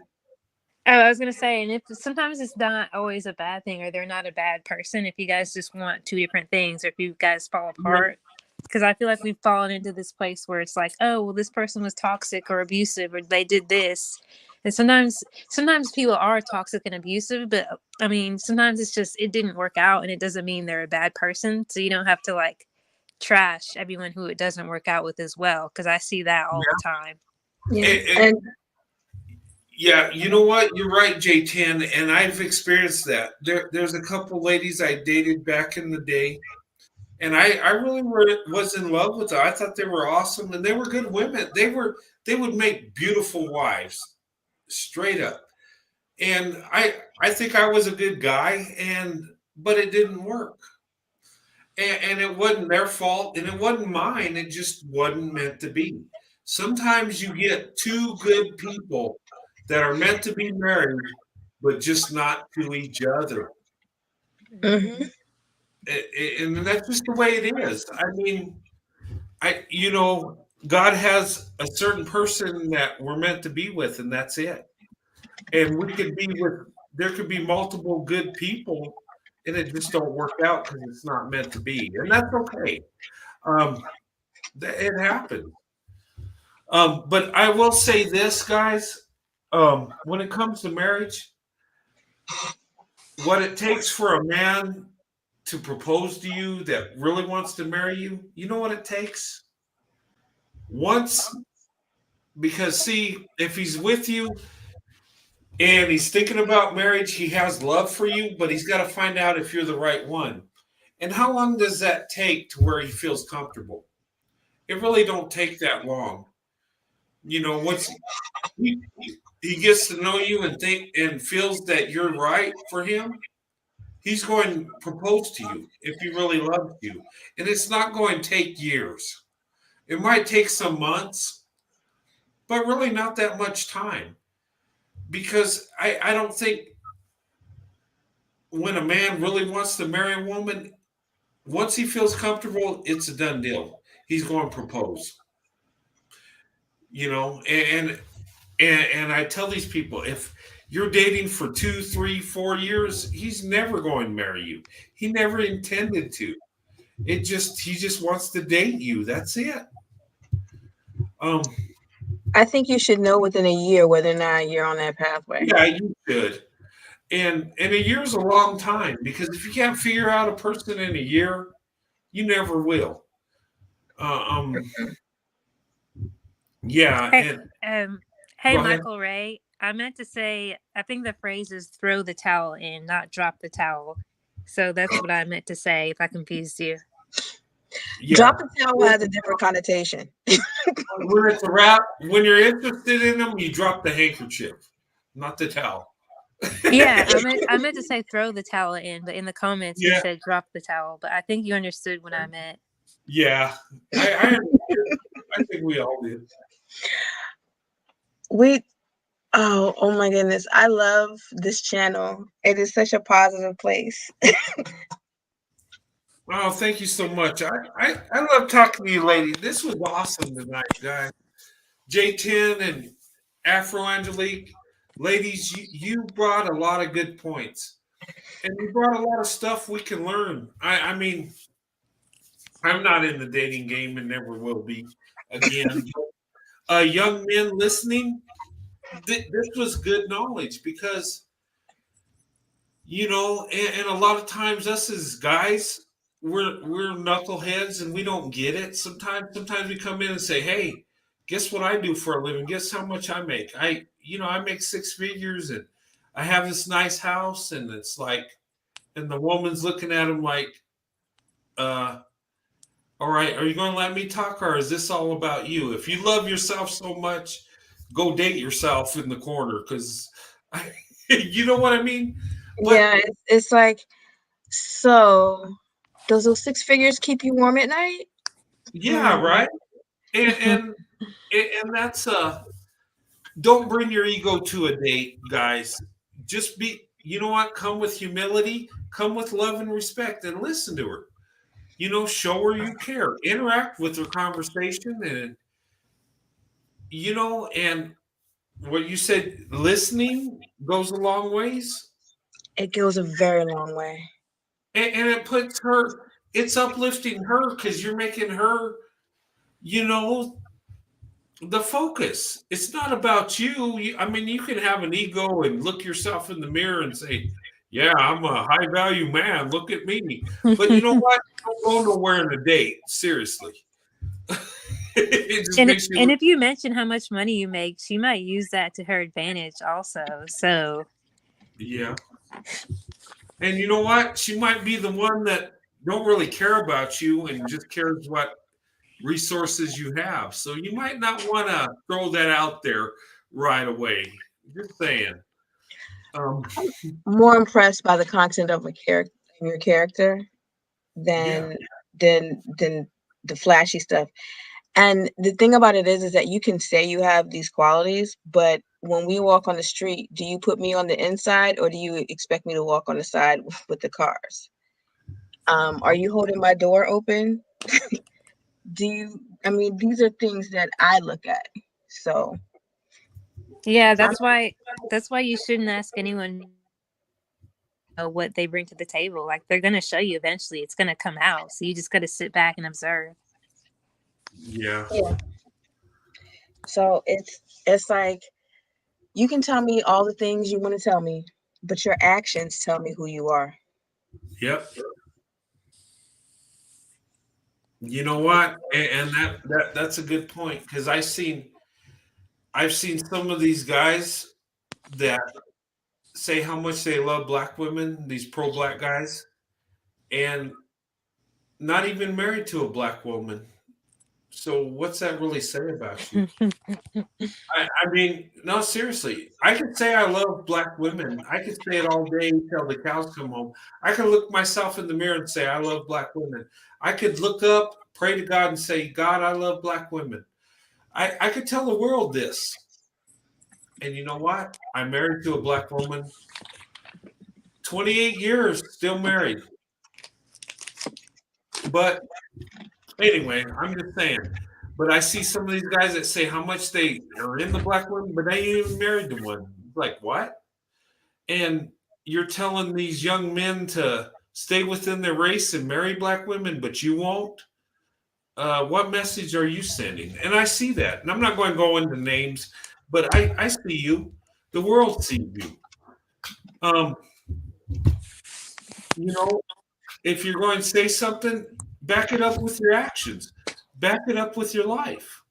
I could say whatever I want. I could spew lies all day online. But if my actions don't reflect it, it's a lie. There's no foundation to it. It's just garbage. It really is. Hot garbage. Yeah. But people don't understand that when you treat people with kindness, it goes a long way. Yeah. You know what? And I thought about this. I talked to my wife about this. I was like, you know what? When it comes to black women, I've always had a good relationship. And I'm not just talking dating, I'm just talking friendship and just talking. And I was just like, I wonder why is that? I mean, and my wife's like, well, you just show them love. I think it just, when you talk to them, she says, I think they can feel the love you have.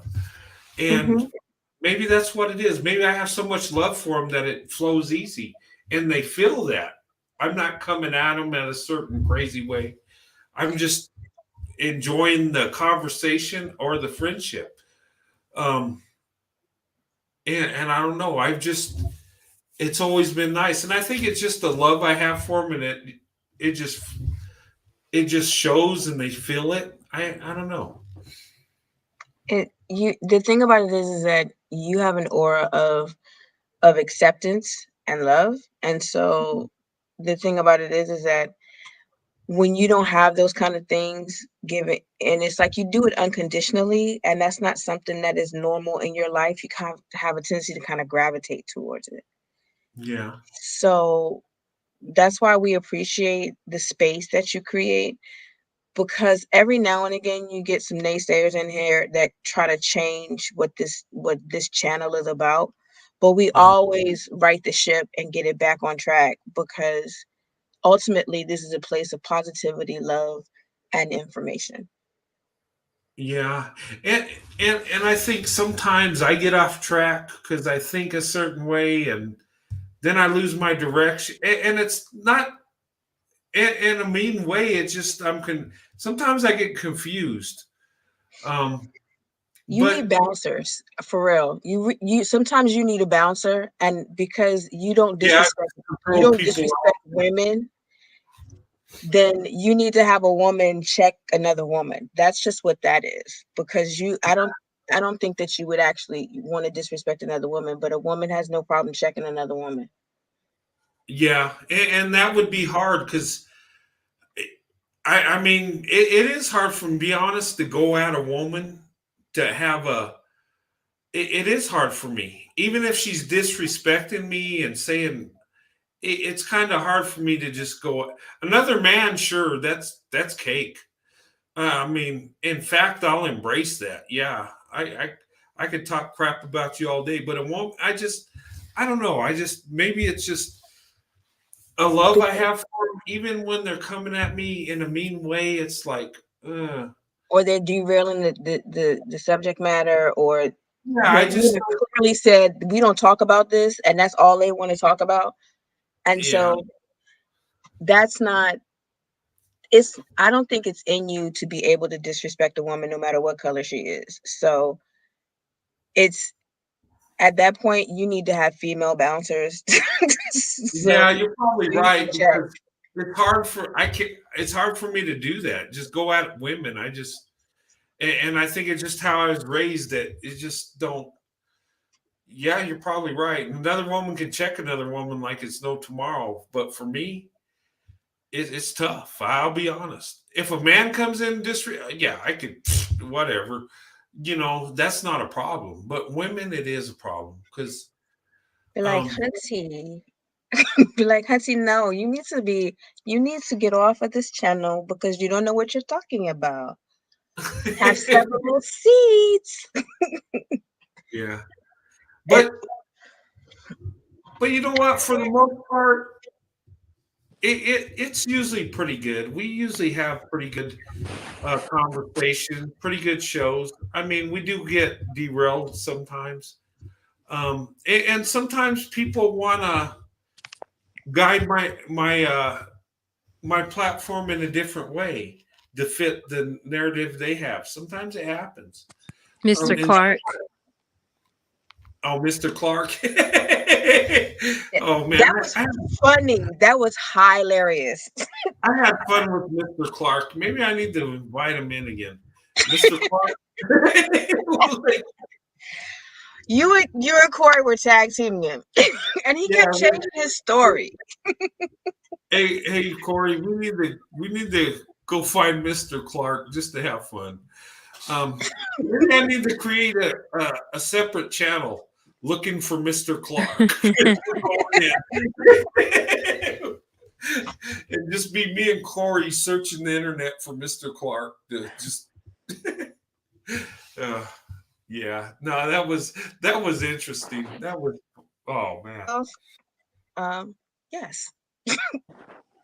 But other than that, it's usually a peaceful space around here. I always get a takeaway from every single show. Not even the show, but even when you do your little 10-minute videos, you just get so passionate. It's so uplifting. I love it. Yes. It's like having a little boost in the day. Mm-hmm. Sitting in the car, just dropping some knowledge, and just yes, I needed that. Yeah, those little videos though, sometimes I just have a urge to do one and talk about something. And I like doing those too. Sometimes I'll ride around in the car and put my GoPro on and just talk. And it's so Uh, natural. I can tell you don't have a script and you mean what you say. It's coming from the heart. yeah, I enjoy it, but you know what? This I was talking to someone today. I said, you know what? I got a really good job. I do pretty good. You know, I make decent money, but I really love doing this channel. And you know, there's it's just my passion. I love to do it, and I don't care. And what's nice about it is I want to do it. I don't have to do it. I don't. You know, this channel can grow, or it could stay the same, or it could shrink by back to 40 people. I would still enjoy it because the people I interact with, you know, it's just nice. It's like when I started doing this, I've gained friends from across the country and different countries. And talking to you ladies, this is just it's a beautiful thing. It's in so many ways it's therapeutic. You know, for me too. Just you know, having the conversation. Um, and I think my life, I've been blessed in an interracial marriage, and maybe somebody will listen to what I'm saying and you ladies are saying, and maybe they'll find the love of their life because of it. I would love to believe that's what this is. Um, but with that being said, just the fact of the interaction, the friendships I've developed, the cohesion we have, it's just it's amazing. I can't get enough of it. If I didn't have a job, you'd see me on YouTube every night. I'm serious. I Yeah, love it that much. I check to And make sure you have the live before I go to bed. yeah, and you know what? If I had the pay to be on YouTube, I would pay money.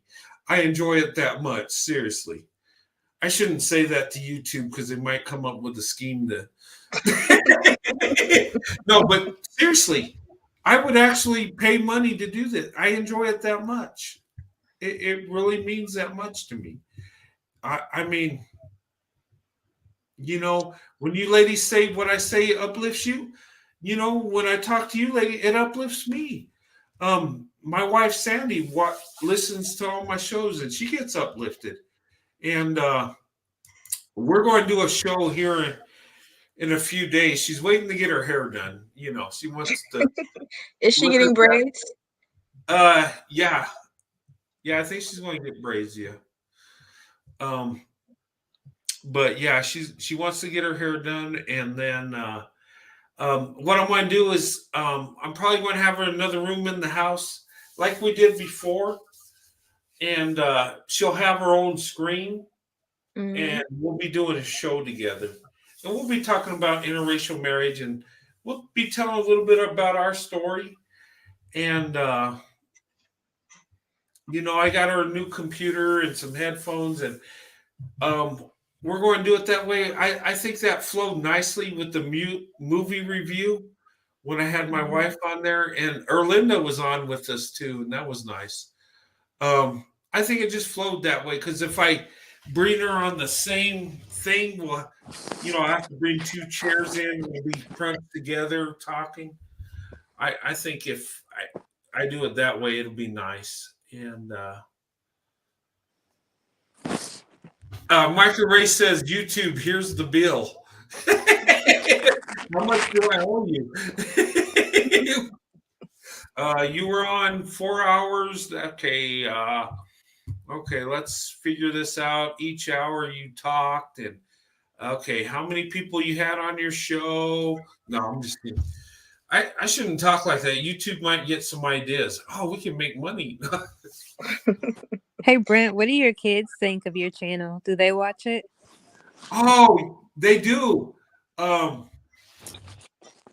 son, he catches it once in a while. He's not. That's dad, and that's what he does. But my daughters love it. My oldest daughter, she watches all the time. My oldest daughter and her husband, they watch it. My younger daughter watches it too. They like watching it. Um, you know, my oldest daughter, she well, both my daughters do. They embrace the fact that me and my wife are in an interracial relationship and they're biracial. My oldest daughter, a lot of times she'll send me stuff on you know, the Loving versus Virginia and stuff with interracial couples, positive things. She'll send me stuff like that, and just you know, that my kids like it. My son could care less. He's just doing his own thing. He's like, okay, Dad, whatever. But my daughter's like, oh, Dad, that's so sweet. You always love to lift Mom, and yeah. So yeah, but my family watches it. Everybody in my family knows what I do. Some people think I'm crazy. Some say, okay, you like black women. Okay, you really going. Okay. They're just like, well, that's just me. They know me all my life. They just like, and some people in my family think it's a neat, positive thing. Like, okay, you found love with another racial, you know, with a woman that's of a different race. That's a beautiful thing. I haven't really got hate from my family. I mean, some people like, okay, well, I don't know about interracial things. That's your thing. And some like watch it and like it. You know, I got some cousins, they're not interracial marriage, but they watch it. They think it's entertaining. They yeah. You know, my son-in-law says, yeah, I'm a big fan. He's like, so my daughter and son are big fans. They watch almost every show. And my daughter came on one time before. That's really sweet. It's nice that you have your family backing you up. They do. And my brother watches it sometime. He's not in an interracial marriage or nothing, but he watches it and he supports me. And, you know, he'll tell me, well, the stuff you're talking about, I don't understand, but hey, I got your back. I think your show's nice. You know, and like I said, I don't hide what I do. My family knows it. They can watch any episode. People at work know what I do. The Captain Swirl thing, you know, one of my cousins thought it was funny to call me Captain. Okay, hey, Captain Swirl, how's it going? So I just like, okay, I'll go by Captain Swirl. It'll be another, you know, Roadrunner 89, Captain Swirl, or you call me by my name. Either way, I just thought Captain Swirl was neat. I was like, wow. You know, they were kind of making fun of me, but it's like, I embrace that. Yeah, I am Captain Swirl. You know what? I've been swirling since 1985. Yeah, I think I can have that title. Just saying. Hey, Corey says drop the link. Okay. I'm thinking he wants to join. No, he just wants to see if I'll drop the link. He wants to believe he has that power to make me do it. Okay, you got me. Oh, I dropped it. Hey, Corey, the link is dropped, brother.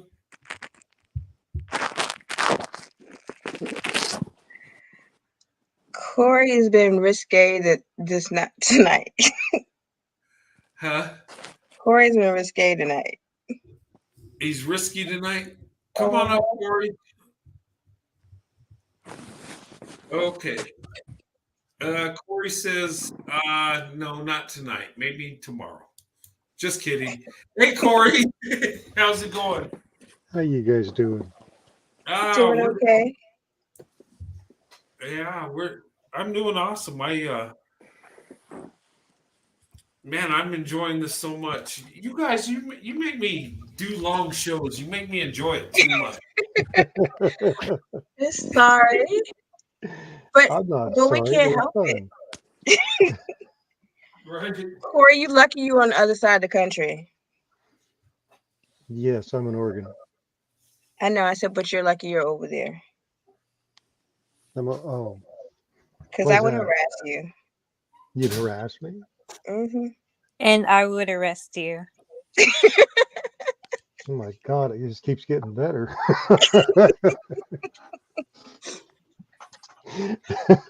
Where'd you go, Brent? He ran. Chicken. Hey, sorry guys, I had to drop my avatar real quick. I gotta do a few things, but I'm still here. Okay. It sounds like you're doing maintenance over there. Yeah, I'm getting some things together here. Yeah, I've been thinking about getting a microphone like what Brent has, because I know these headsets make they make a guy's voice sound kind of almost like an octave higher. So you're saying you have a very deep voice, Corey? No, it's not super deep. It's just, because I think me and Brett, we use the same type of headphone. Okay. And I actually have the mic that he has in his that he's been showing lately. I actually have that mic. It's Oh, you fairly do? inexpensive. Mm-hmm. Yeah, I've heard my voice with this headset, and I've heard it recorded on other things, and it raises my voice up quite a bit. Oh, with the headset you're wearing? Oh yeah, remember when I told you when your headset died, it made your voice more tinny? Yeah. Yeah. Yeah, that headset, I don't know. This I mean it's nice, but it don't seem like it lasts long.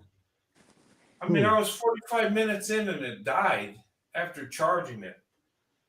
Well, you've been known to run them headphones for 8 hours, so. Yeah, I mean, I don't know. It's weird. I probably just didn't have it charged all the way.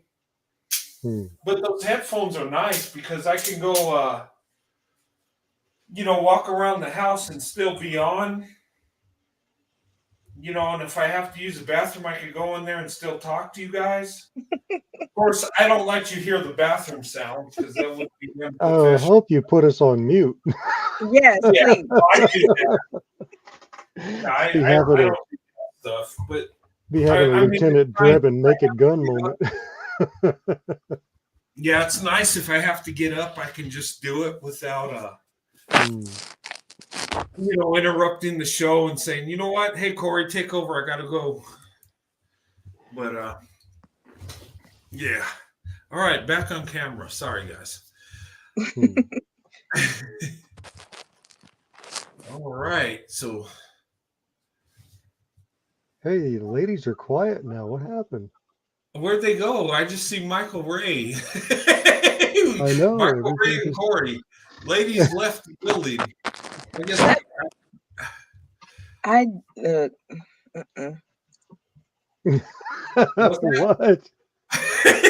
You're like, that didn't sound too good. No, it's Corey's on, so Yeah, we all like to listen when Corey's on the panel. Exactly. Yeah, Corey's got that voice. You could be a narrator for like those audiobooks, and Corey walks in the room, and the ladies they tremble as he walks through. Corey, does it make you self-conscious when we talk about your voice? Yes, it does. Hey, ladies. It does, because I when I go out in public and like when I go to the stores and stuff and the checkout, the ladies always ask me, how's it going? And my response is living the dream. And I know what they're doing because their eyes always get big. And I'm like, oh boy, here we go. I've even on several occasions, some of them, Brent, when you go and you buy because I still collect the Blu-rays and the DVDs if I find my favorites and the older ones and stuff. I still do too. Yeah. But the first thing the ladies do is they say, "Oh, that's a good movie. Can I come home and watch it with you?" Oh my God. Really? Yeah, because I don't wear a wedding ring because I'm not married. it's yeah. Oh, okay. Corey Yeah, gets his flirting practice on every day. I wasn't even flirting with them. So in your Wow. eyes, is that coming off as thirsty? Well, we know there's a little bit of a hunger involved, yeah, because I mean they want Netflix and chill, but, Oh, but wow. I don't roll that way. That's You good. you usually what I get is they're like, okay, sir, are you done? You can go now. That's what I get. That's what I've gotten. Thank God Sandy loves me because Well, you know, some of them when they get to flirting, depending on what kind of mood I'm in or what I'm thinking about. And you know, I've been single for almost 3 years, so you know, I mean, my brain operates different than you because you are still married. yeah. But it depends because sometimes uh, my voice will drop way down, and Uh-huh. it sounds like Batman, like you know, You do talking sound from the like shadows. Batman. You know what, Corey? You got a cool voice. I'm going to give you that. You know, you do. And I know the ladies like it because it's just calm and cool and just, yeah, I'm But Corey. you know how Mellow awkward it is. and marinate. Yeah. Would you get a Marinate. tip? I'm Go sorry. ahead. Go ahead. No, you first. Okay, so we just marinate in the sound, the dulcet tones of Corey. Mm-hmm. Yeah. Yeah, You know what's funny, Corey? I had two elderly women hit on me in front of my wife. And I don't know if they just assumed that or didn't think she was with me because she's a black woman and thought she just, I don't know. Just standing nearby for no reason. Yeah, it's just like she's just there. And one lady's like, that's my husband you're talking to like that. And she had to be like in her 60s, and that was when we first got married. I was 44 and my wife 25. Oh, My God. Cougar Town. yeah, she was on safari, man. Yeah, and here's the thing: you would think that a woman hitting on you is like, it'd boost your ego, but it lowered mine because I'm like, okay, she's so much older than me. It's like, either she thinks I'm just an average guy and she's got a shot, or I don't know.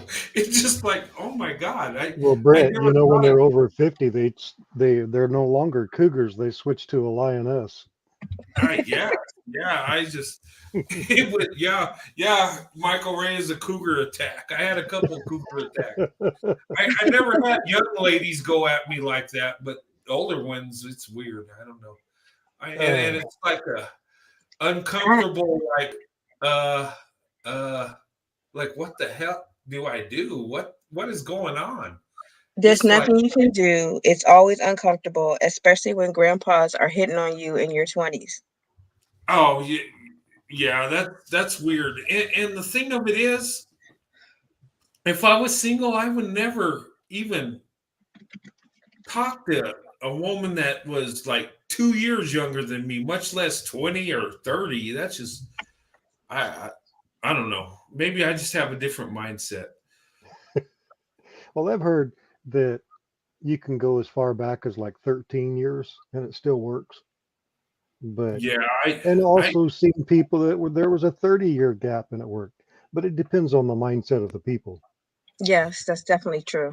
yeah, I mean, it can work. I'm just saying, in my mindset, I've always, and here's me in my life, I've always dated older.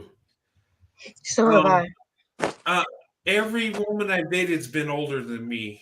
And it's not by a lot, it's usually by a few years, but they're always older. I never went younger except once, and that was weird. I don't know. I'm just a weirdo that way. Yeah. You just like cougars, Brent. I guess. And that's what I told my wife. It was funny, and we were like at a function, and it's like, well, how old are you guys? I says, yeah, she's got 10 on me, and they were thinking like 10 years. They're like, gosh, she looks good for her age. How older? Much older is she? I said 10 months. Okay, that makes sense. We were born the same year, so it's not really like she's older. She was born in the beginning of 69, and I was born at the end of 69. So, so that's really not older. Usually, I know when I was in my 20s, I dating women that were like in their later 20s or even 30s. When I was like in my younger 20s, it just seemed like it was more comfortable being around them. I don't know. Well, I they could are never more date. focused on what they like.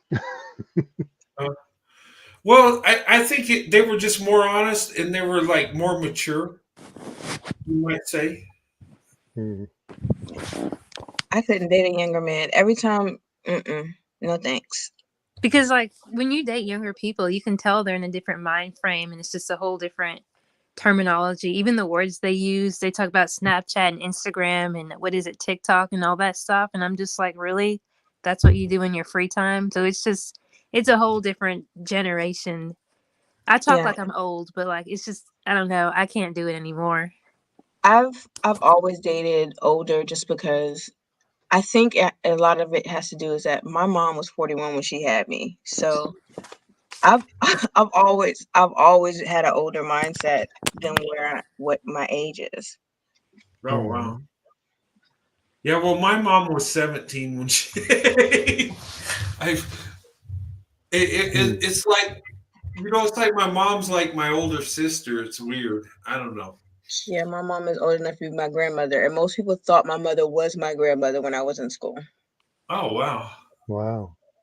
And most people thought my father was my grandfather, and my brother was my father. You know what I found out? Oh wow.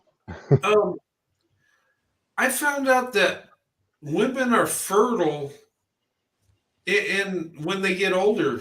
I always thought like menopause was a thing, like once they go through that they can't have children no more, but they really actually can. But some women don't actually go to menopause till very late in life. So like Okay. So it really just depends. But like Yeah, my brother was 18 years older than me though. So But I just found that interesting because I know men are fertile for life, really. yes. You Some know, of I y'all mean, need to be snipped though.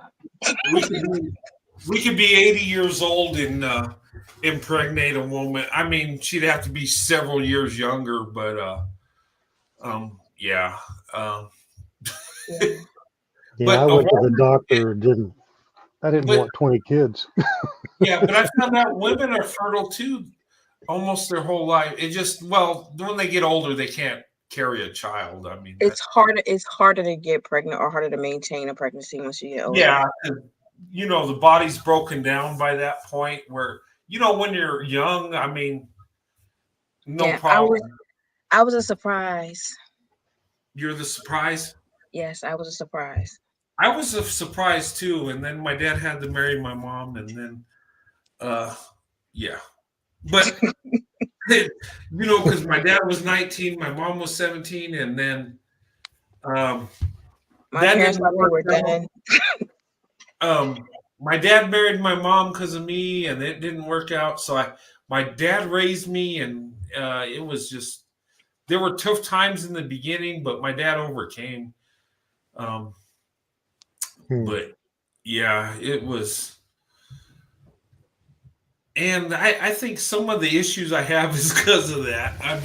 But you know what? Well, I love my parents though. But when my dad was always there, he took care of me. I give him that. I mean, that's my hero. My father is the ultimate man. I look at my father like, oh my God, if I could be half the man, I'd be killing it in life. I do believe that. My dad had 3 kids by the time he was 21. Oh wow. Started young. Wow. Oh yeah. Yeah, 67, 69, and 70. And of course, I'm the youngest. Oh, wow. It's weird because I'm the oldest in my family. It's just me and my brother.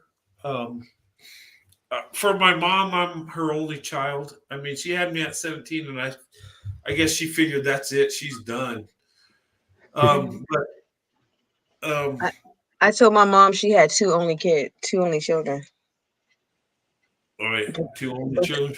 Yes, because my brother was my brother when he graduated, I was 11 days old going to his high school graduation, and then Wow. a couple months after that, he joined the Navy. So Oh wow. My brother is 12 years younger than me. Wow. And it was well because the thing of it was my dad had. I mean, my dad was so young with me. He was a teenager. And then when he married my stepmom, she couldn't get pregnant till um, later on. And my brother was, I think I was like 12, almost 13, 12 years, almost 13 when my brother was born. And they didn't think she could have children. So, um, but yeah, that was. That was quite a distance, but it was cool though because my little brother, he looked up to me and followed me around, and I had a job at the time. I was a teenager, so I buy him toys all the time, and he thought I was the greatest. So um, gifts. it was all good. Actually, it's probably better that way than us being the same age because it was nice. Yeah, you got your individual attention. Yeah, I wasn't jealous of him because I'm a teenager. He's a baby. I didn't care if he got a toy. That didn't mean nothing. And I think that's and my parents would never um try to make us jealous of each other. But sometimes you do when you're at the same age. Because if when you're the only child like I was, you get all the attention, right? And then a new baby's born, you don't get it. Well, I'm a teenager. I don't want no attention from my parents. I want them to just look the other way. Less attention, the better. Focus on the 12-year-old. You only see the 12-year-old. Yeah, so it's like, yeah, focus on him. Leave me alone. No, seriously, yeah. I am not the teenager you seek. Right. I was a good teenager till I turned 16. But anyway. Not me. But when West I Coast was is different. I didn't grow up till I was like 23. It was like then I had life choke me out a little bit, and I had to what? Dad was right, I was wrong, and God help me. And then Sandy came along, and the rest is history. And you know what's funny is people say, well, what do they think about your wife being black? What'd your mom think? Oh, did your dad, were they okay with it? How'd you deal with it? When I proposed to my wife, my parents said, oh, thank God. Oh my God. Thank God you married her because she had character. And a lot of girlfriends when I was a teenager, my parents really didn't really like. And I was thinking, why are they? But looking back, okay, I get it. I get it. Yeah. She was trouble. Yeah. Okay. Yeah. Mm-hmm. When you're young and dumb, you have those young and dumb glasses that you think everything's great, But yeah, they were praising God when I married Sandra because they knew she was a good person. They knew that, and I think they were just afraid I'd marry the wrong woman. And when I married her, it was like a relief.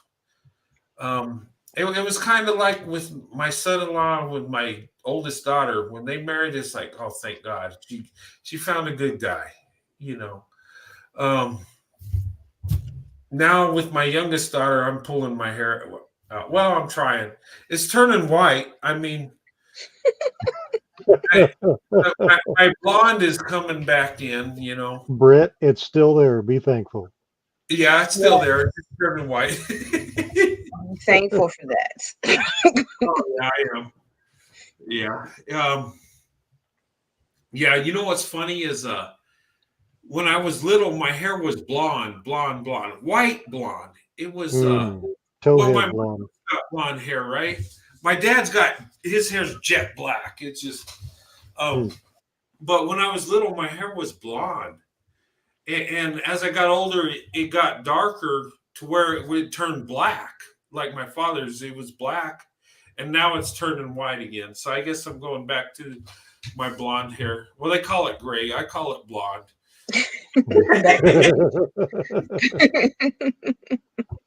No. Yeah, my hair was like really blonde when I was a kid, a little kid. Yeah, mine was too, but it got It dark. was You know what? glowing white. You know what's funny is it, and guys, if us as white people, we're the weirdest people in the world. Think about it.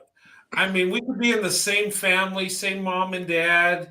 We're brothers and sisters, and we all have different color hair, different color eyes, and it just makes no sense, does it? I mean, some of us have gray eyes, some of us have blue eyes, some of us have green eyes, some have brown, and our hair color is different. I look at my family, I'm like, gosh, we all had different color hair. It was weird. It was like, and what was funny, when we're younger, I had the most blonde hair, but as we got older, I had the darkest hair. Does that make sense? Wow. You never know Yeah. what those genes are gonna do. Yeah, our genes are weird. Our genes are all over the place. And you know what's funny? Our eye color. My eye color was like a dark brown, right? And my brother had gray eyes, like a cat. They were gray. They were neat looking, right? My father, when he was younger, had bright green eyes, like a fluorescent green, kind of weird. And funny, as we got older, our eyes have turned hazel, like green and brown. It's like we got the same color, but growing up we had different. I don't know what's going on with the genes. Some say it's like a genetic defect. I don't know. Defect. It's just weird. I mean, we're weird people. But yeah, it's interesting if you think about it. It just. My eyes actually change in depending on what I'm doing. But You know what? they get lighter and darker depending on what I'm doing. Does it also change depending on what you're wearing? No, I usually wear the same style. Well, no, different colors can like I've seen where certain colors can make a person's eyes look a different color. They can. You know what? If you see me in the sunlight when it's bright, my eyes look green. They just look green. But when it's cloudy or something, they look brown. It's like it, depending on the lighting, makes it look a different color. Mm-hmm. Yeah, it kind of highlights it in a weird way. Because it's got green and brown. They used to be just pure brown. And they got green as I got older. Some green in there. And my dad's turned hazel when he got from green. And my brothers went from brown to hazel. It's weird. I don't understand that. My eyes only change colors when I put in contacts. So yeah. Yeah, mine just changed colors at whatever's going on. Yeah, I guess my eyes do look a little brighter. It's crazy because my skin tone, I can actually wear like a coral orange, baby blue, white. Just Well, you know, like your Miami Vice set. Yeah, you know what? My wife had that idea of that color. She said, "Why don't you wear a white jacket and a blue shirt? That would look nice." And I'm like, "Okay," because I bought a suit, right? Um, and it's a nice suit. I mean, gosh, I just only wanted to spend $100. I ended up spending like 500 on a suit, but I needed a suit for not just to do this YouTube, but for church because I just Mhm. wear a shirt and a tie. I'm like, I got to get a suit. I got to look more professional. So I bought a suit, and then she says, "Why don't you buy this?" She talked me into buying this white suit, and she said, "Wear a blue shirt with it. No tie, no nothing. Just a blue shirt, a nice blue shirt." She says, "Have the blue and white." She said, "It'll look good. Just do it." I'm like, "Okay." And actually, it looked pretty neat. I mean, it had Mhm. that, I guess, that Miami Vice look to it. She But was she was having her Miami Vice fantasies through you. yeah, I guess so. I mean, Don Johnson, stay away from my house. You... He's quite a bit older than you are. Yeah, just a bit. Well, you did get more for 500 than I did. I bought a pair of boots. Oh, yeah. Well, the What suit kind of boots though? gosh, Yeah, they were if I Cody. bought the suits I really wanted, I would, yeah, I have to make more money. But that's a nice suit, though. I mean, and it was a nice look. I'm trying to change it up. My wife's got ideas, but when I come on, like right now, I'm wearing a hockey jersey, right? I have like a certain, you might say, uniform Mhm. to what I'm doing. Because I want it to be different. I want it to be, but I want it to be classy and look decent. I don't want to just wear my everyday clothes and just come on here. You look, you looked good in a polo shirt the other day. Yeah, that was yeah, my wife made that suggestion because and that shirt we looked at, she's like, this would look nice. And it was different. I like polo shirts. I like them that have logos or just a different design, not just a regular polo, but I think polos would look good. Maybe wear a suit every once in a while. Maybe a hockey jersey every now and then. Just mix it up. Keep us on Yeah, our toes. yeah, there you go. Then you never know what I'm wearing. And then yeah. But yeah, I think a nice change every now and then. And I'm getting ready to go to Dallas and do my Captain Swirl on location. So I got to see what's going on. I'll probably go to Daily Plaza because I'm a big history guy. Probably go down where President Kennedy was assassinated. I've been down there a few times. It's a nice area. Just the historical. I'll probably do a video on that. And I want to see what's going on in Dallas. Dallas is awesome. That's me and my wife's second home. We go down there all the time. But I'll probably be down there the 18th and 19th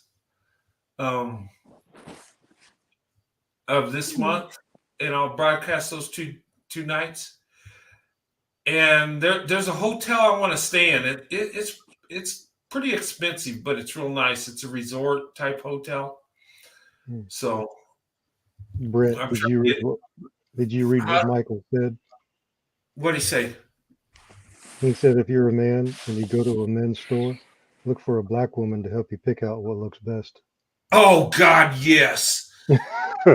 Oh my God, yes. Yeah, we kind of have an eye for that thing. You know what, ladies, you do. And you know what? I ought to do like I ought to do like a poll on my community page and ask you ladies what I should wear, or send me pictures of fashion. No, I'm serious, because black women, you know how to dress. Like my wife, I don't know what it is. You ladies know how to dress your men, seriously.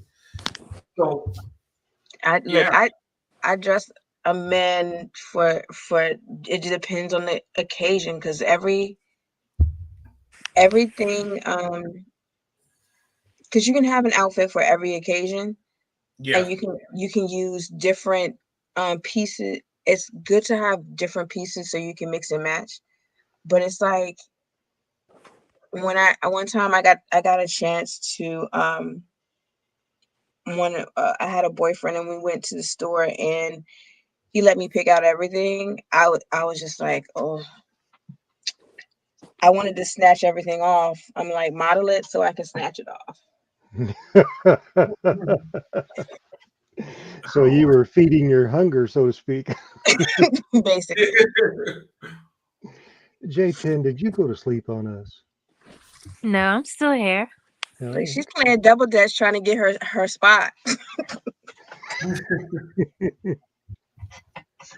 Oh, hey guys, you know what? It's 1:30 in the morning. I gotta go to work. What am I doing? You having a good time? I know, but that good time I want to pay for it in the morning. Oh, I'm sorry. I'll Well, be like, yeah. it's 3:20, it's 3:30 over here. So Oh, okay. It's You're on the 12:31. and I gotta be up in 4 hours. So Oh, Lord have mercy. Yeah, we probably need to close it down. As much as I don't want to do this, why is it painful to shut down a live stream after 5 hours? You know because it's just getting it's so good. Especially if Yeah. you have one that you've been laughing, that you've gotten some good information, the energy has been flowing well. It's hard to let that go. It is. And you know what? We've got you ladies have dropped some gems on dating. Oh my goodness. I wish I would have, you know what? I need to go back to where I was in my 20s, get a time machine, and talk to you ladies how to approach black women and how to talk to them and what I need to do. I think I would have been better off. But just like Look, the only thing I've ever wanted is somebody to approach me in a real fashion. Yeah. Because Me too. lines Me don't too. work. She's like, hello, how are you doing? I don't mean to bother you, but I just wanted to let you know that you were looking fine today. And you walk away. I mean, and maybe if we can have maybe whatever, but it's just like people don't do that anymore. And it's just like, I Yeah, miss it's it. sad, huh?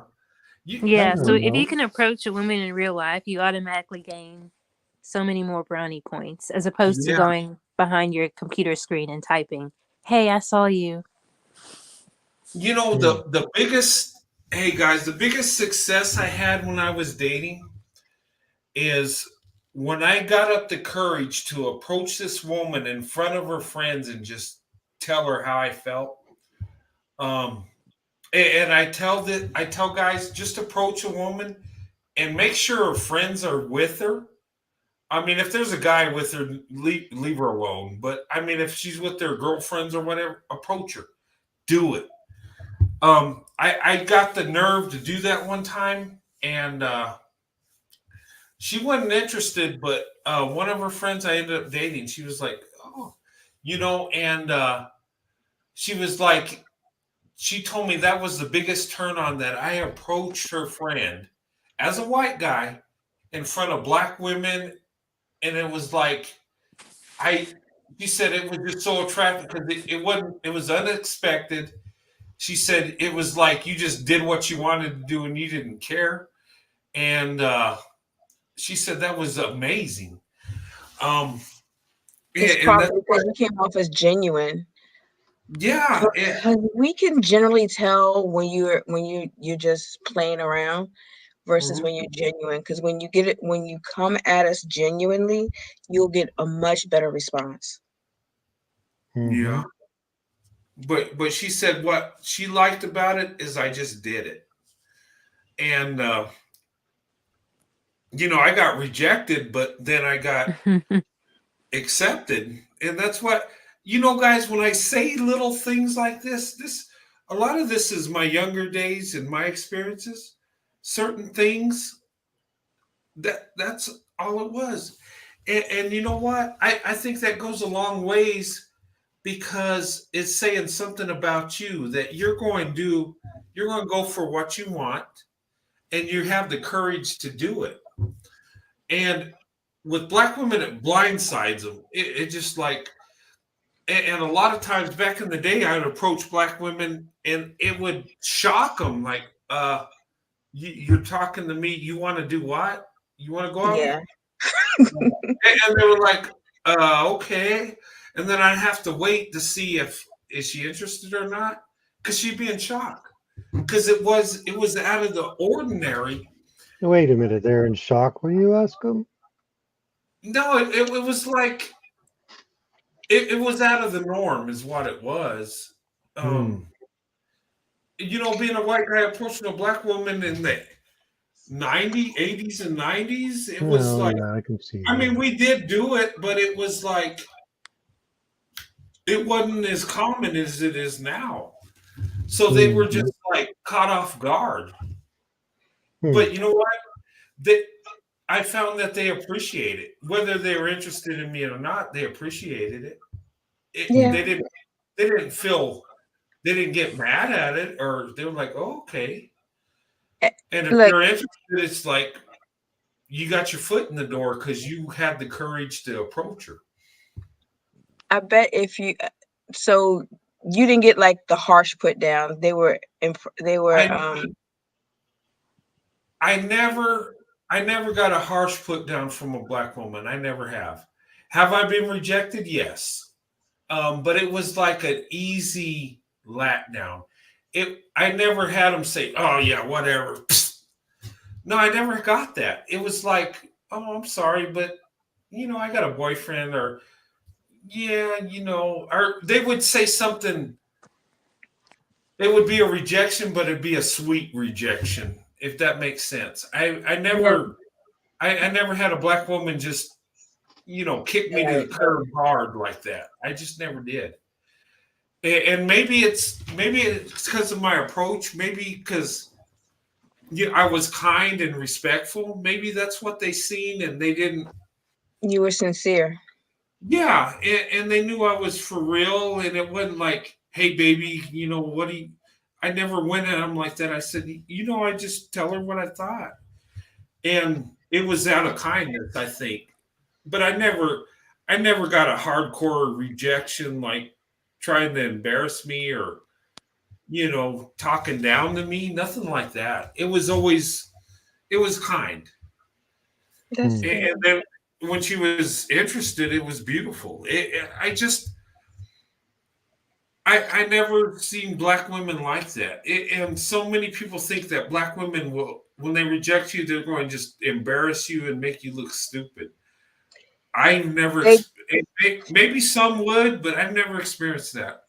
They can, but it all depends on how you approach them. If you don't approach them within the respect, they're not going to give you no respect to set you down. And I think they felt bad because when they rejected me, my heart was broken, and it shows on your face. So there's probably like they felt sorry for me. Well, okay. Oh no, you had that puppy dog look. Yeah, you know, and I do that pretty good.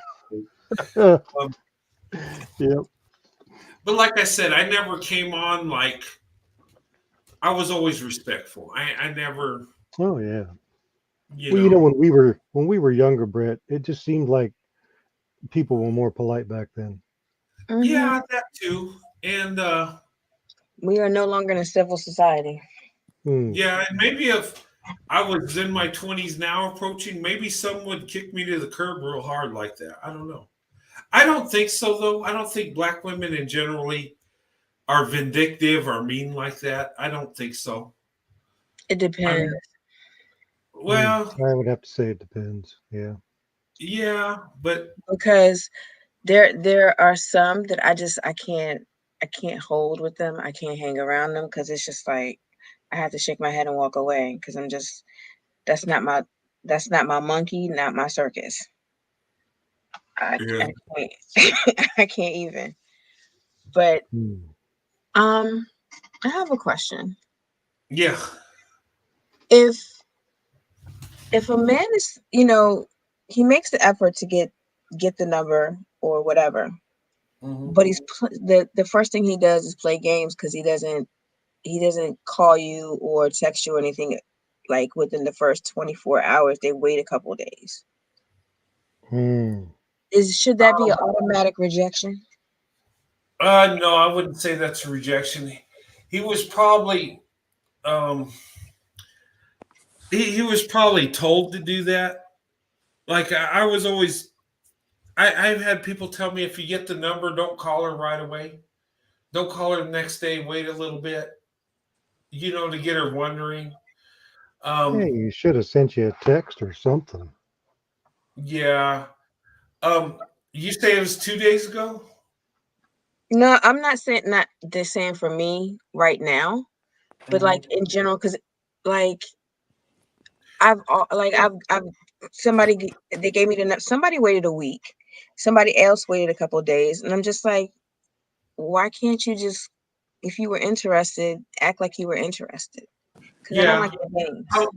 Sometimes people get advice to wait. I've been told that. For me, I mean, if I got your number, I'm going to call you the next day. I can't wait. I was gonna say that's not a good thing if I they're just- getting your number and then just sitting there and waiting.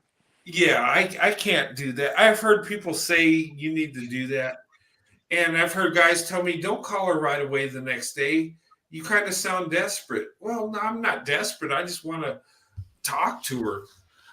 Sometimes people put stuff in your head that, but if I got a number, I'm calling because I'm interested. I don't ask for.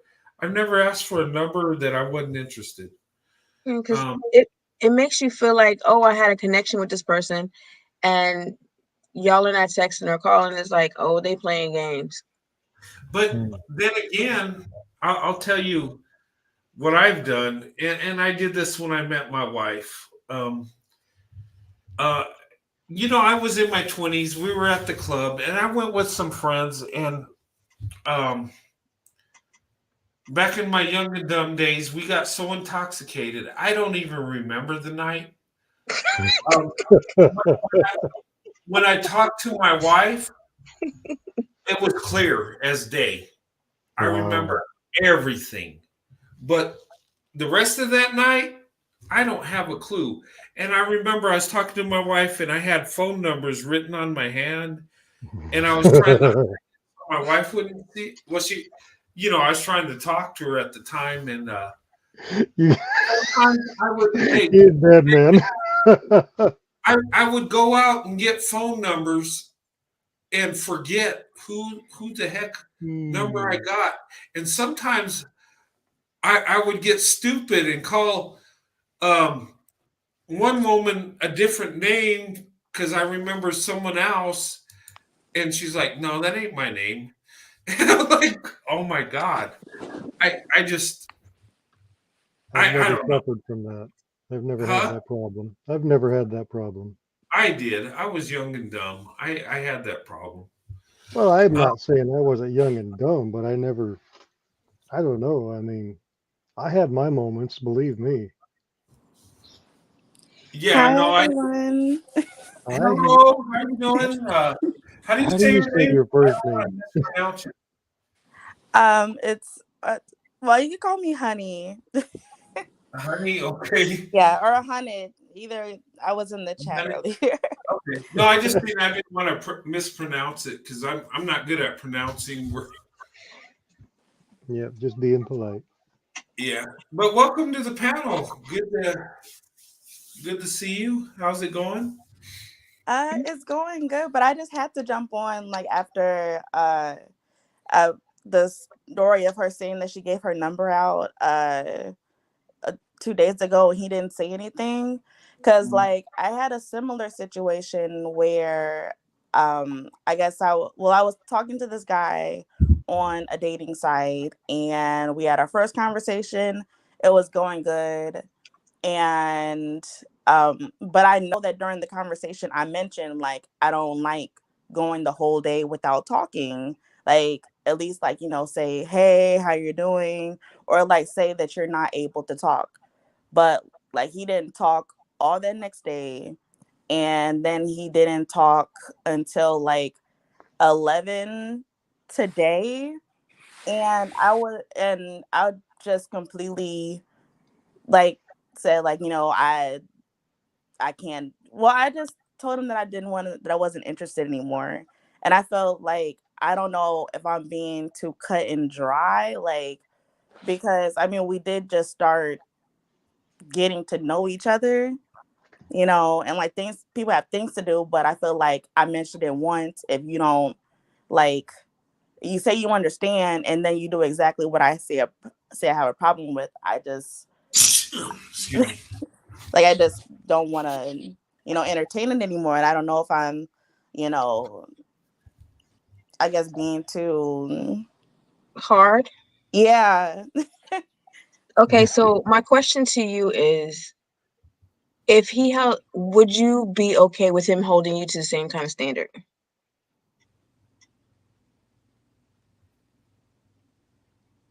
Yeah. I mean, because I feel like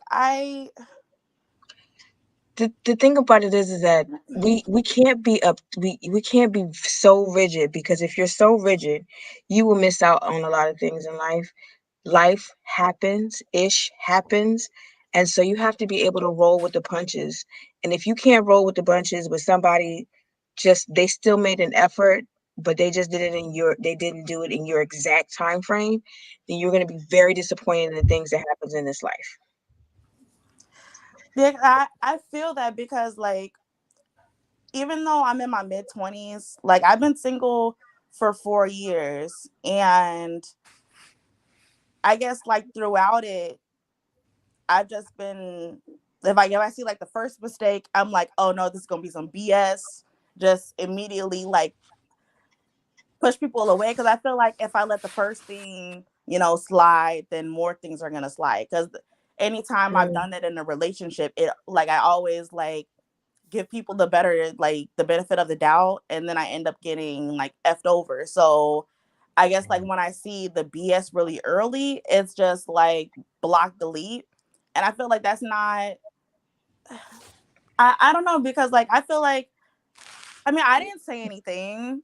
You have to be I didn't text him either, but it's you like he yeah, you said that have he to. would talk to me. So I let him have all day that day and That's all day today to talk to me. So that's it's like, if you didn't try and you're waiting for him, these are starting to sound like games. So my thing is, you know, when it comes to communication, life can happen because, like, I might promise to call somebody and I couldn't make that call because I had an emergency and I had to do something. I couldn't necessarily text you because where I was at, it wouldn't let me make any outgoing calls or text messages. I thought I sent it out, but my phone didn't send it out.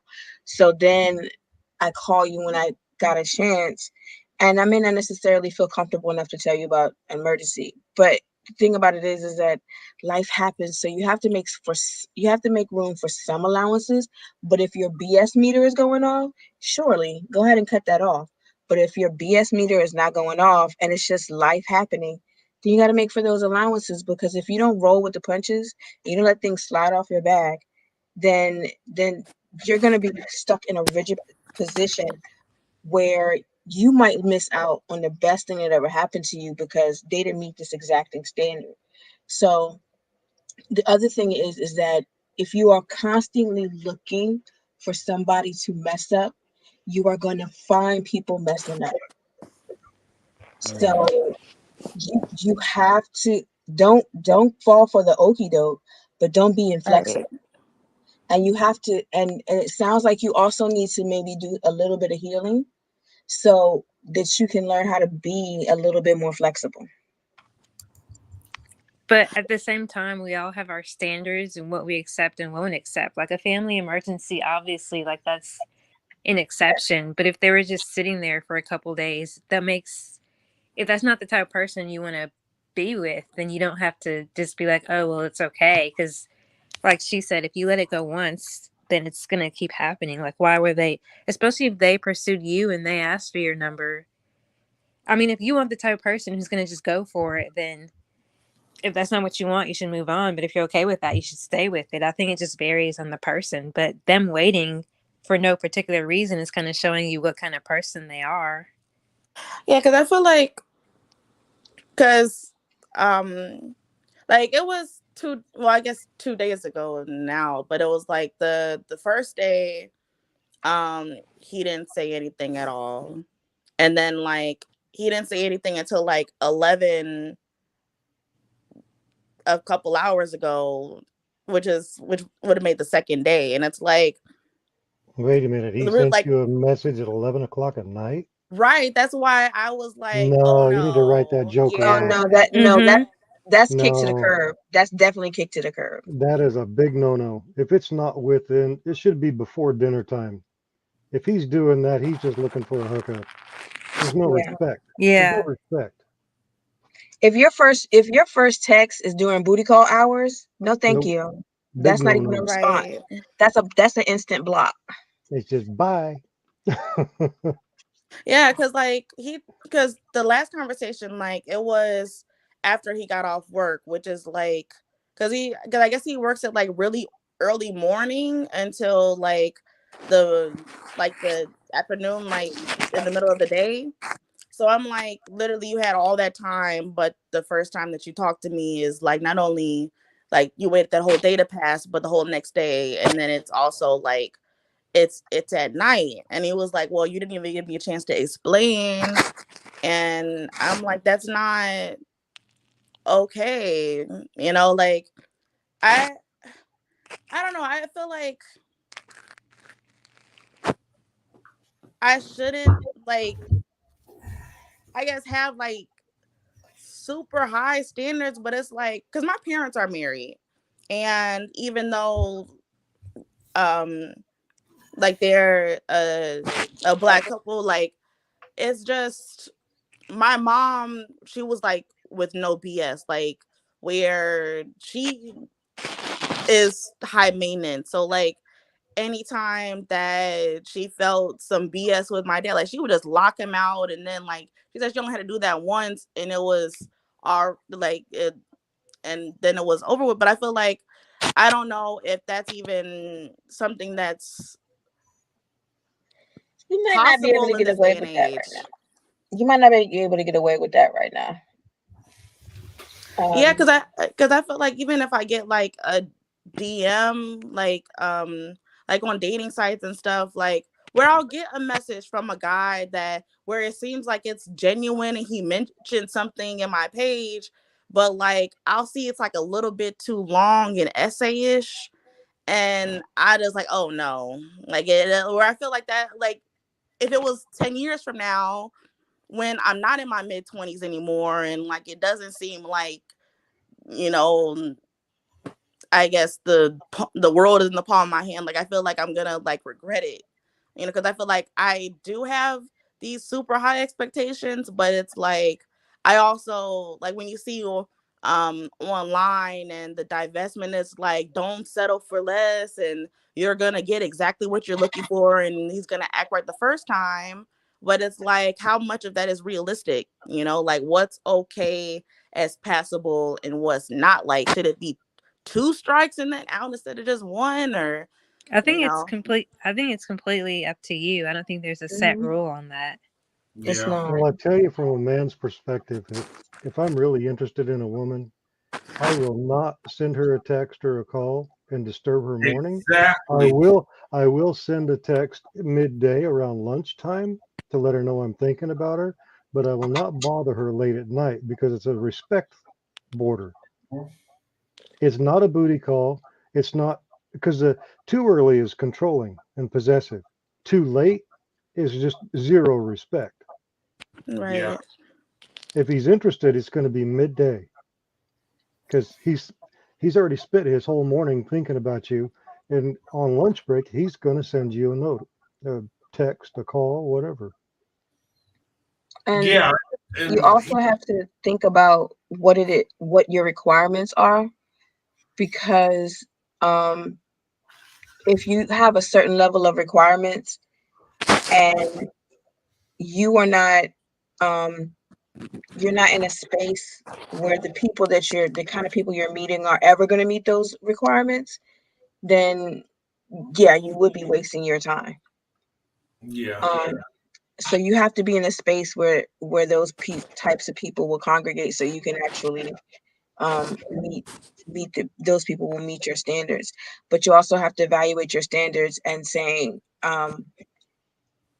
because you can't be somebody that is not that this is just an example, but if I haven't even graduated high school, I'm not expecting to get no six-figure person who's college educated and needs me to be whatever if I can't hold a conversation with them because I can't understand what they're saying because I don't have our vocabulary skills are not the same. So it's just like you have to make sure that you also meet certain levels of expectations so that you're not outside of the range of what you want. So you have to be realistic in your expectations. Hey, ladies and Corey. Hey, I have just a thought listening. When you talk about the vocabulary and who you want to get with, you remember when Pink Pill Crystalline Carson had her when she would talk about getting with white men that were successful and how to present yourself, how to dress, and the etiquette and all that stuff, right? Being professional and speaking in conversation, and I think what she was trying to do was get black women to give their best presentation and be professional and get these high value white men, you might say.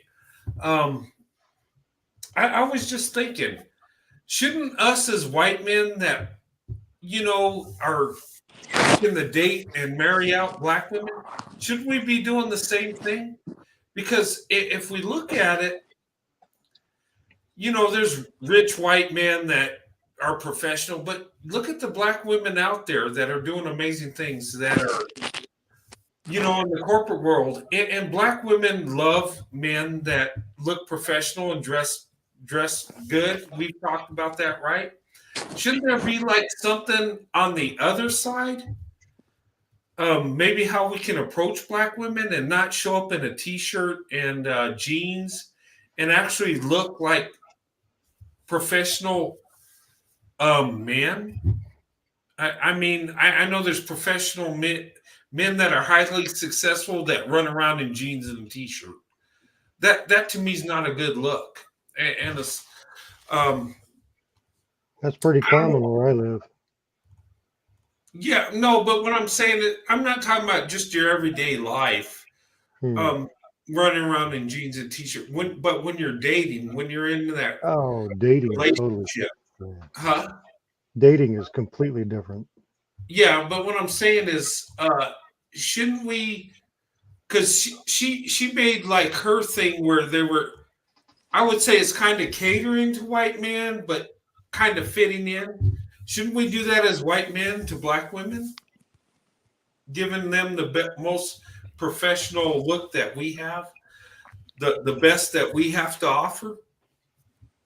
I'm just saying, no, I'm just like brainstorming because listening to the conversations and stuff. Well, you know what surprises me, Brent? Just your average woman will spend at least 45 minutes or longer getting ready in front of a mirror. Mm-hmm. And a guy wants to throw on a t-shirt and a pair of baggy pants and turn his hat sideways and think he's ready. Right? No, yeah. Say what? and and we talked about fashion. We talked about my wife, how she thinks certain looks would look good and she puts it together in her head. And I know how to dress nice, but not like that. It's like black women got it together when it comes to fashion and stuff. Mm-hmm. And one of the ladies says, if you want to, who said that? If you want to look good, and you want to get dressed up, have a black woman help you out. That was Michael. That was Michael. Yeah, that was a good point, though. Seriously, if you want to look good and you want to dress in the right fashion for the occasion, get with a black woman. Seriously, he is so right on that. Because I don't know what it is, but he is absolutely right.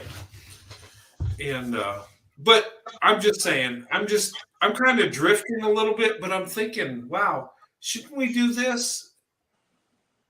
I mean, because black women, to me, are first class. Black women are, doing amazing things. And for us to compete for black women as white men, we have to go above and beyond because we're at a disadvantage from the get-go, right? Because most black women will be with black men.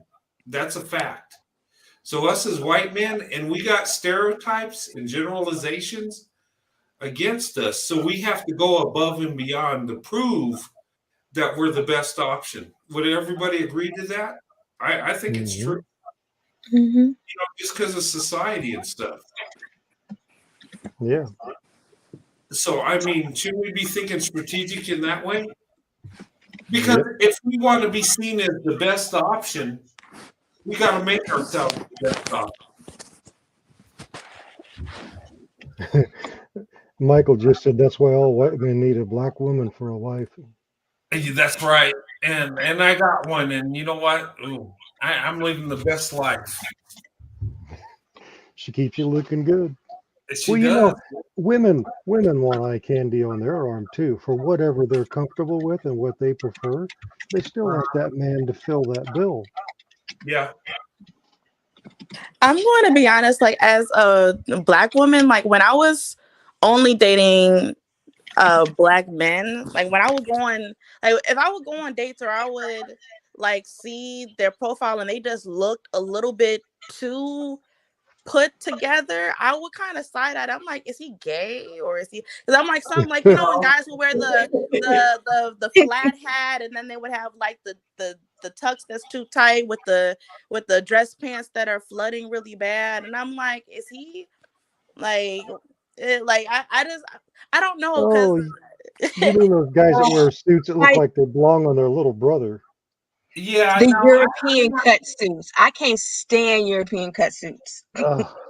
Yeah, when they would always have like this strong beard and they would be bald and like they would think that they were some type of haberdasher or some stuff like that. I'm like, oh my gosh. I resemble that remark, Hunid. Like there's like so many guys that they think that they're being fashionable, but there's like so many guys that think that they're being fashionable that dress exactly like that. And I don't know. That's funny. Well, I think it's how you dress because I'm not going to wear a suit that highlights my butt. It's just not a manly thing. I mean, I'm not going to do that. I mean, I'm just saying looking nice and professional. I mean, Britt, do you remember those Untuck It commercials? They were talking about pants that actually fit a guy, and that other guy showed up. He was a Metro dude. Everything was skin tight. And he dropped his scarf, and he goes, "You got to get that." And the guy goes, "Maybe later." He couldn't bend over. His pants were so tight. I like a man in a suit that has been tailored to perfection. My mom was a seamstress.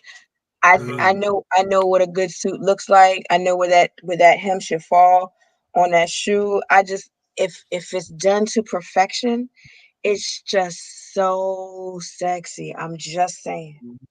Dang, I'm gonna call you when I need a date to go walk the red carpet in Hollywood.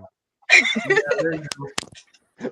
Yeah, hey, Afro Angelique, I'm running for president in 2024, and you know what? Hey, I'm going to have the swirling party. That's you know what? Democrats and Republicans, yeah, whatever. We're the swirlers, and we're coming through. And they said, Obama wouldn't have been president with unless he had a black wife. But what about a white guy that has a black wife? Would that impact anything? I always thought about that because they always said, well, if Barack had a white wife, he wouldn't be president, right? But think about this: some of the most powerful Black women in office have white husbands. Yes, they do. And you know what? What if a white guy that has some political clout had a Black wife? I just thought about that. So I think, hey, I'm running my campaign. I got 6,000 subscribers. You know, in the United States, there's what 160 million. We got some work to do, but I think it's possible. Anything is possible if you believe it. You can achieve it. Right? And I think it would look good. You know, President Captain Swirl and First Lady Sandy. Oh, it's a beautiful thing. With Corey as Okay. your vice president, it's all good. Yeah, Corey, you gonna be my vice? You got to get you a Black wife though if you want to be on my cabinet. Sorry, you just got to hurry up and make it happen. I'm not qualified right now. Okay, well, we'll get you qualified. And you know what? Interracial couples will get a tax. In fact, they won't even pay taxes. If you're in an interracial relationship, you don't pay taxes. Look, I need to go get me something. I need to go, join so I can take care of that benefit. Yeah, right. Take advantage of that benefit. We'll create our own party too, the Swirling party. We're taking it. I think I need to move out west. Hey, and you know what? Hey, you know what? You want to make America great? Swirl. There you You go. know what? Yeah. He build embraces them back- overnight. Hey, and what's another swirl? What did Joe Biden say? Build back better. How about build back swirling better? How about that? Hey. My cousins are trying to get me out to Cali. They're like, your husband's here, right? And I'm like, no, I need seasons. Because it's just too hot. Yeah, so yeah. But yeah, I'm running and I think I'm going to come in last place. Look, I'll write you in Virginia. I'll vote for you. You have one vote in Virginia. Yeah, I got to get on the ballot in all 50 states. But you know what? And if we could be a winning ticket, when it comes to Black women, white men, that's going to be my power base. But I think we could get with Tyrone and Becky and build an alliance with them too and give them the same tax credit. Maybe we can sew up that bet, that vote, and the white supremacists, we lost that vote because they don't like what we're doing. But that's a small group, so we don't care. They don't count anyway. Yeah, but yeah. Build back swirling better. That's what I say. Okay, we're going to build back swirling better. So get out there and What was that one guy? He's a comedian. Who's that? He made a skit where he was standing behind the presidential podium, talking as the president. Oh, I know who you're talking about because he was the president's anger. Oh man, that was a riot. and then he was like, "Oh man, you're just too angry. I can't even deal with you anymore."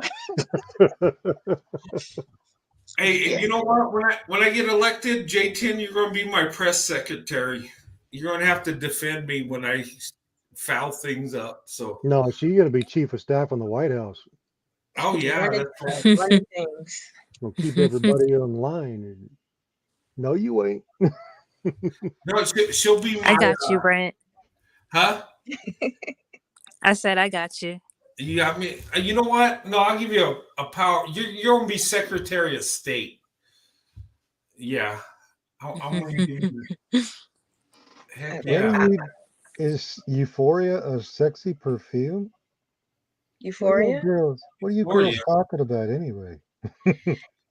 Look, let me just explain to you the power of Euphoria. Every single time that I wear it, and I'm in a place where there are many people of the opposite sex. They seem to congregate, and they're just like, I can't leave. I just don't know why.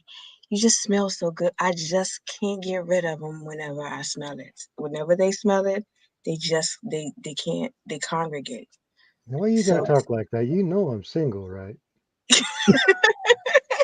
Hey, I know that was you like know I'm single, right? It's look, it's just mm, euphoria. The thing about it is that when you go, even if you don't put it on your skin, you have just sample and you smell it. It's just like, I just can't stop smelling this. So, Okay, this is conversations raising my blood pressure a little bit. okay. You know what? It has Euphoria contacted you yet to do commercials for them? Oof, getting hot in I here. know you. I'm sold. I am sold. It would be like, oh my God, you know what? Wow. I can't look, because when you have that right perfume or that right cologne, I'm telling you, it makes you look better. It just, everything is better.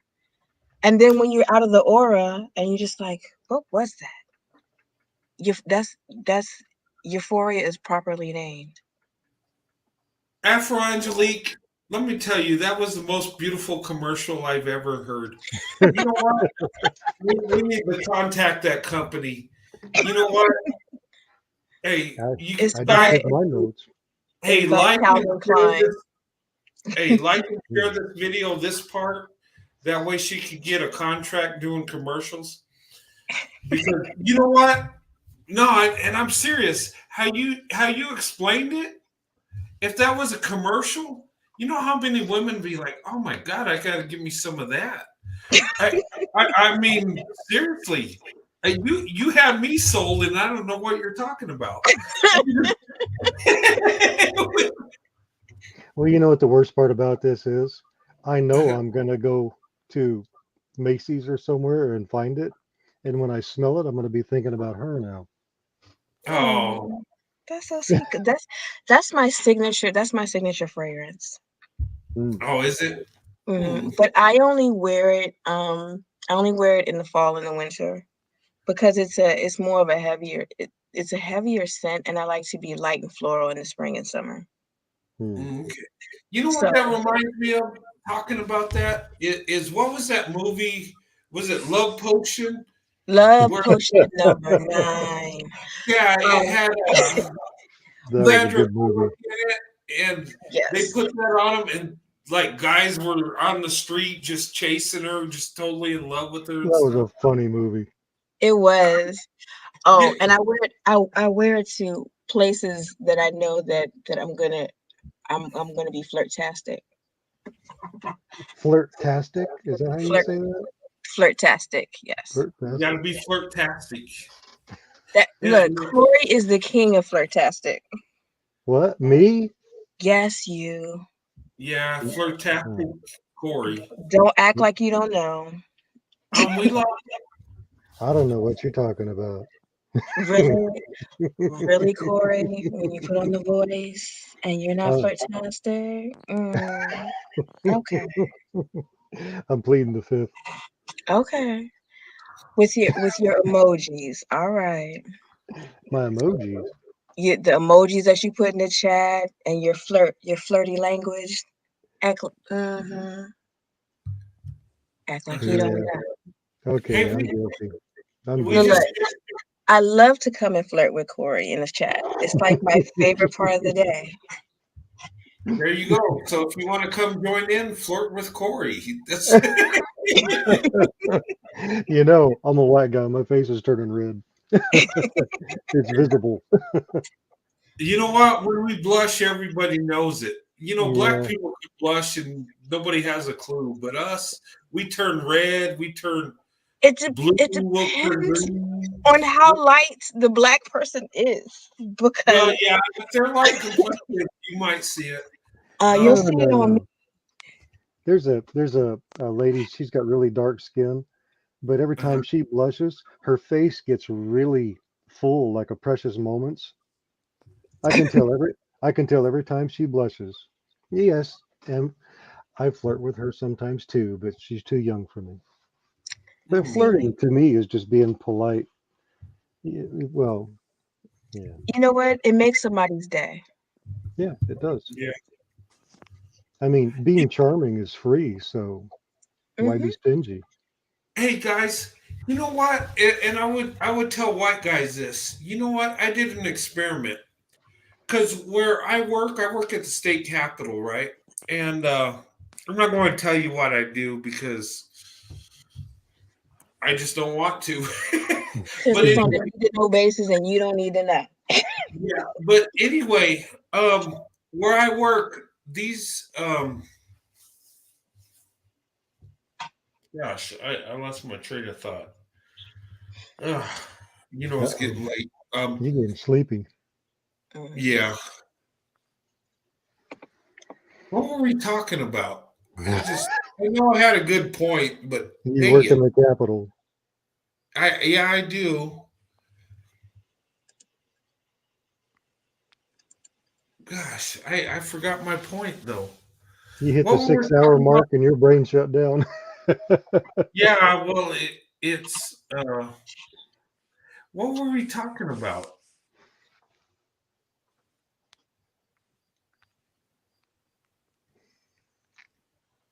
Gosh, I'm sorry, guys. I had a brain fart just now. I kind of lost my point, and that was a good one too. I just can't remember what I was going to say. Um,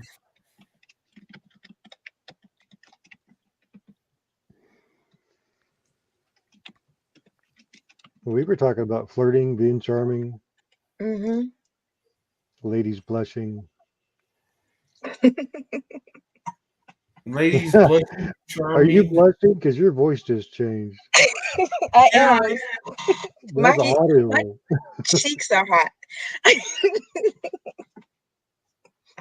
Corey, stop it. Not likely. wow.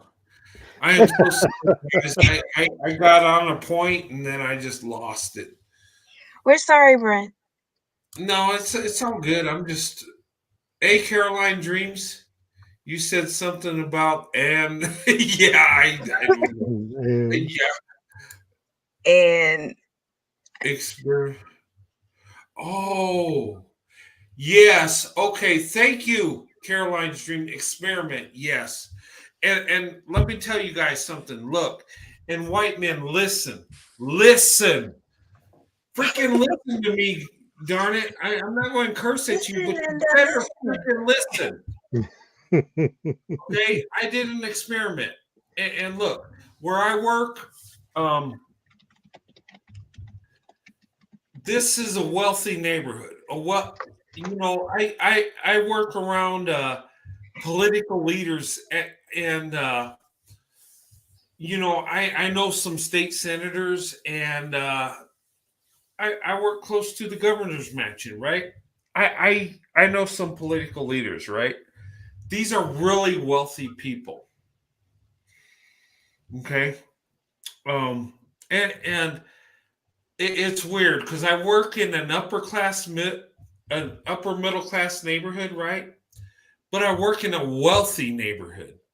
I live in an upper middle class neighborhood, but I work in a wealthy neighborhood, right? And the reason I don't live where I work because I can't afford it. These are very wealthy people, right? Um, but here's the thing, and there are black women up there, and I did an experiment, okay, and I do this sometimes to just see people's reaction. Okay, if you look at me, I'm a 52-year-old white guy. I'm an average white guy. There's nothing special about me. I'm just an everyday white guy, period, point blank. Okay. Um, but I went out there and I said, you know what? And when I hear that black women say white white men want to approach, and I hear white men say, well, black women don't like us anyway. Why try? I went out there as an average, at best, middle-aged white guy, right? And I seen some black women. Some were attractive. And I just walked up to them, started talking to them. And, you know, the thing of it is I had a pretty good conversation. And it flowed pretty well. Now, I don't know if they would have been interested in me in that. I'm not even going to go there, right? I'm married, right? But I just did a little experiment. Like, will they even talk to me? Will they even? Yes, they will. And had a good conversation. So here's the thing. If I could do this as an average at best, middle-aged white guy, right? In my 50s, my life is half over. Think about it. I would say to you as men, approach a black woman. And here's the thing. Us older guys, we have the confidence. Why? It's stupid. We really shouldn't because we're not that attractive, right? But the younger guys do have attraction.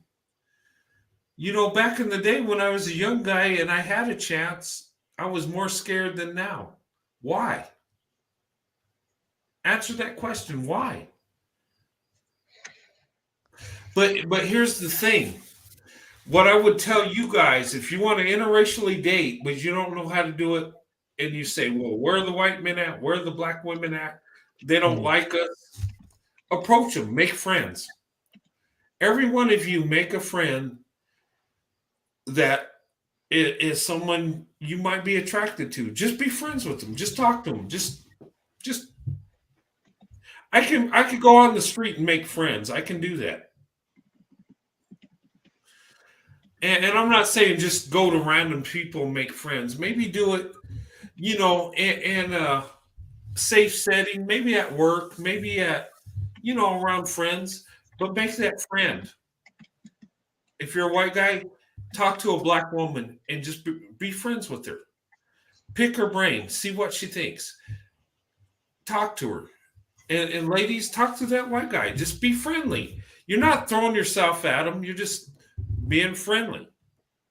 We all do that all the time. I'm friendly with everybody. And I always have been, whether I'm attracted to them or not. I'm just a nice guy. Do that. See what happens. See where that leads. Because you know what? Some of those ladies I talked to, I think I could have hooked up with because the conversation went so smooth. And I'm no prize by no means. I'm just an everyday guy. But sometimes just having the courage to approach somebody goes so far. But seriously, guys, I tried that. And it was like, I enjoyed talking to these people and I don't even know them. And you know what? They're much better looking than I am. I'm just saying, just food for thought. Sometimes it's not so much how you look, it's how you present yourself, how you dress, and how you carry yourself. Just saying. You don't have to be the most best looking man or woman. You just got to go for it sometimes. You guys have heard people say that this white guy has the most beautiful black woman. How did he get her? How did he do that? And you know what? I've seen it too. And I'm like dumbfounded. Oh my God. How did this guy get her? And then all those people are like, oh my God, what the heck is going on? And I'm even saying that. I'm like, I'm a white guy. Like, what did he do? You know what he did? Here's the thing. He approached her. He had the courage to approach her. Number one. Number two, he opened up his heart to her. You know what? And a lot of times, women and even men too, when they find someone that truly loves them with their heart, they embrace that. And they don't have to be the best looking. He could be average at best, and she could be a knockout. And they found love. That's what I'm saying. It's all about how you carry yourself. You don't necessarily have to be like the hottest thing on the Yeah. market. But if you can hold a conversation, like that's what gets women is an actual conversation. Yeah. Yes. And Confidence is key. yeah. And you know what? And I can approach women like that with all the confidence in the world. You know why? Because I'm not trying to hook up with them.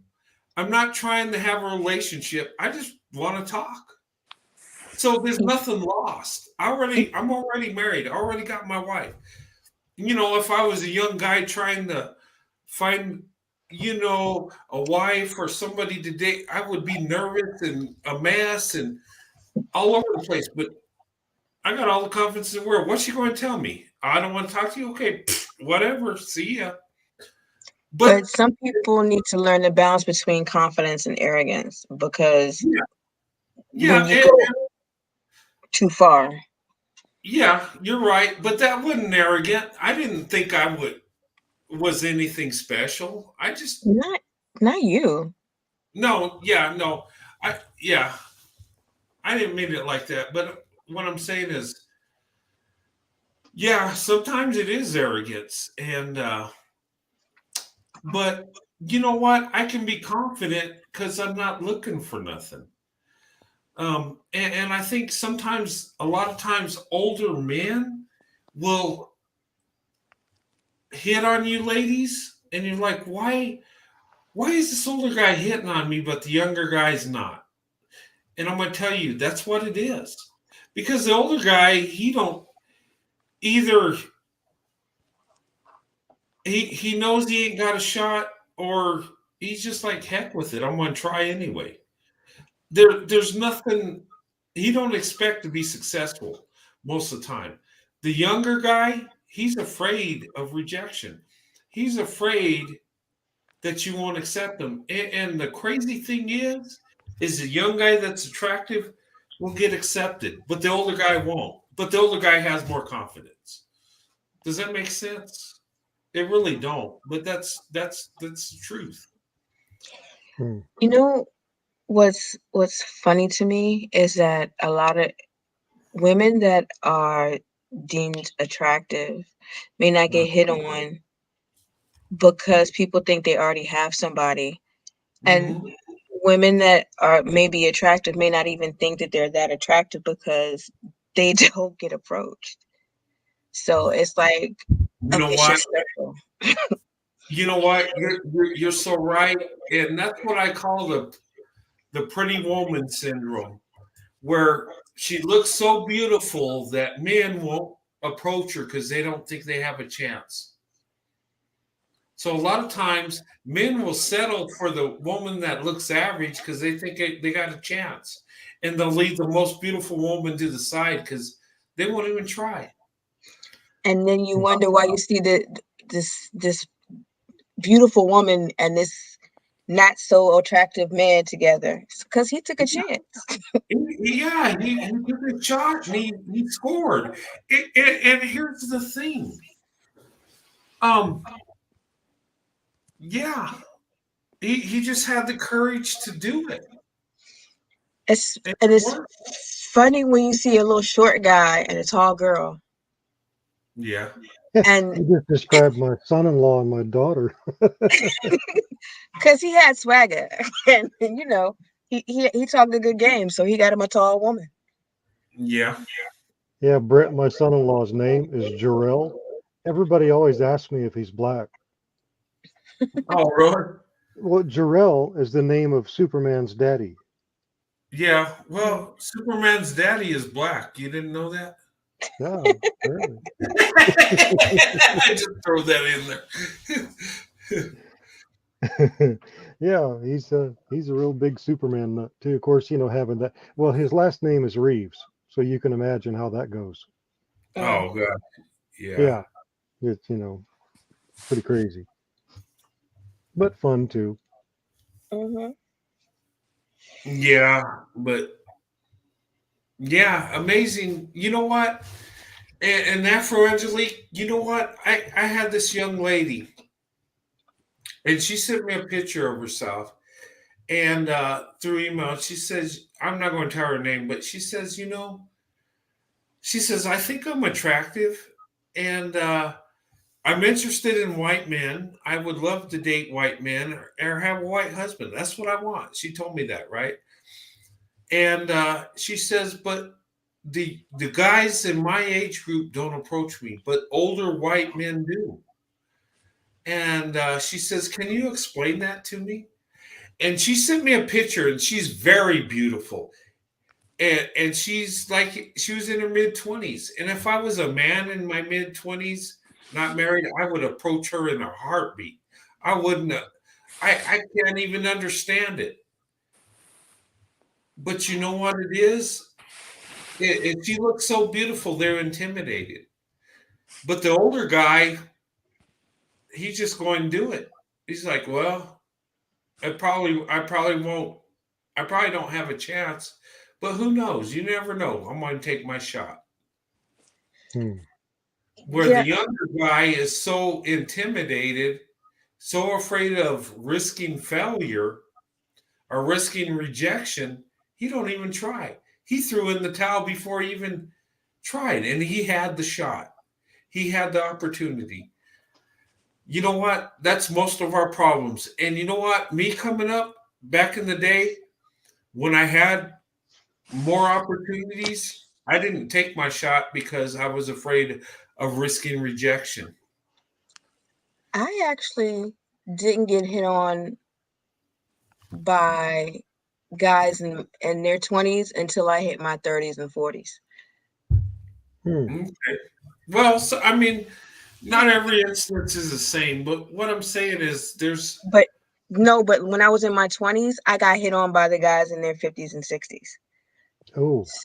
Ooh, yeah. Yeah. Ooh. Ooh. Yeah. Dirty old man. Dirty old men is what all the time. And I've never been really hit on anybody by my own age. So yeah, and it's weird. It just but Sorry, this that was young for lady, J10's comment. yeah, but this young lady was very beautiful, and I told her, I said, you know what? I don't understand why they don't talk to you. You're very beautiful. You're a very beautiful young lady, and I told her, I said, you know what? It's because they're scared. They're intimidated by your beauty, and she. If you guys would have seen her, you say, oh my God, yeah, they're intimidated. It's the pretty girl syndrome, and a lot of very attractive women. A lot of guys won't even approach because she looks so beautiful. Seriously. It's a psychological thing. And you know what? That one guy that has a courage says, heck, I'm going to just take my shot. I know I'm average at best, but who knows? And she gravitates to him because he shows her love. He shows her that he's there for her. And you look and say, oh my God, she looks so much better than him. But you know what? She went with the man that showed her love. Mm-hmm. And you know what? Us as men do that too. You know, we'll have a woman that's super beautiful that treats us like crap, and we, get away from that. And we go to a woman that's maybe not as attractive, but she loves us with all her heart, and we cling to it. The thing that messes with me is that the women that are ugly on the inside and the out, and they still got somebody. That blows my mind. And it happens. It does. And I'm like, what am I doing wrong? Well, when it comes to dating somebody, well, I can't say date, I'd have to say court. But so many young women, I mean, the ones that don't have kids, I mean, they want kids. And so I really don't approach the younger ones. To me, younger is like 35 and younger. But, because why get in the way of their dream? For me, that just seems unfair. And like, Because they want children. I mean, I've yeah, already got 3 kids, 2 grandkids. I've already done that. I'm a But spoiler and give them back type person. I spoil kids and I give them back. spoil them and give them back. And that's what I do with my grandkids. I spoil them and give them back. Tell my daughter, yeah, thanks for sending the grandkids. Now they're going to be hyped up and crazy, but you'll handle it. There you go. Yeah, that's it. Jason, I'm with you on that dorky thing. Yeah, You that's got it. right up my alley. Like he doesn't have to look like Captain America. He can build a No, computer. He doesn't, and his main objective isn't getting all the women. To me, that is hot. because you know what? Because they're so genuinely themselves, Mm-hmm. and you can't. How can you not like somebody who's genuinely themselves? Mm-hmm. That's why, you know what? They say ain't nothing like the real thing, right? Mm-hmm. Yeah, Ain't nothing like. Mm-hmm. Yeah. that's right. Ain't nothing like the real thing, baby. Yeah. You know what? And that's beautiful in itself when it's real. When somebody loves you because they love you and you see it, that's real. I mean, and maybe that's what these women see. They see a guy that just loves them, that just Mm-hmm. and they just feel the love. It's like, oh God. And they gravitate towards it. And they fall in love with him too, and they're happy. Um, Look at me and Sandy. I'm an ugly guy and she's beautiful and we found love. So I mean, hey. You need to quit. Well,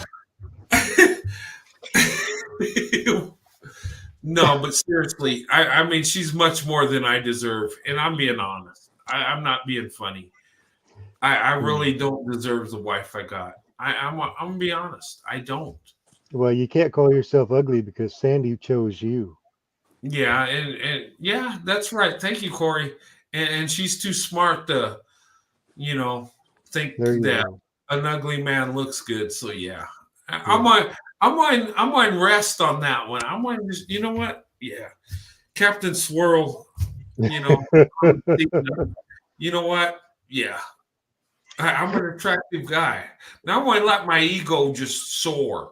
There No, you I'm go. just kidding. No, but seriously, I don't deserve the blessings I got. I don't, and I'm being honest. I'm not putting myself down. I think I'm a good guy, but actually, my wife is better. I'm being honest. Hmm. She really is, and I love her for it. But I tell you this, I am grateful to have her. I thank God every day for her. You know, she's beautiful. She's got it all together inside and out, and I couldn't be more blessed than that. You know. Well, Brent, one of your greatest qualities is you're on here trying to better people's lives. That's one No. thing about your channel that's attractive is you actually care about people's future. Oh, There's not a thanks. lot of that today because most of these channels out here, they're only concerned about their future. You actually care about other people's future. Oh. Yes. But you know what? I I think if their future is better, mine is better. God will bless me if I touch somebody rather than being YouTube famous. Because what is that really? Um,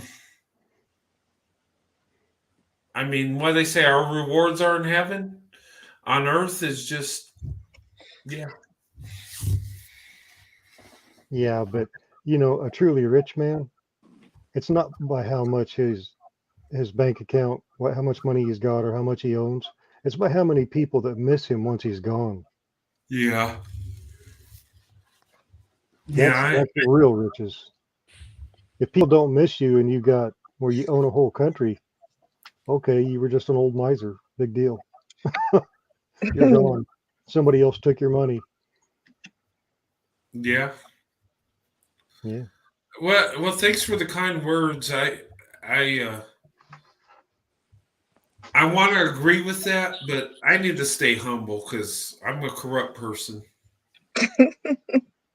We're all corrupt. So Nobody is pure. yeah, that's true. But yeah, thanks, Corey, for saying that. But I do care about people. I do.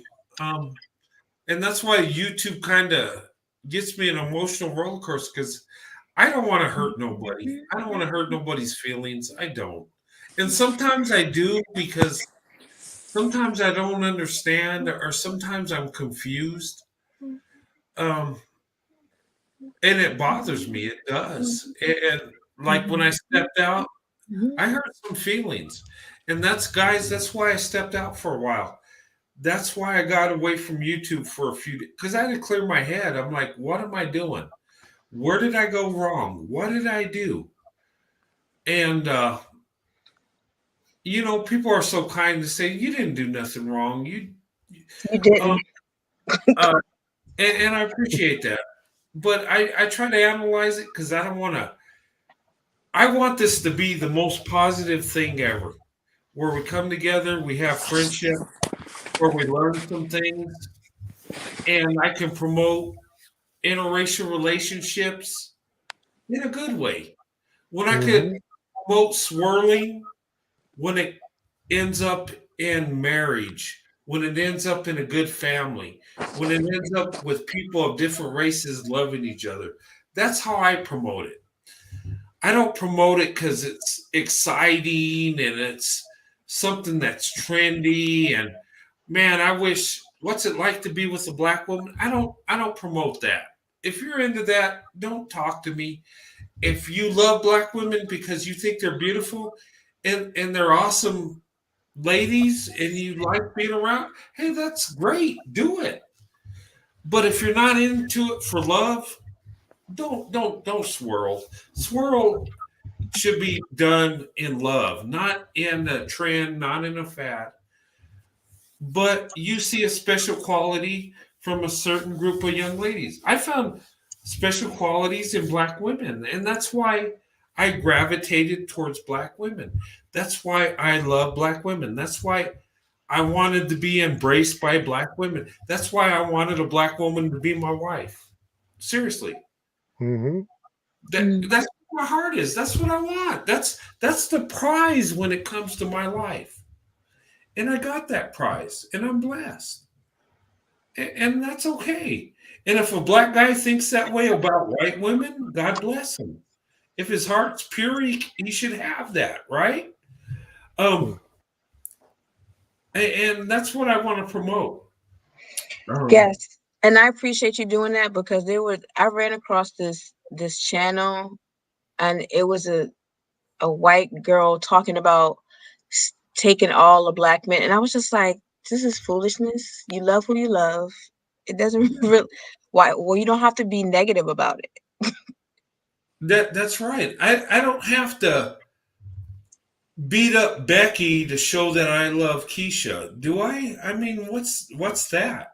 Do I have to go to a white woman and let her know my wife's black and that's what I prefer and that's my preference? I don't need to tell her nothing. I mean, my life reflects that. Why do I need to attack her when she has nothing to do with my relationship? And what's crazy is on the other end of the perspective, I see that all the time. Like some dudes with a white woman and trashing black women. And like, why? If that's who you love, be with who you love. That would be like now they use white women to bash black women about. They do. Yes. And it's ridiculous. It's crazy. Yeah, I've seen that too. I've seen white women try to outdo black women and trash them like, and I don't know. It's crazy, and they'll try to act like a black woman while going in on a black woman because they got the black man, and it's like, what are you doing? And I'm not saying all white women are like that. There are some white women that love black men, and they just live in their life and they're not bothering nobody. But there's some that will attack black women. Like, I've never understood that. I mean, if that's what you love, be with you who you love. And I love my wife so much, I don't have time to think about who I'm going throw her in front of to show that that's my preference to get under somebody's skin. Why? I just seen a video. This lady took one of those makeup removers and wiped it across her forehead and down her cheek, and it was a reactive video. So there was a black woman watching this white woman wiping off this makeup that made her look black or mixed. Oh, okay. Yeah, it was like, wow. Yeah. You know what? There's some things going on with that. And I don't know where people get in that mindset where there will actually maybe it's a self-hate thing. I don't know. Or maybe they're not happy with who they are.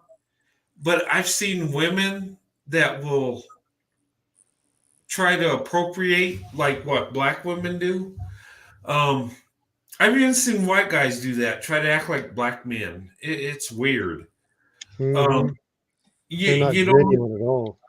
yeah, it's like they try to appropriate the culture, and it's like they want the experience, but that's not who you are.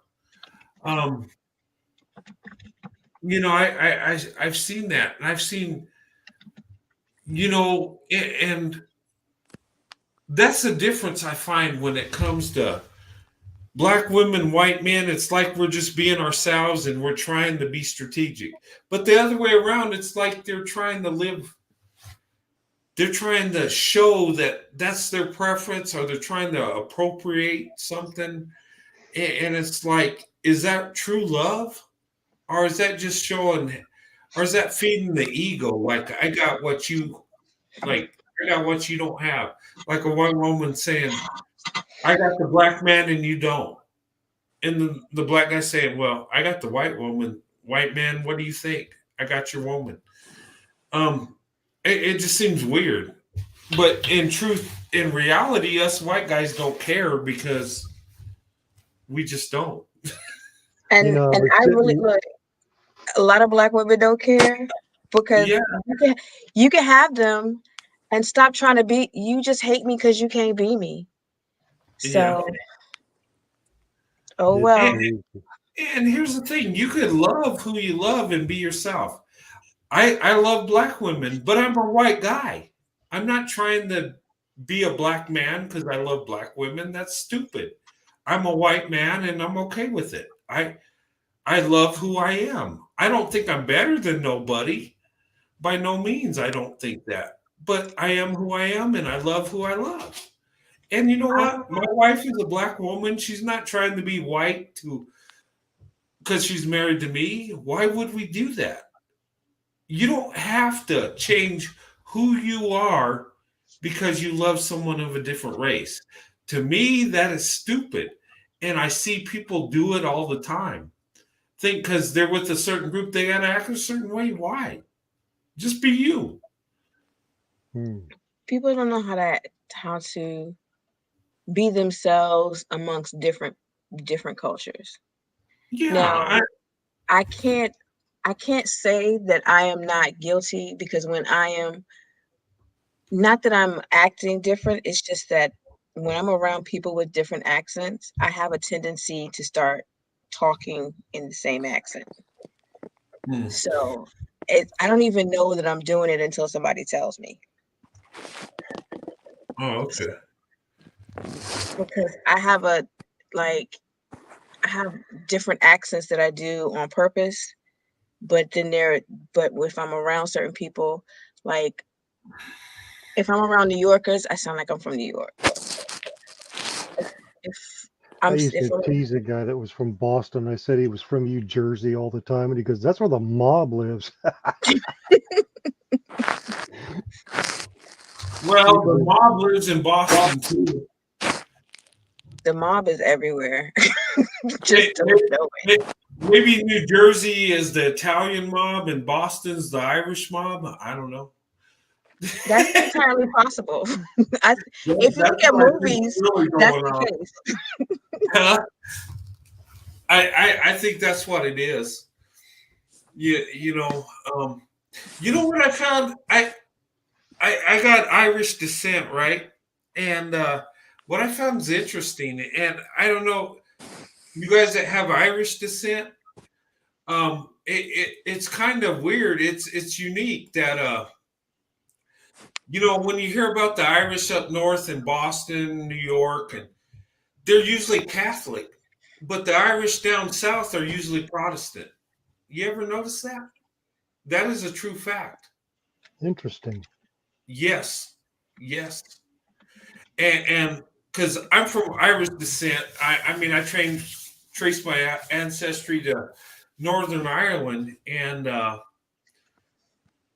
we were Protestant, but we ended up down south. But I know some Irish that are up north; they're usually Catholic. Mhm. That there is that is true. Usually, you know, for the most part, because when you entered the United States back in the day, you either went through New York or I think through Charleston, whether it was north or south, through those ports. And the Irish down south were Protestant for the most part, and up north they're Catholic. I mean, research it, look at it. It's true. Um, just some like thing I noticed, but yeah, that is true. And my grandfather pointed that out. He said we're Irish, but we're Protestant. Up north is the Catholics, and I'm like, really? But when I looked into it, and that's mostly true. I don't know why that is. That's kind of weird. I mean, what would cause that? And maybe it was maybe it's because you know when they had indentured servants, they used a lot of Irish. Maybe that had something to do with it. I don't know. Scottish and Irish, yeah. Yeah, Yeah, indentured is just another term for slavery. yeah, it was, and you know, I have some descendants that were actually indentured servants that they were brought. Well, the thing of it was it was like a thing. Okay, you come over to the new world, they pay for your trip, you work so many years, and then you're free. But those people were abused. A lot of them died in the indentured servitude. And what was amazing that a lot of criminals were sentenced to indentured servitude. Hmm. They were. That's how And Australia got started. oh yeah, Oh, Australia. man. Well, when I was in Iraq, it was funny because the British soldiers would refer to Irish as prisoners. Like what? The prison. And Yeah. I didn't catch on, but I you know Australia was like a prison. It So was a okay, prison colony. yeah, it was.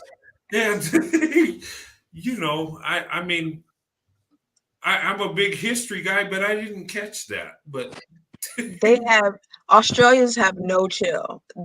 What is PC? I don't know what they don't know what PC is. They just say whatever come out of their mouth. Yeah, but you know what? Mm. Australians though, I love Australians. They're awesome. I don't know. They're just good As people. long as you're prepared for that, it's hilarious. Yeah. They're the British version of a redneck. You're so right. You know, Brett, I was watching a channel, Uh-huh. a podcast, and they played a clip, and it was a journalist, a black man, and he started talking about what white men prefer and that black women were at the bottom of the list. And Uh-huh. I got right in the chat and I'm like, that's not true. White men will make a wife out of any woman from any ethnic background based on what he likes. That is true. I Yes. didn't I did not understand how prevalent and widely abused it is that black men want to speak for white men and what we like. I was kind of blown away by it. You know what, though? That is true, though. That's amazing. And I've seen even black women speak on our behalf on what we like and don't like when it comes to black women. And that's so crazy. But yeah, us as white men, if we're into you, we will go for you, whether you're black, Asian, whatever. I mean, that's what we do. I mean, um, I'm in the black women, so I always wanted to be with black women, so that's what I went for. Um, and newsflash, us as white men, we're not all the same. And what the other white guy might like, that don't mean that's what I like. And here's the thing. When it comes to black women, don't believe that BS they tell you that you got to be super fit like a supermodel and have a big chest and no butt.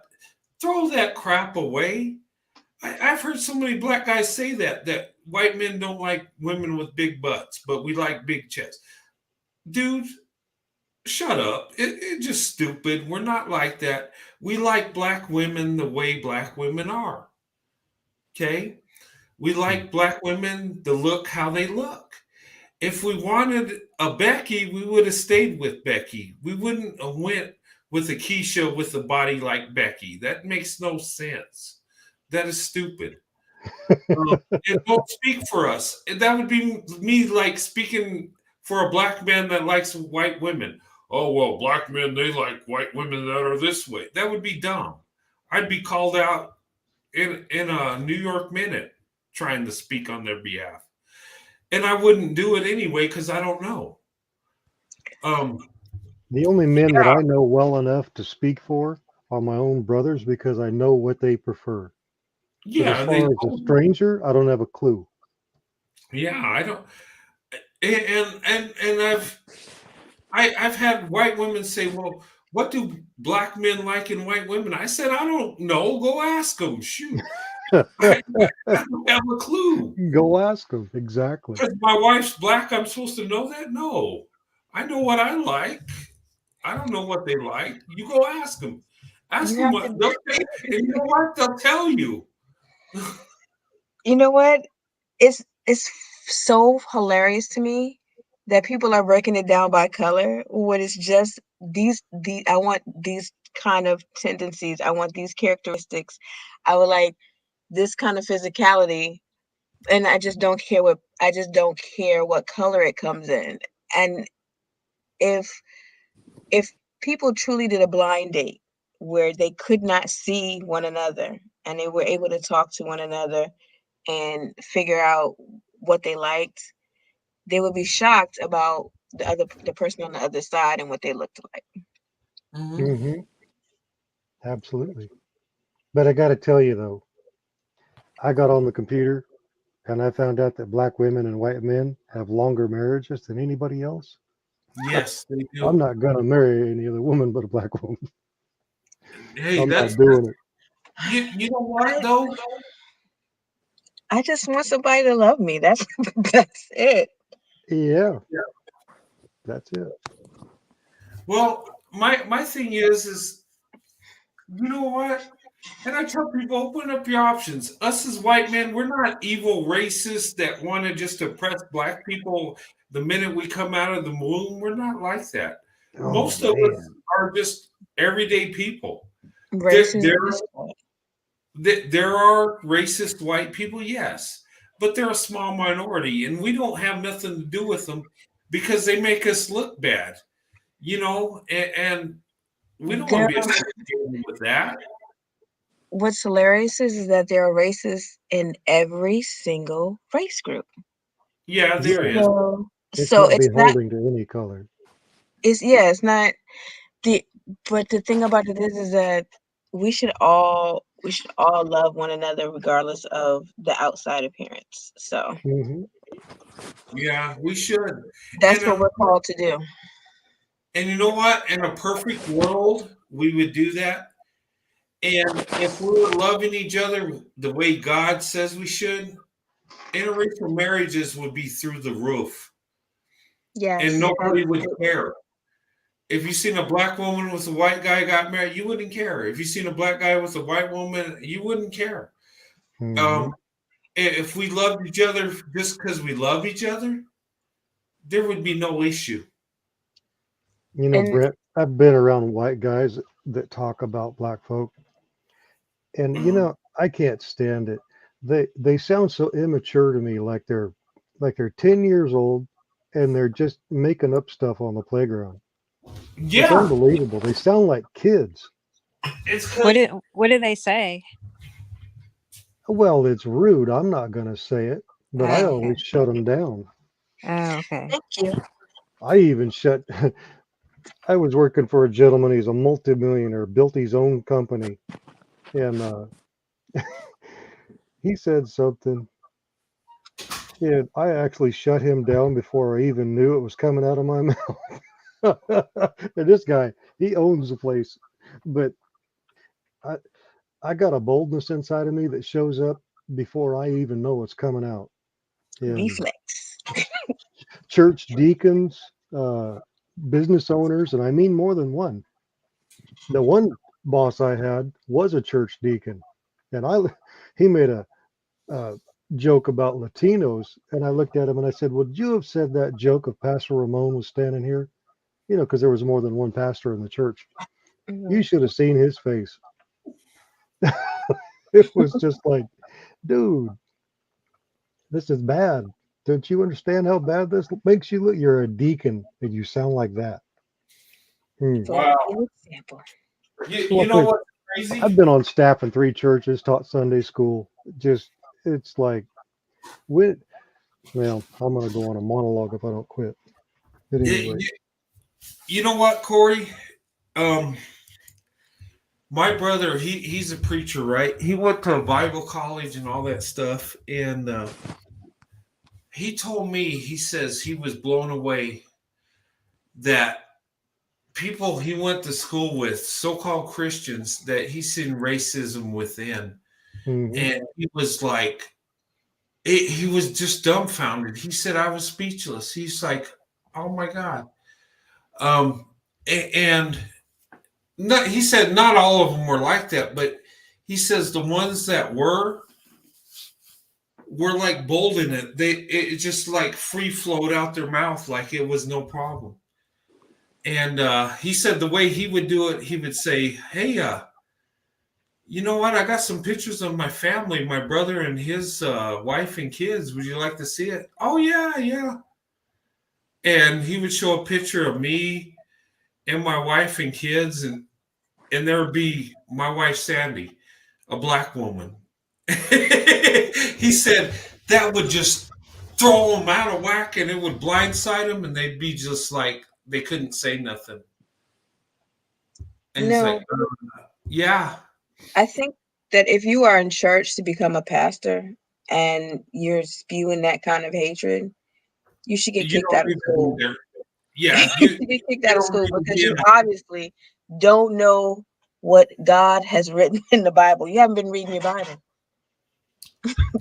That's true. And what's crazy is you look at history and you see people that call themselves Christian that have engaged in racial hate, that have engaged in, well, slavery. They called themselves Christians too. How can you do that? If you read your Bible and you read in the Exodus how the Egyptians enslaved the Hebrews and all the crap they went, you would say, okay, we're doing the same thing. What are we doing? Wouldn't you think that you would be like, okay, wait a minute, this don't make sense. This is evil, Or right? or if you look, or if you were doing the other Jewish thing where you get 7 years as a slave and then you get a chance to re-up if you want to, or go about your business. Yeah. Yeah, Would you I believe? just I don't know. It's like you're a walking contradiction because you're treating people like um I don't know. You're just treating people like livestock, and you're saying you're a Christian. I don't know. I never understood that. If I look back in history, and I'm like, really, you're not a Christian. Really, you're not. you're not practicing God's word. Brent, Sophia's question, can I answer that? Yeah, go ahead. Sophia, it really depends on who raised them and their zip code. But the beef that I have with people that speak against other people is that I'm related to Tlingit Indian in Alaska, Yurok Indian in Northern California, and well, my great niece and nephew, they're basically from Dominican. Their mama is. So, I've got such a mix in my family, my bloodline family, that nobody can make a comment that I don't find offensive. And I just give it to them because, first of all, they earned it.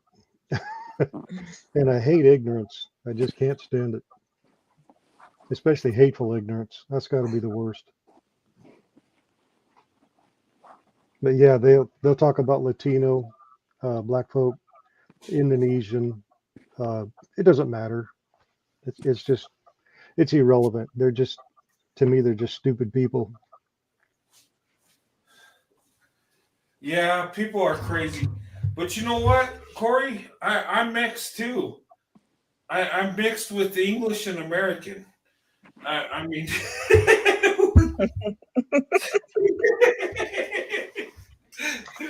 so Corey, you're your own melting pot. What's that? You're your own melting pot. Me? You say you have all these different things. Your family is its own melting pot. Well, yeah, I'm American. Yeah. That's how I see myself.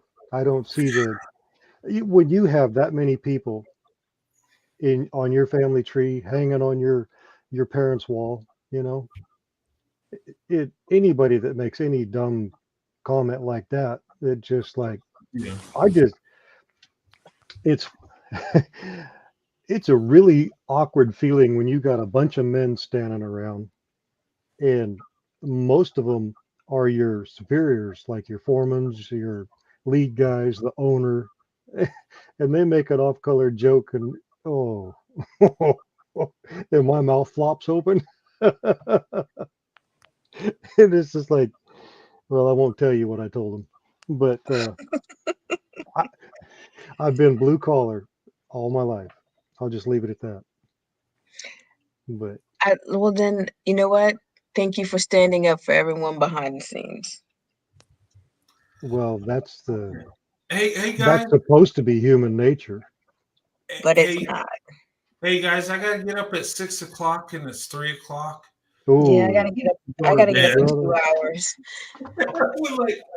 This has been so awesome. This has been an awesome talk, and you know what? Best chat ever. Yeah, it was. And you know what? And in the chat, everybody, I had a good time tonight. And you got to know I love this. To just go on 3 hours of sleep to do this. I'm just saying. Well, Brent, J10's going to send you an email. Send me the information as soon as you get it. But sleep first. You're going to need some sleep. Yeah, just sleep first. I'll send it to you well, I guess it is the morning. I'll send it to you soon. Okay, you want me to forward it to Corey? Yes, yeah, please do. You have my permission. Okay. All right, I'll do that. I'll just forward it on down. Yeah, most definitely. Yep. I surely will. She's going to be even more irresistible to the young men around her. Poor guys ain't going to be able to think. Oh, yeah. Are you giving out tips? What's that? Are you giving out tips? Am I giving out what? Tips. Instructions? Hints? Oh, no. Oh, man. Oh, perfume. Well, yeah, I mean, Brett, I'm a lot like you. That's why I'm here, because I love to inspire people. I love seeing people win. There's something about me that I thrive on that. Well, you know what? My goal in life is to make black women the most beautiful woman on earth. They already are, but to make society have to admit it. Yeah, to make them say the words. That's right. Because we know the truth and society knows the truth, but they still try to hide it. I'm just saying. And you know what? One day, I believe this, that black women will be the most pursued women out there. I think that day is coming. Once we get to that racial barrier with black and white, because I don't know, between us black and white people, we can't get along for some weird reason. But someday we will, and black women are going to be the most desired, which in reality, they are really. Just saying. Just society won't tell you that, though. Well, I'm not expecting the media to say it. I still think the media is racist. Oh, they are. Oh, my goodness. Yes. You know what? Somebody sent me an email, and this was a black guy, right? He says, hey, that stuff you said about Jesse Smollett, he said, you know what? Us as black people, we didn't believe that garbage from the get-go. No, absolutely not. He said, you know what? He says, you know, I don't care about your interracial channel or whatever, but you know what? That stuff, no. And I think we took offense to what I said. I never said black people bought into it. I just said that it was damaging because it could have went bad, because if people would have believed it, some people could have got hurt. There could have been riots. Who knows, right? But he says, you know what? Us black people don't buy into that crap. Don't even. And he says, you know, it's an insult to think that you would believe that. And I'm like, well, I didn't really believe that. I'm just saying. But the thing of it is the media ran with it before the facts were in. That was the problem. I don't think black people really believed it. I don't. Black Absolutely people, not. Both men and women, black people. I haven't heard one person say, "Yeah, you know what? It happened. He didn't know." They're like, "Oh yeah, he's full of it." Because like people that wear MAGA hats are actually watching his show. Okay. Well, yeah, does that make sense? Okay. That makes absolutely no sense. They wouldn't even know who he is. Yeah, right. Yeah, they're going to walk around with MAGA hats, and the south side of Chicago, and subarctic conditions, late at night. 2 o'clock in the morning while he going to Subway. Okay. Yeah, 2 o'clock in the morning, carrying a bottle of bleach and nooses, right? And just saying out loud, this is MAGA country, and saying racial slurs. How much? And then that narrative doesn't even make sense. No, it don't. And the thing of it is, and if you look at the voting, how many votes did Trump get in Chicago, in that part of Chicago? Absolutely nothing. I think they said like maybe 12% or something. It wouldn't have made no sense. And then there's such white supremacists that they noticed him from Empire. Okay, tell me this. How many white supremacists watch a show like Empire? The Dynasty, a lot, maybe, but not Empire. I mean, maybe there's a few. I mean, there's always an exception to the rule, right?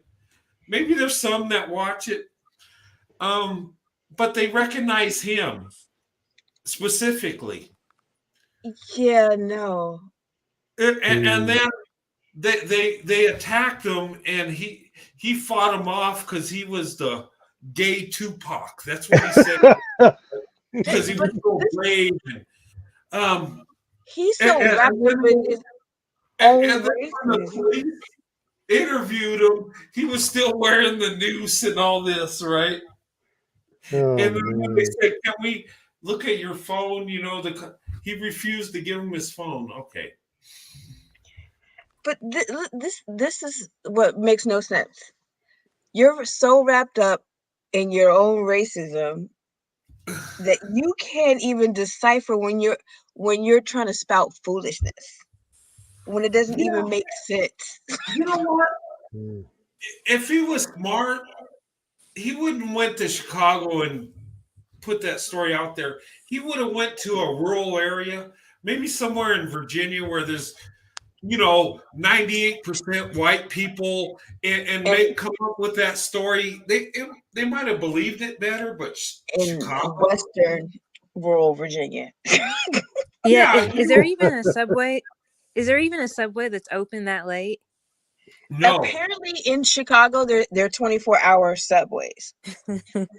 Wow. I think it was closed, and he changed the story to Walgreens. I think that was the. Did you see him walking out of the courtroom saying, "I am not suicidal"? I just the guy is just. Did you see the joke that Dave Chappelle did? He was like, can you imagine the police officers taking his story, and they're just like, can you?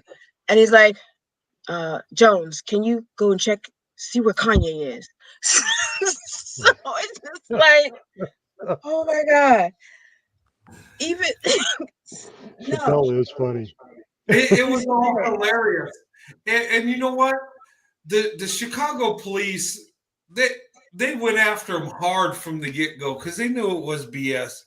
And here's the thing with the political crap going on and stuff, the police ain't going just randomly attack some black guy that on a hate crime. They knew it was fake. They went in on him hard. And you know what?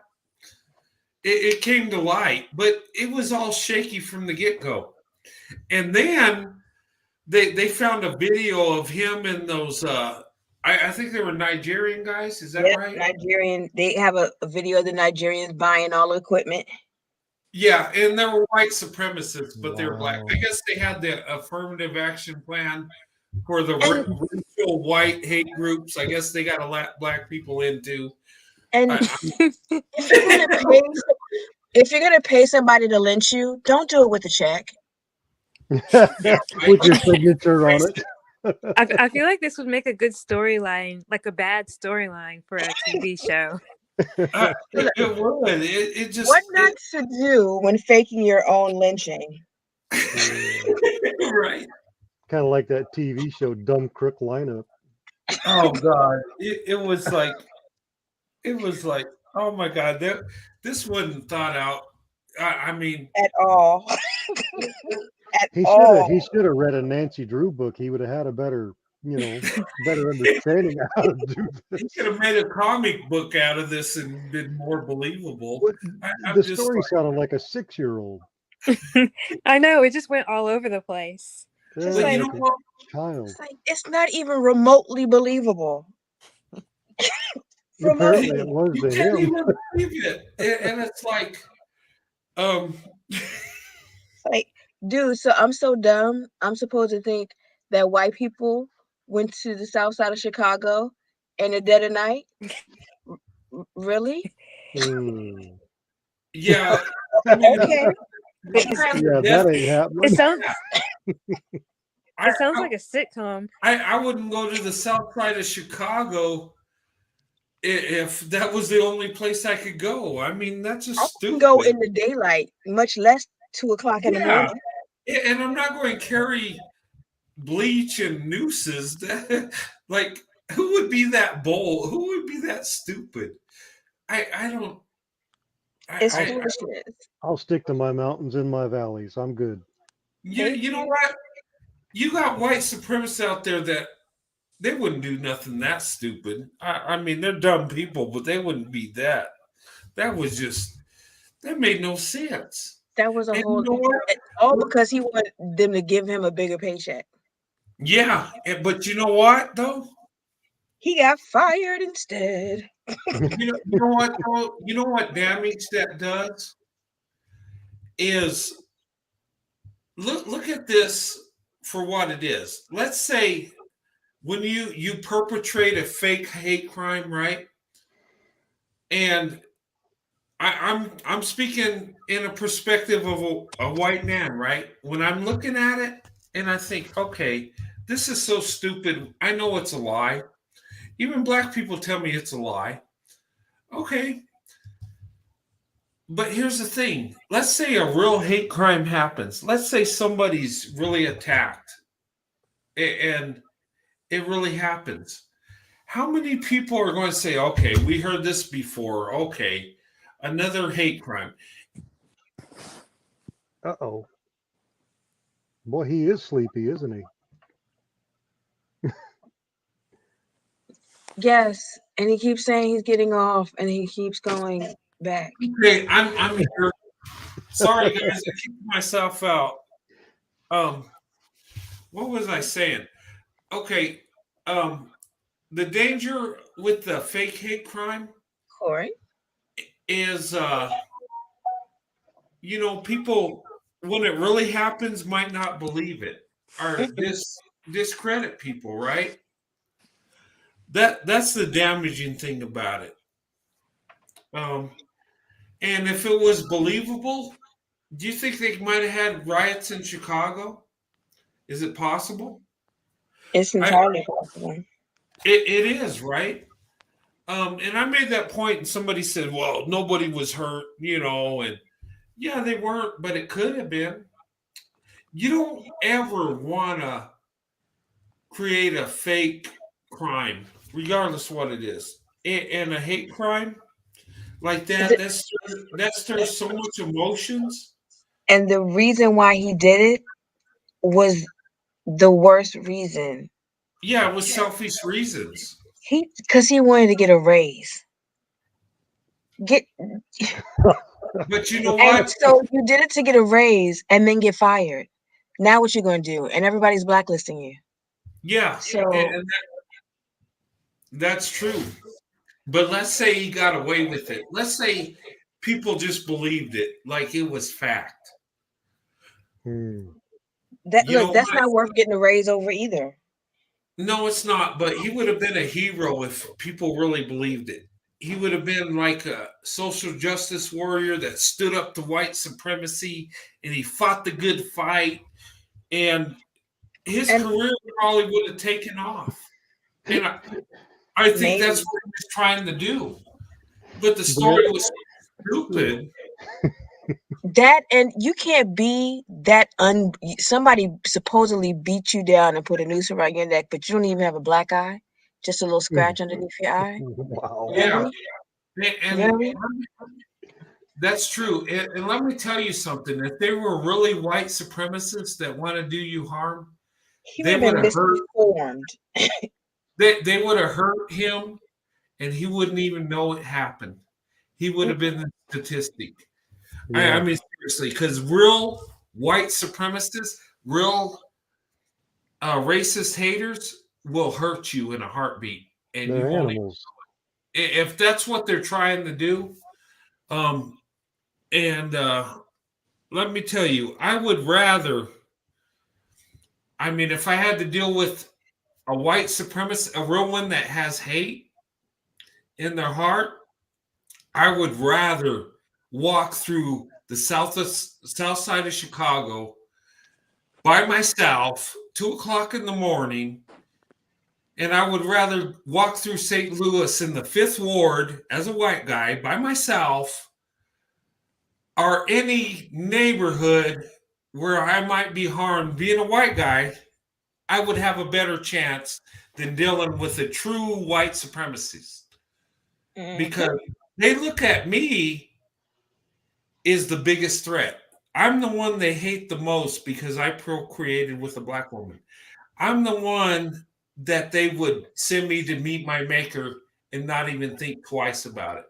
At least if I'm in a black neighborhood where they might do me harm, I have a chance of maybe making it out alive. But with them, I would be destroyed. Seriously. I'm glad that they decided to re-prosecute him and throw out the deal that he made with the original DA. Yeah, Because and that I was foolishness. and I think that's right. I'm not one that wants him to be punished the rest of his life, but I mean it. People He need needs to jail stand up. time for that. He needs jail time for that. Yeah, he Yeah, does. he wasted a And not just lot of picking up money. paper on the side of the road. Yeah, Yeah. because when you make the thing of it is when you perpetrate a hate crime, you stir up so many emotions, okay? Because people, when we talk about racism, okay, and that creates so much emotions, that creates sadness, it creates anger, it creates some hate. And if people really believed it, some innocent people could have gotten hurt over it. Yeah. And like I said, and when there's a real hate crime, some people might overlook it. I don't think. I mean, I think police would have investigated regardless, but there's not credibility when you create fake situations, fake hate crimes, or stuff like that. And you know what's troubling is there are so many fake hate crimes out there that people make up. And why would you do that? Why? I mean, racism exists. It does. There's hate crimes.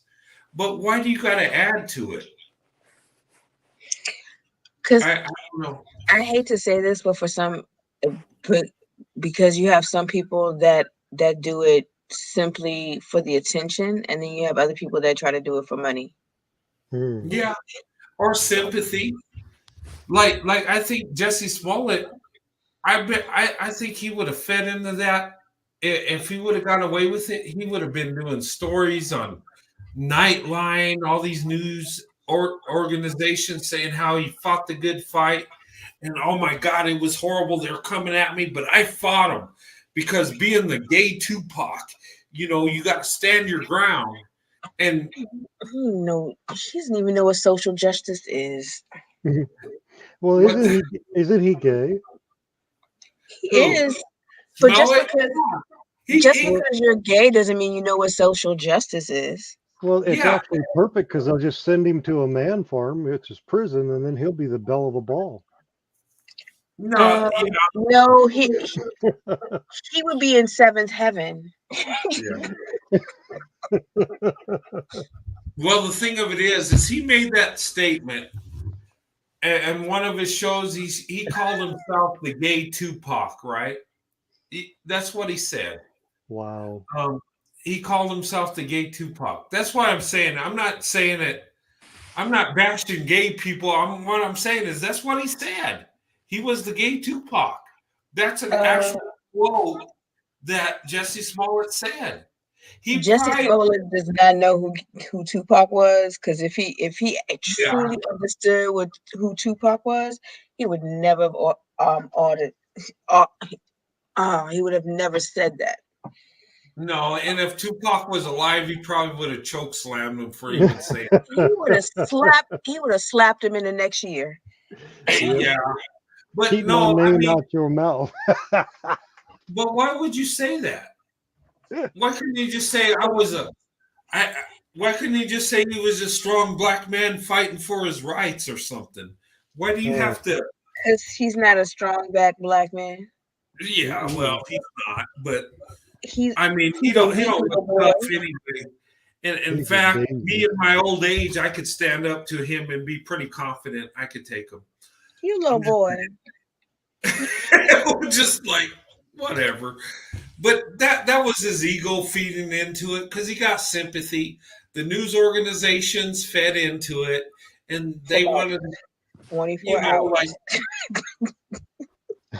But you know what? Within hours, they found out it was a lie. Yep. It was like, and this is the thing.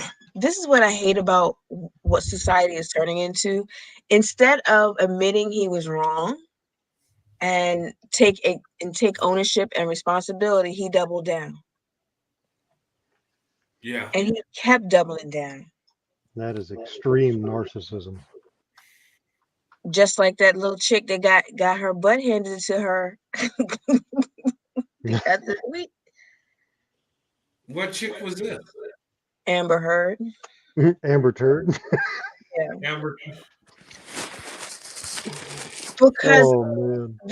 what's interesting is that they said a lot of people have the mindset of if she had just owned up to the fact that she lied or she was mistaken or whatever, she probably could have won the case. But because she kept doubling down and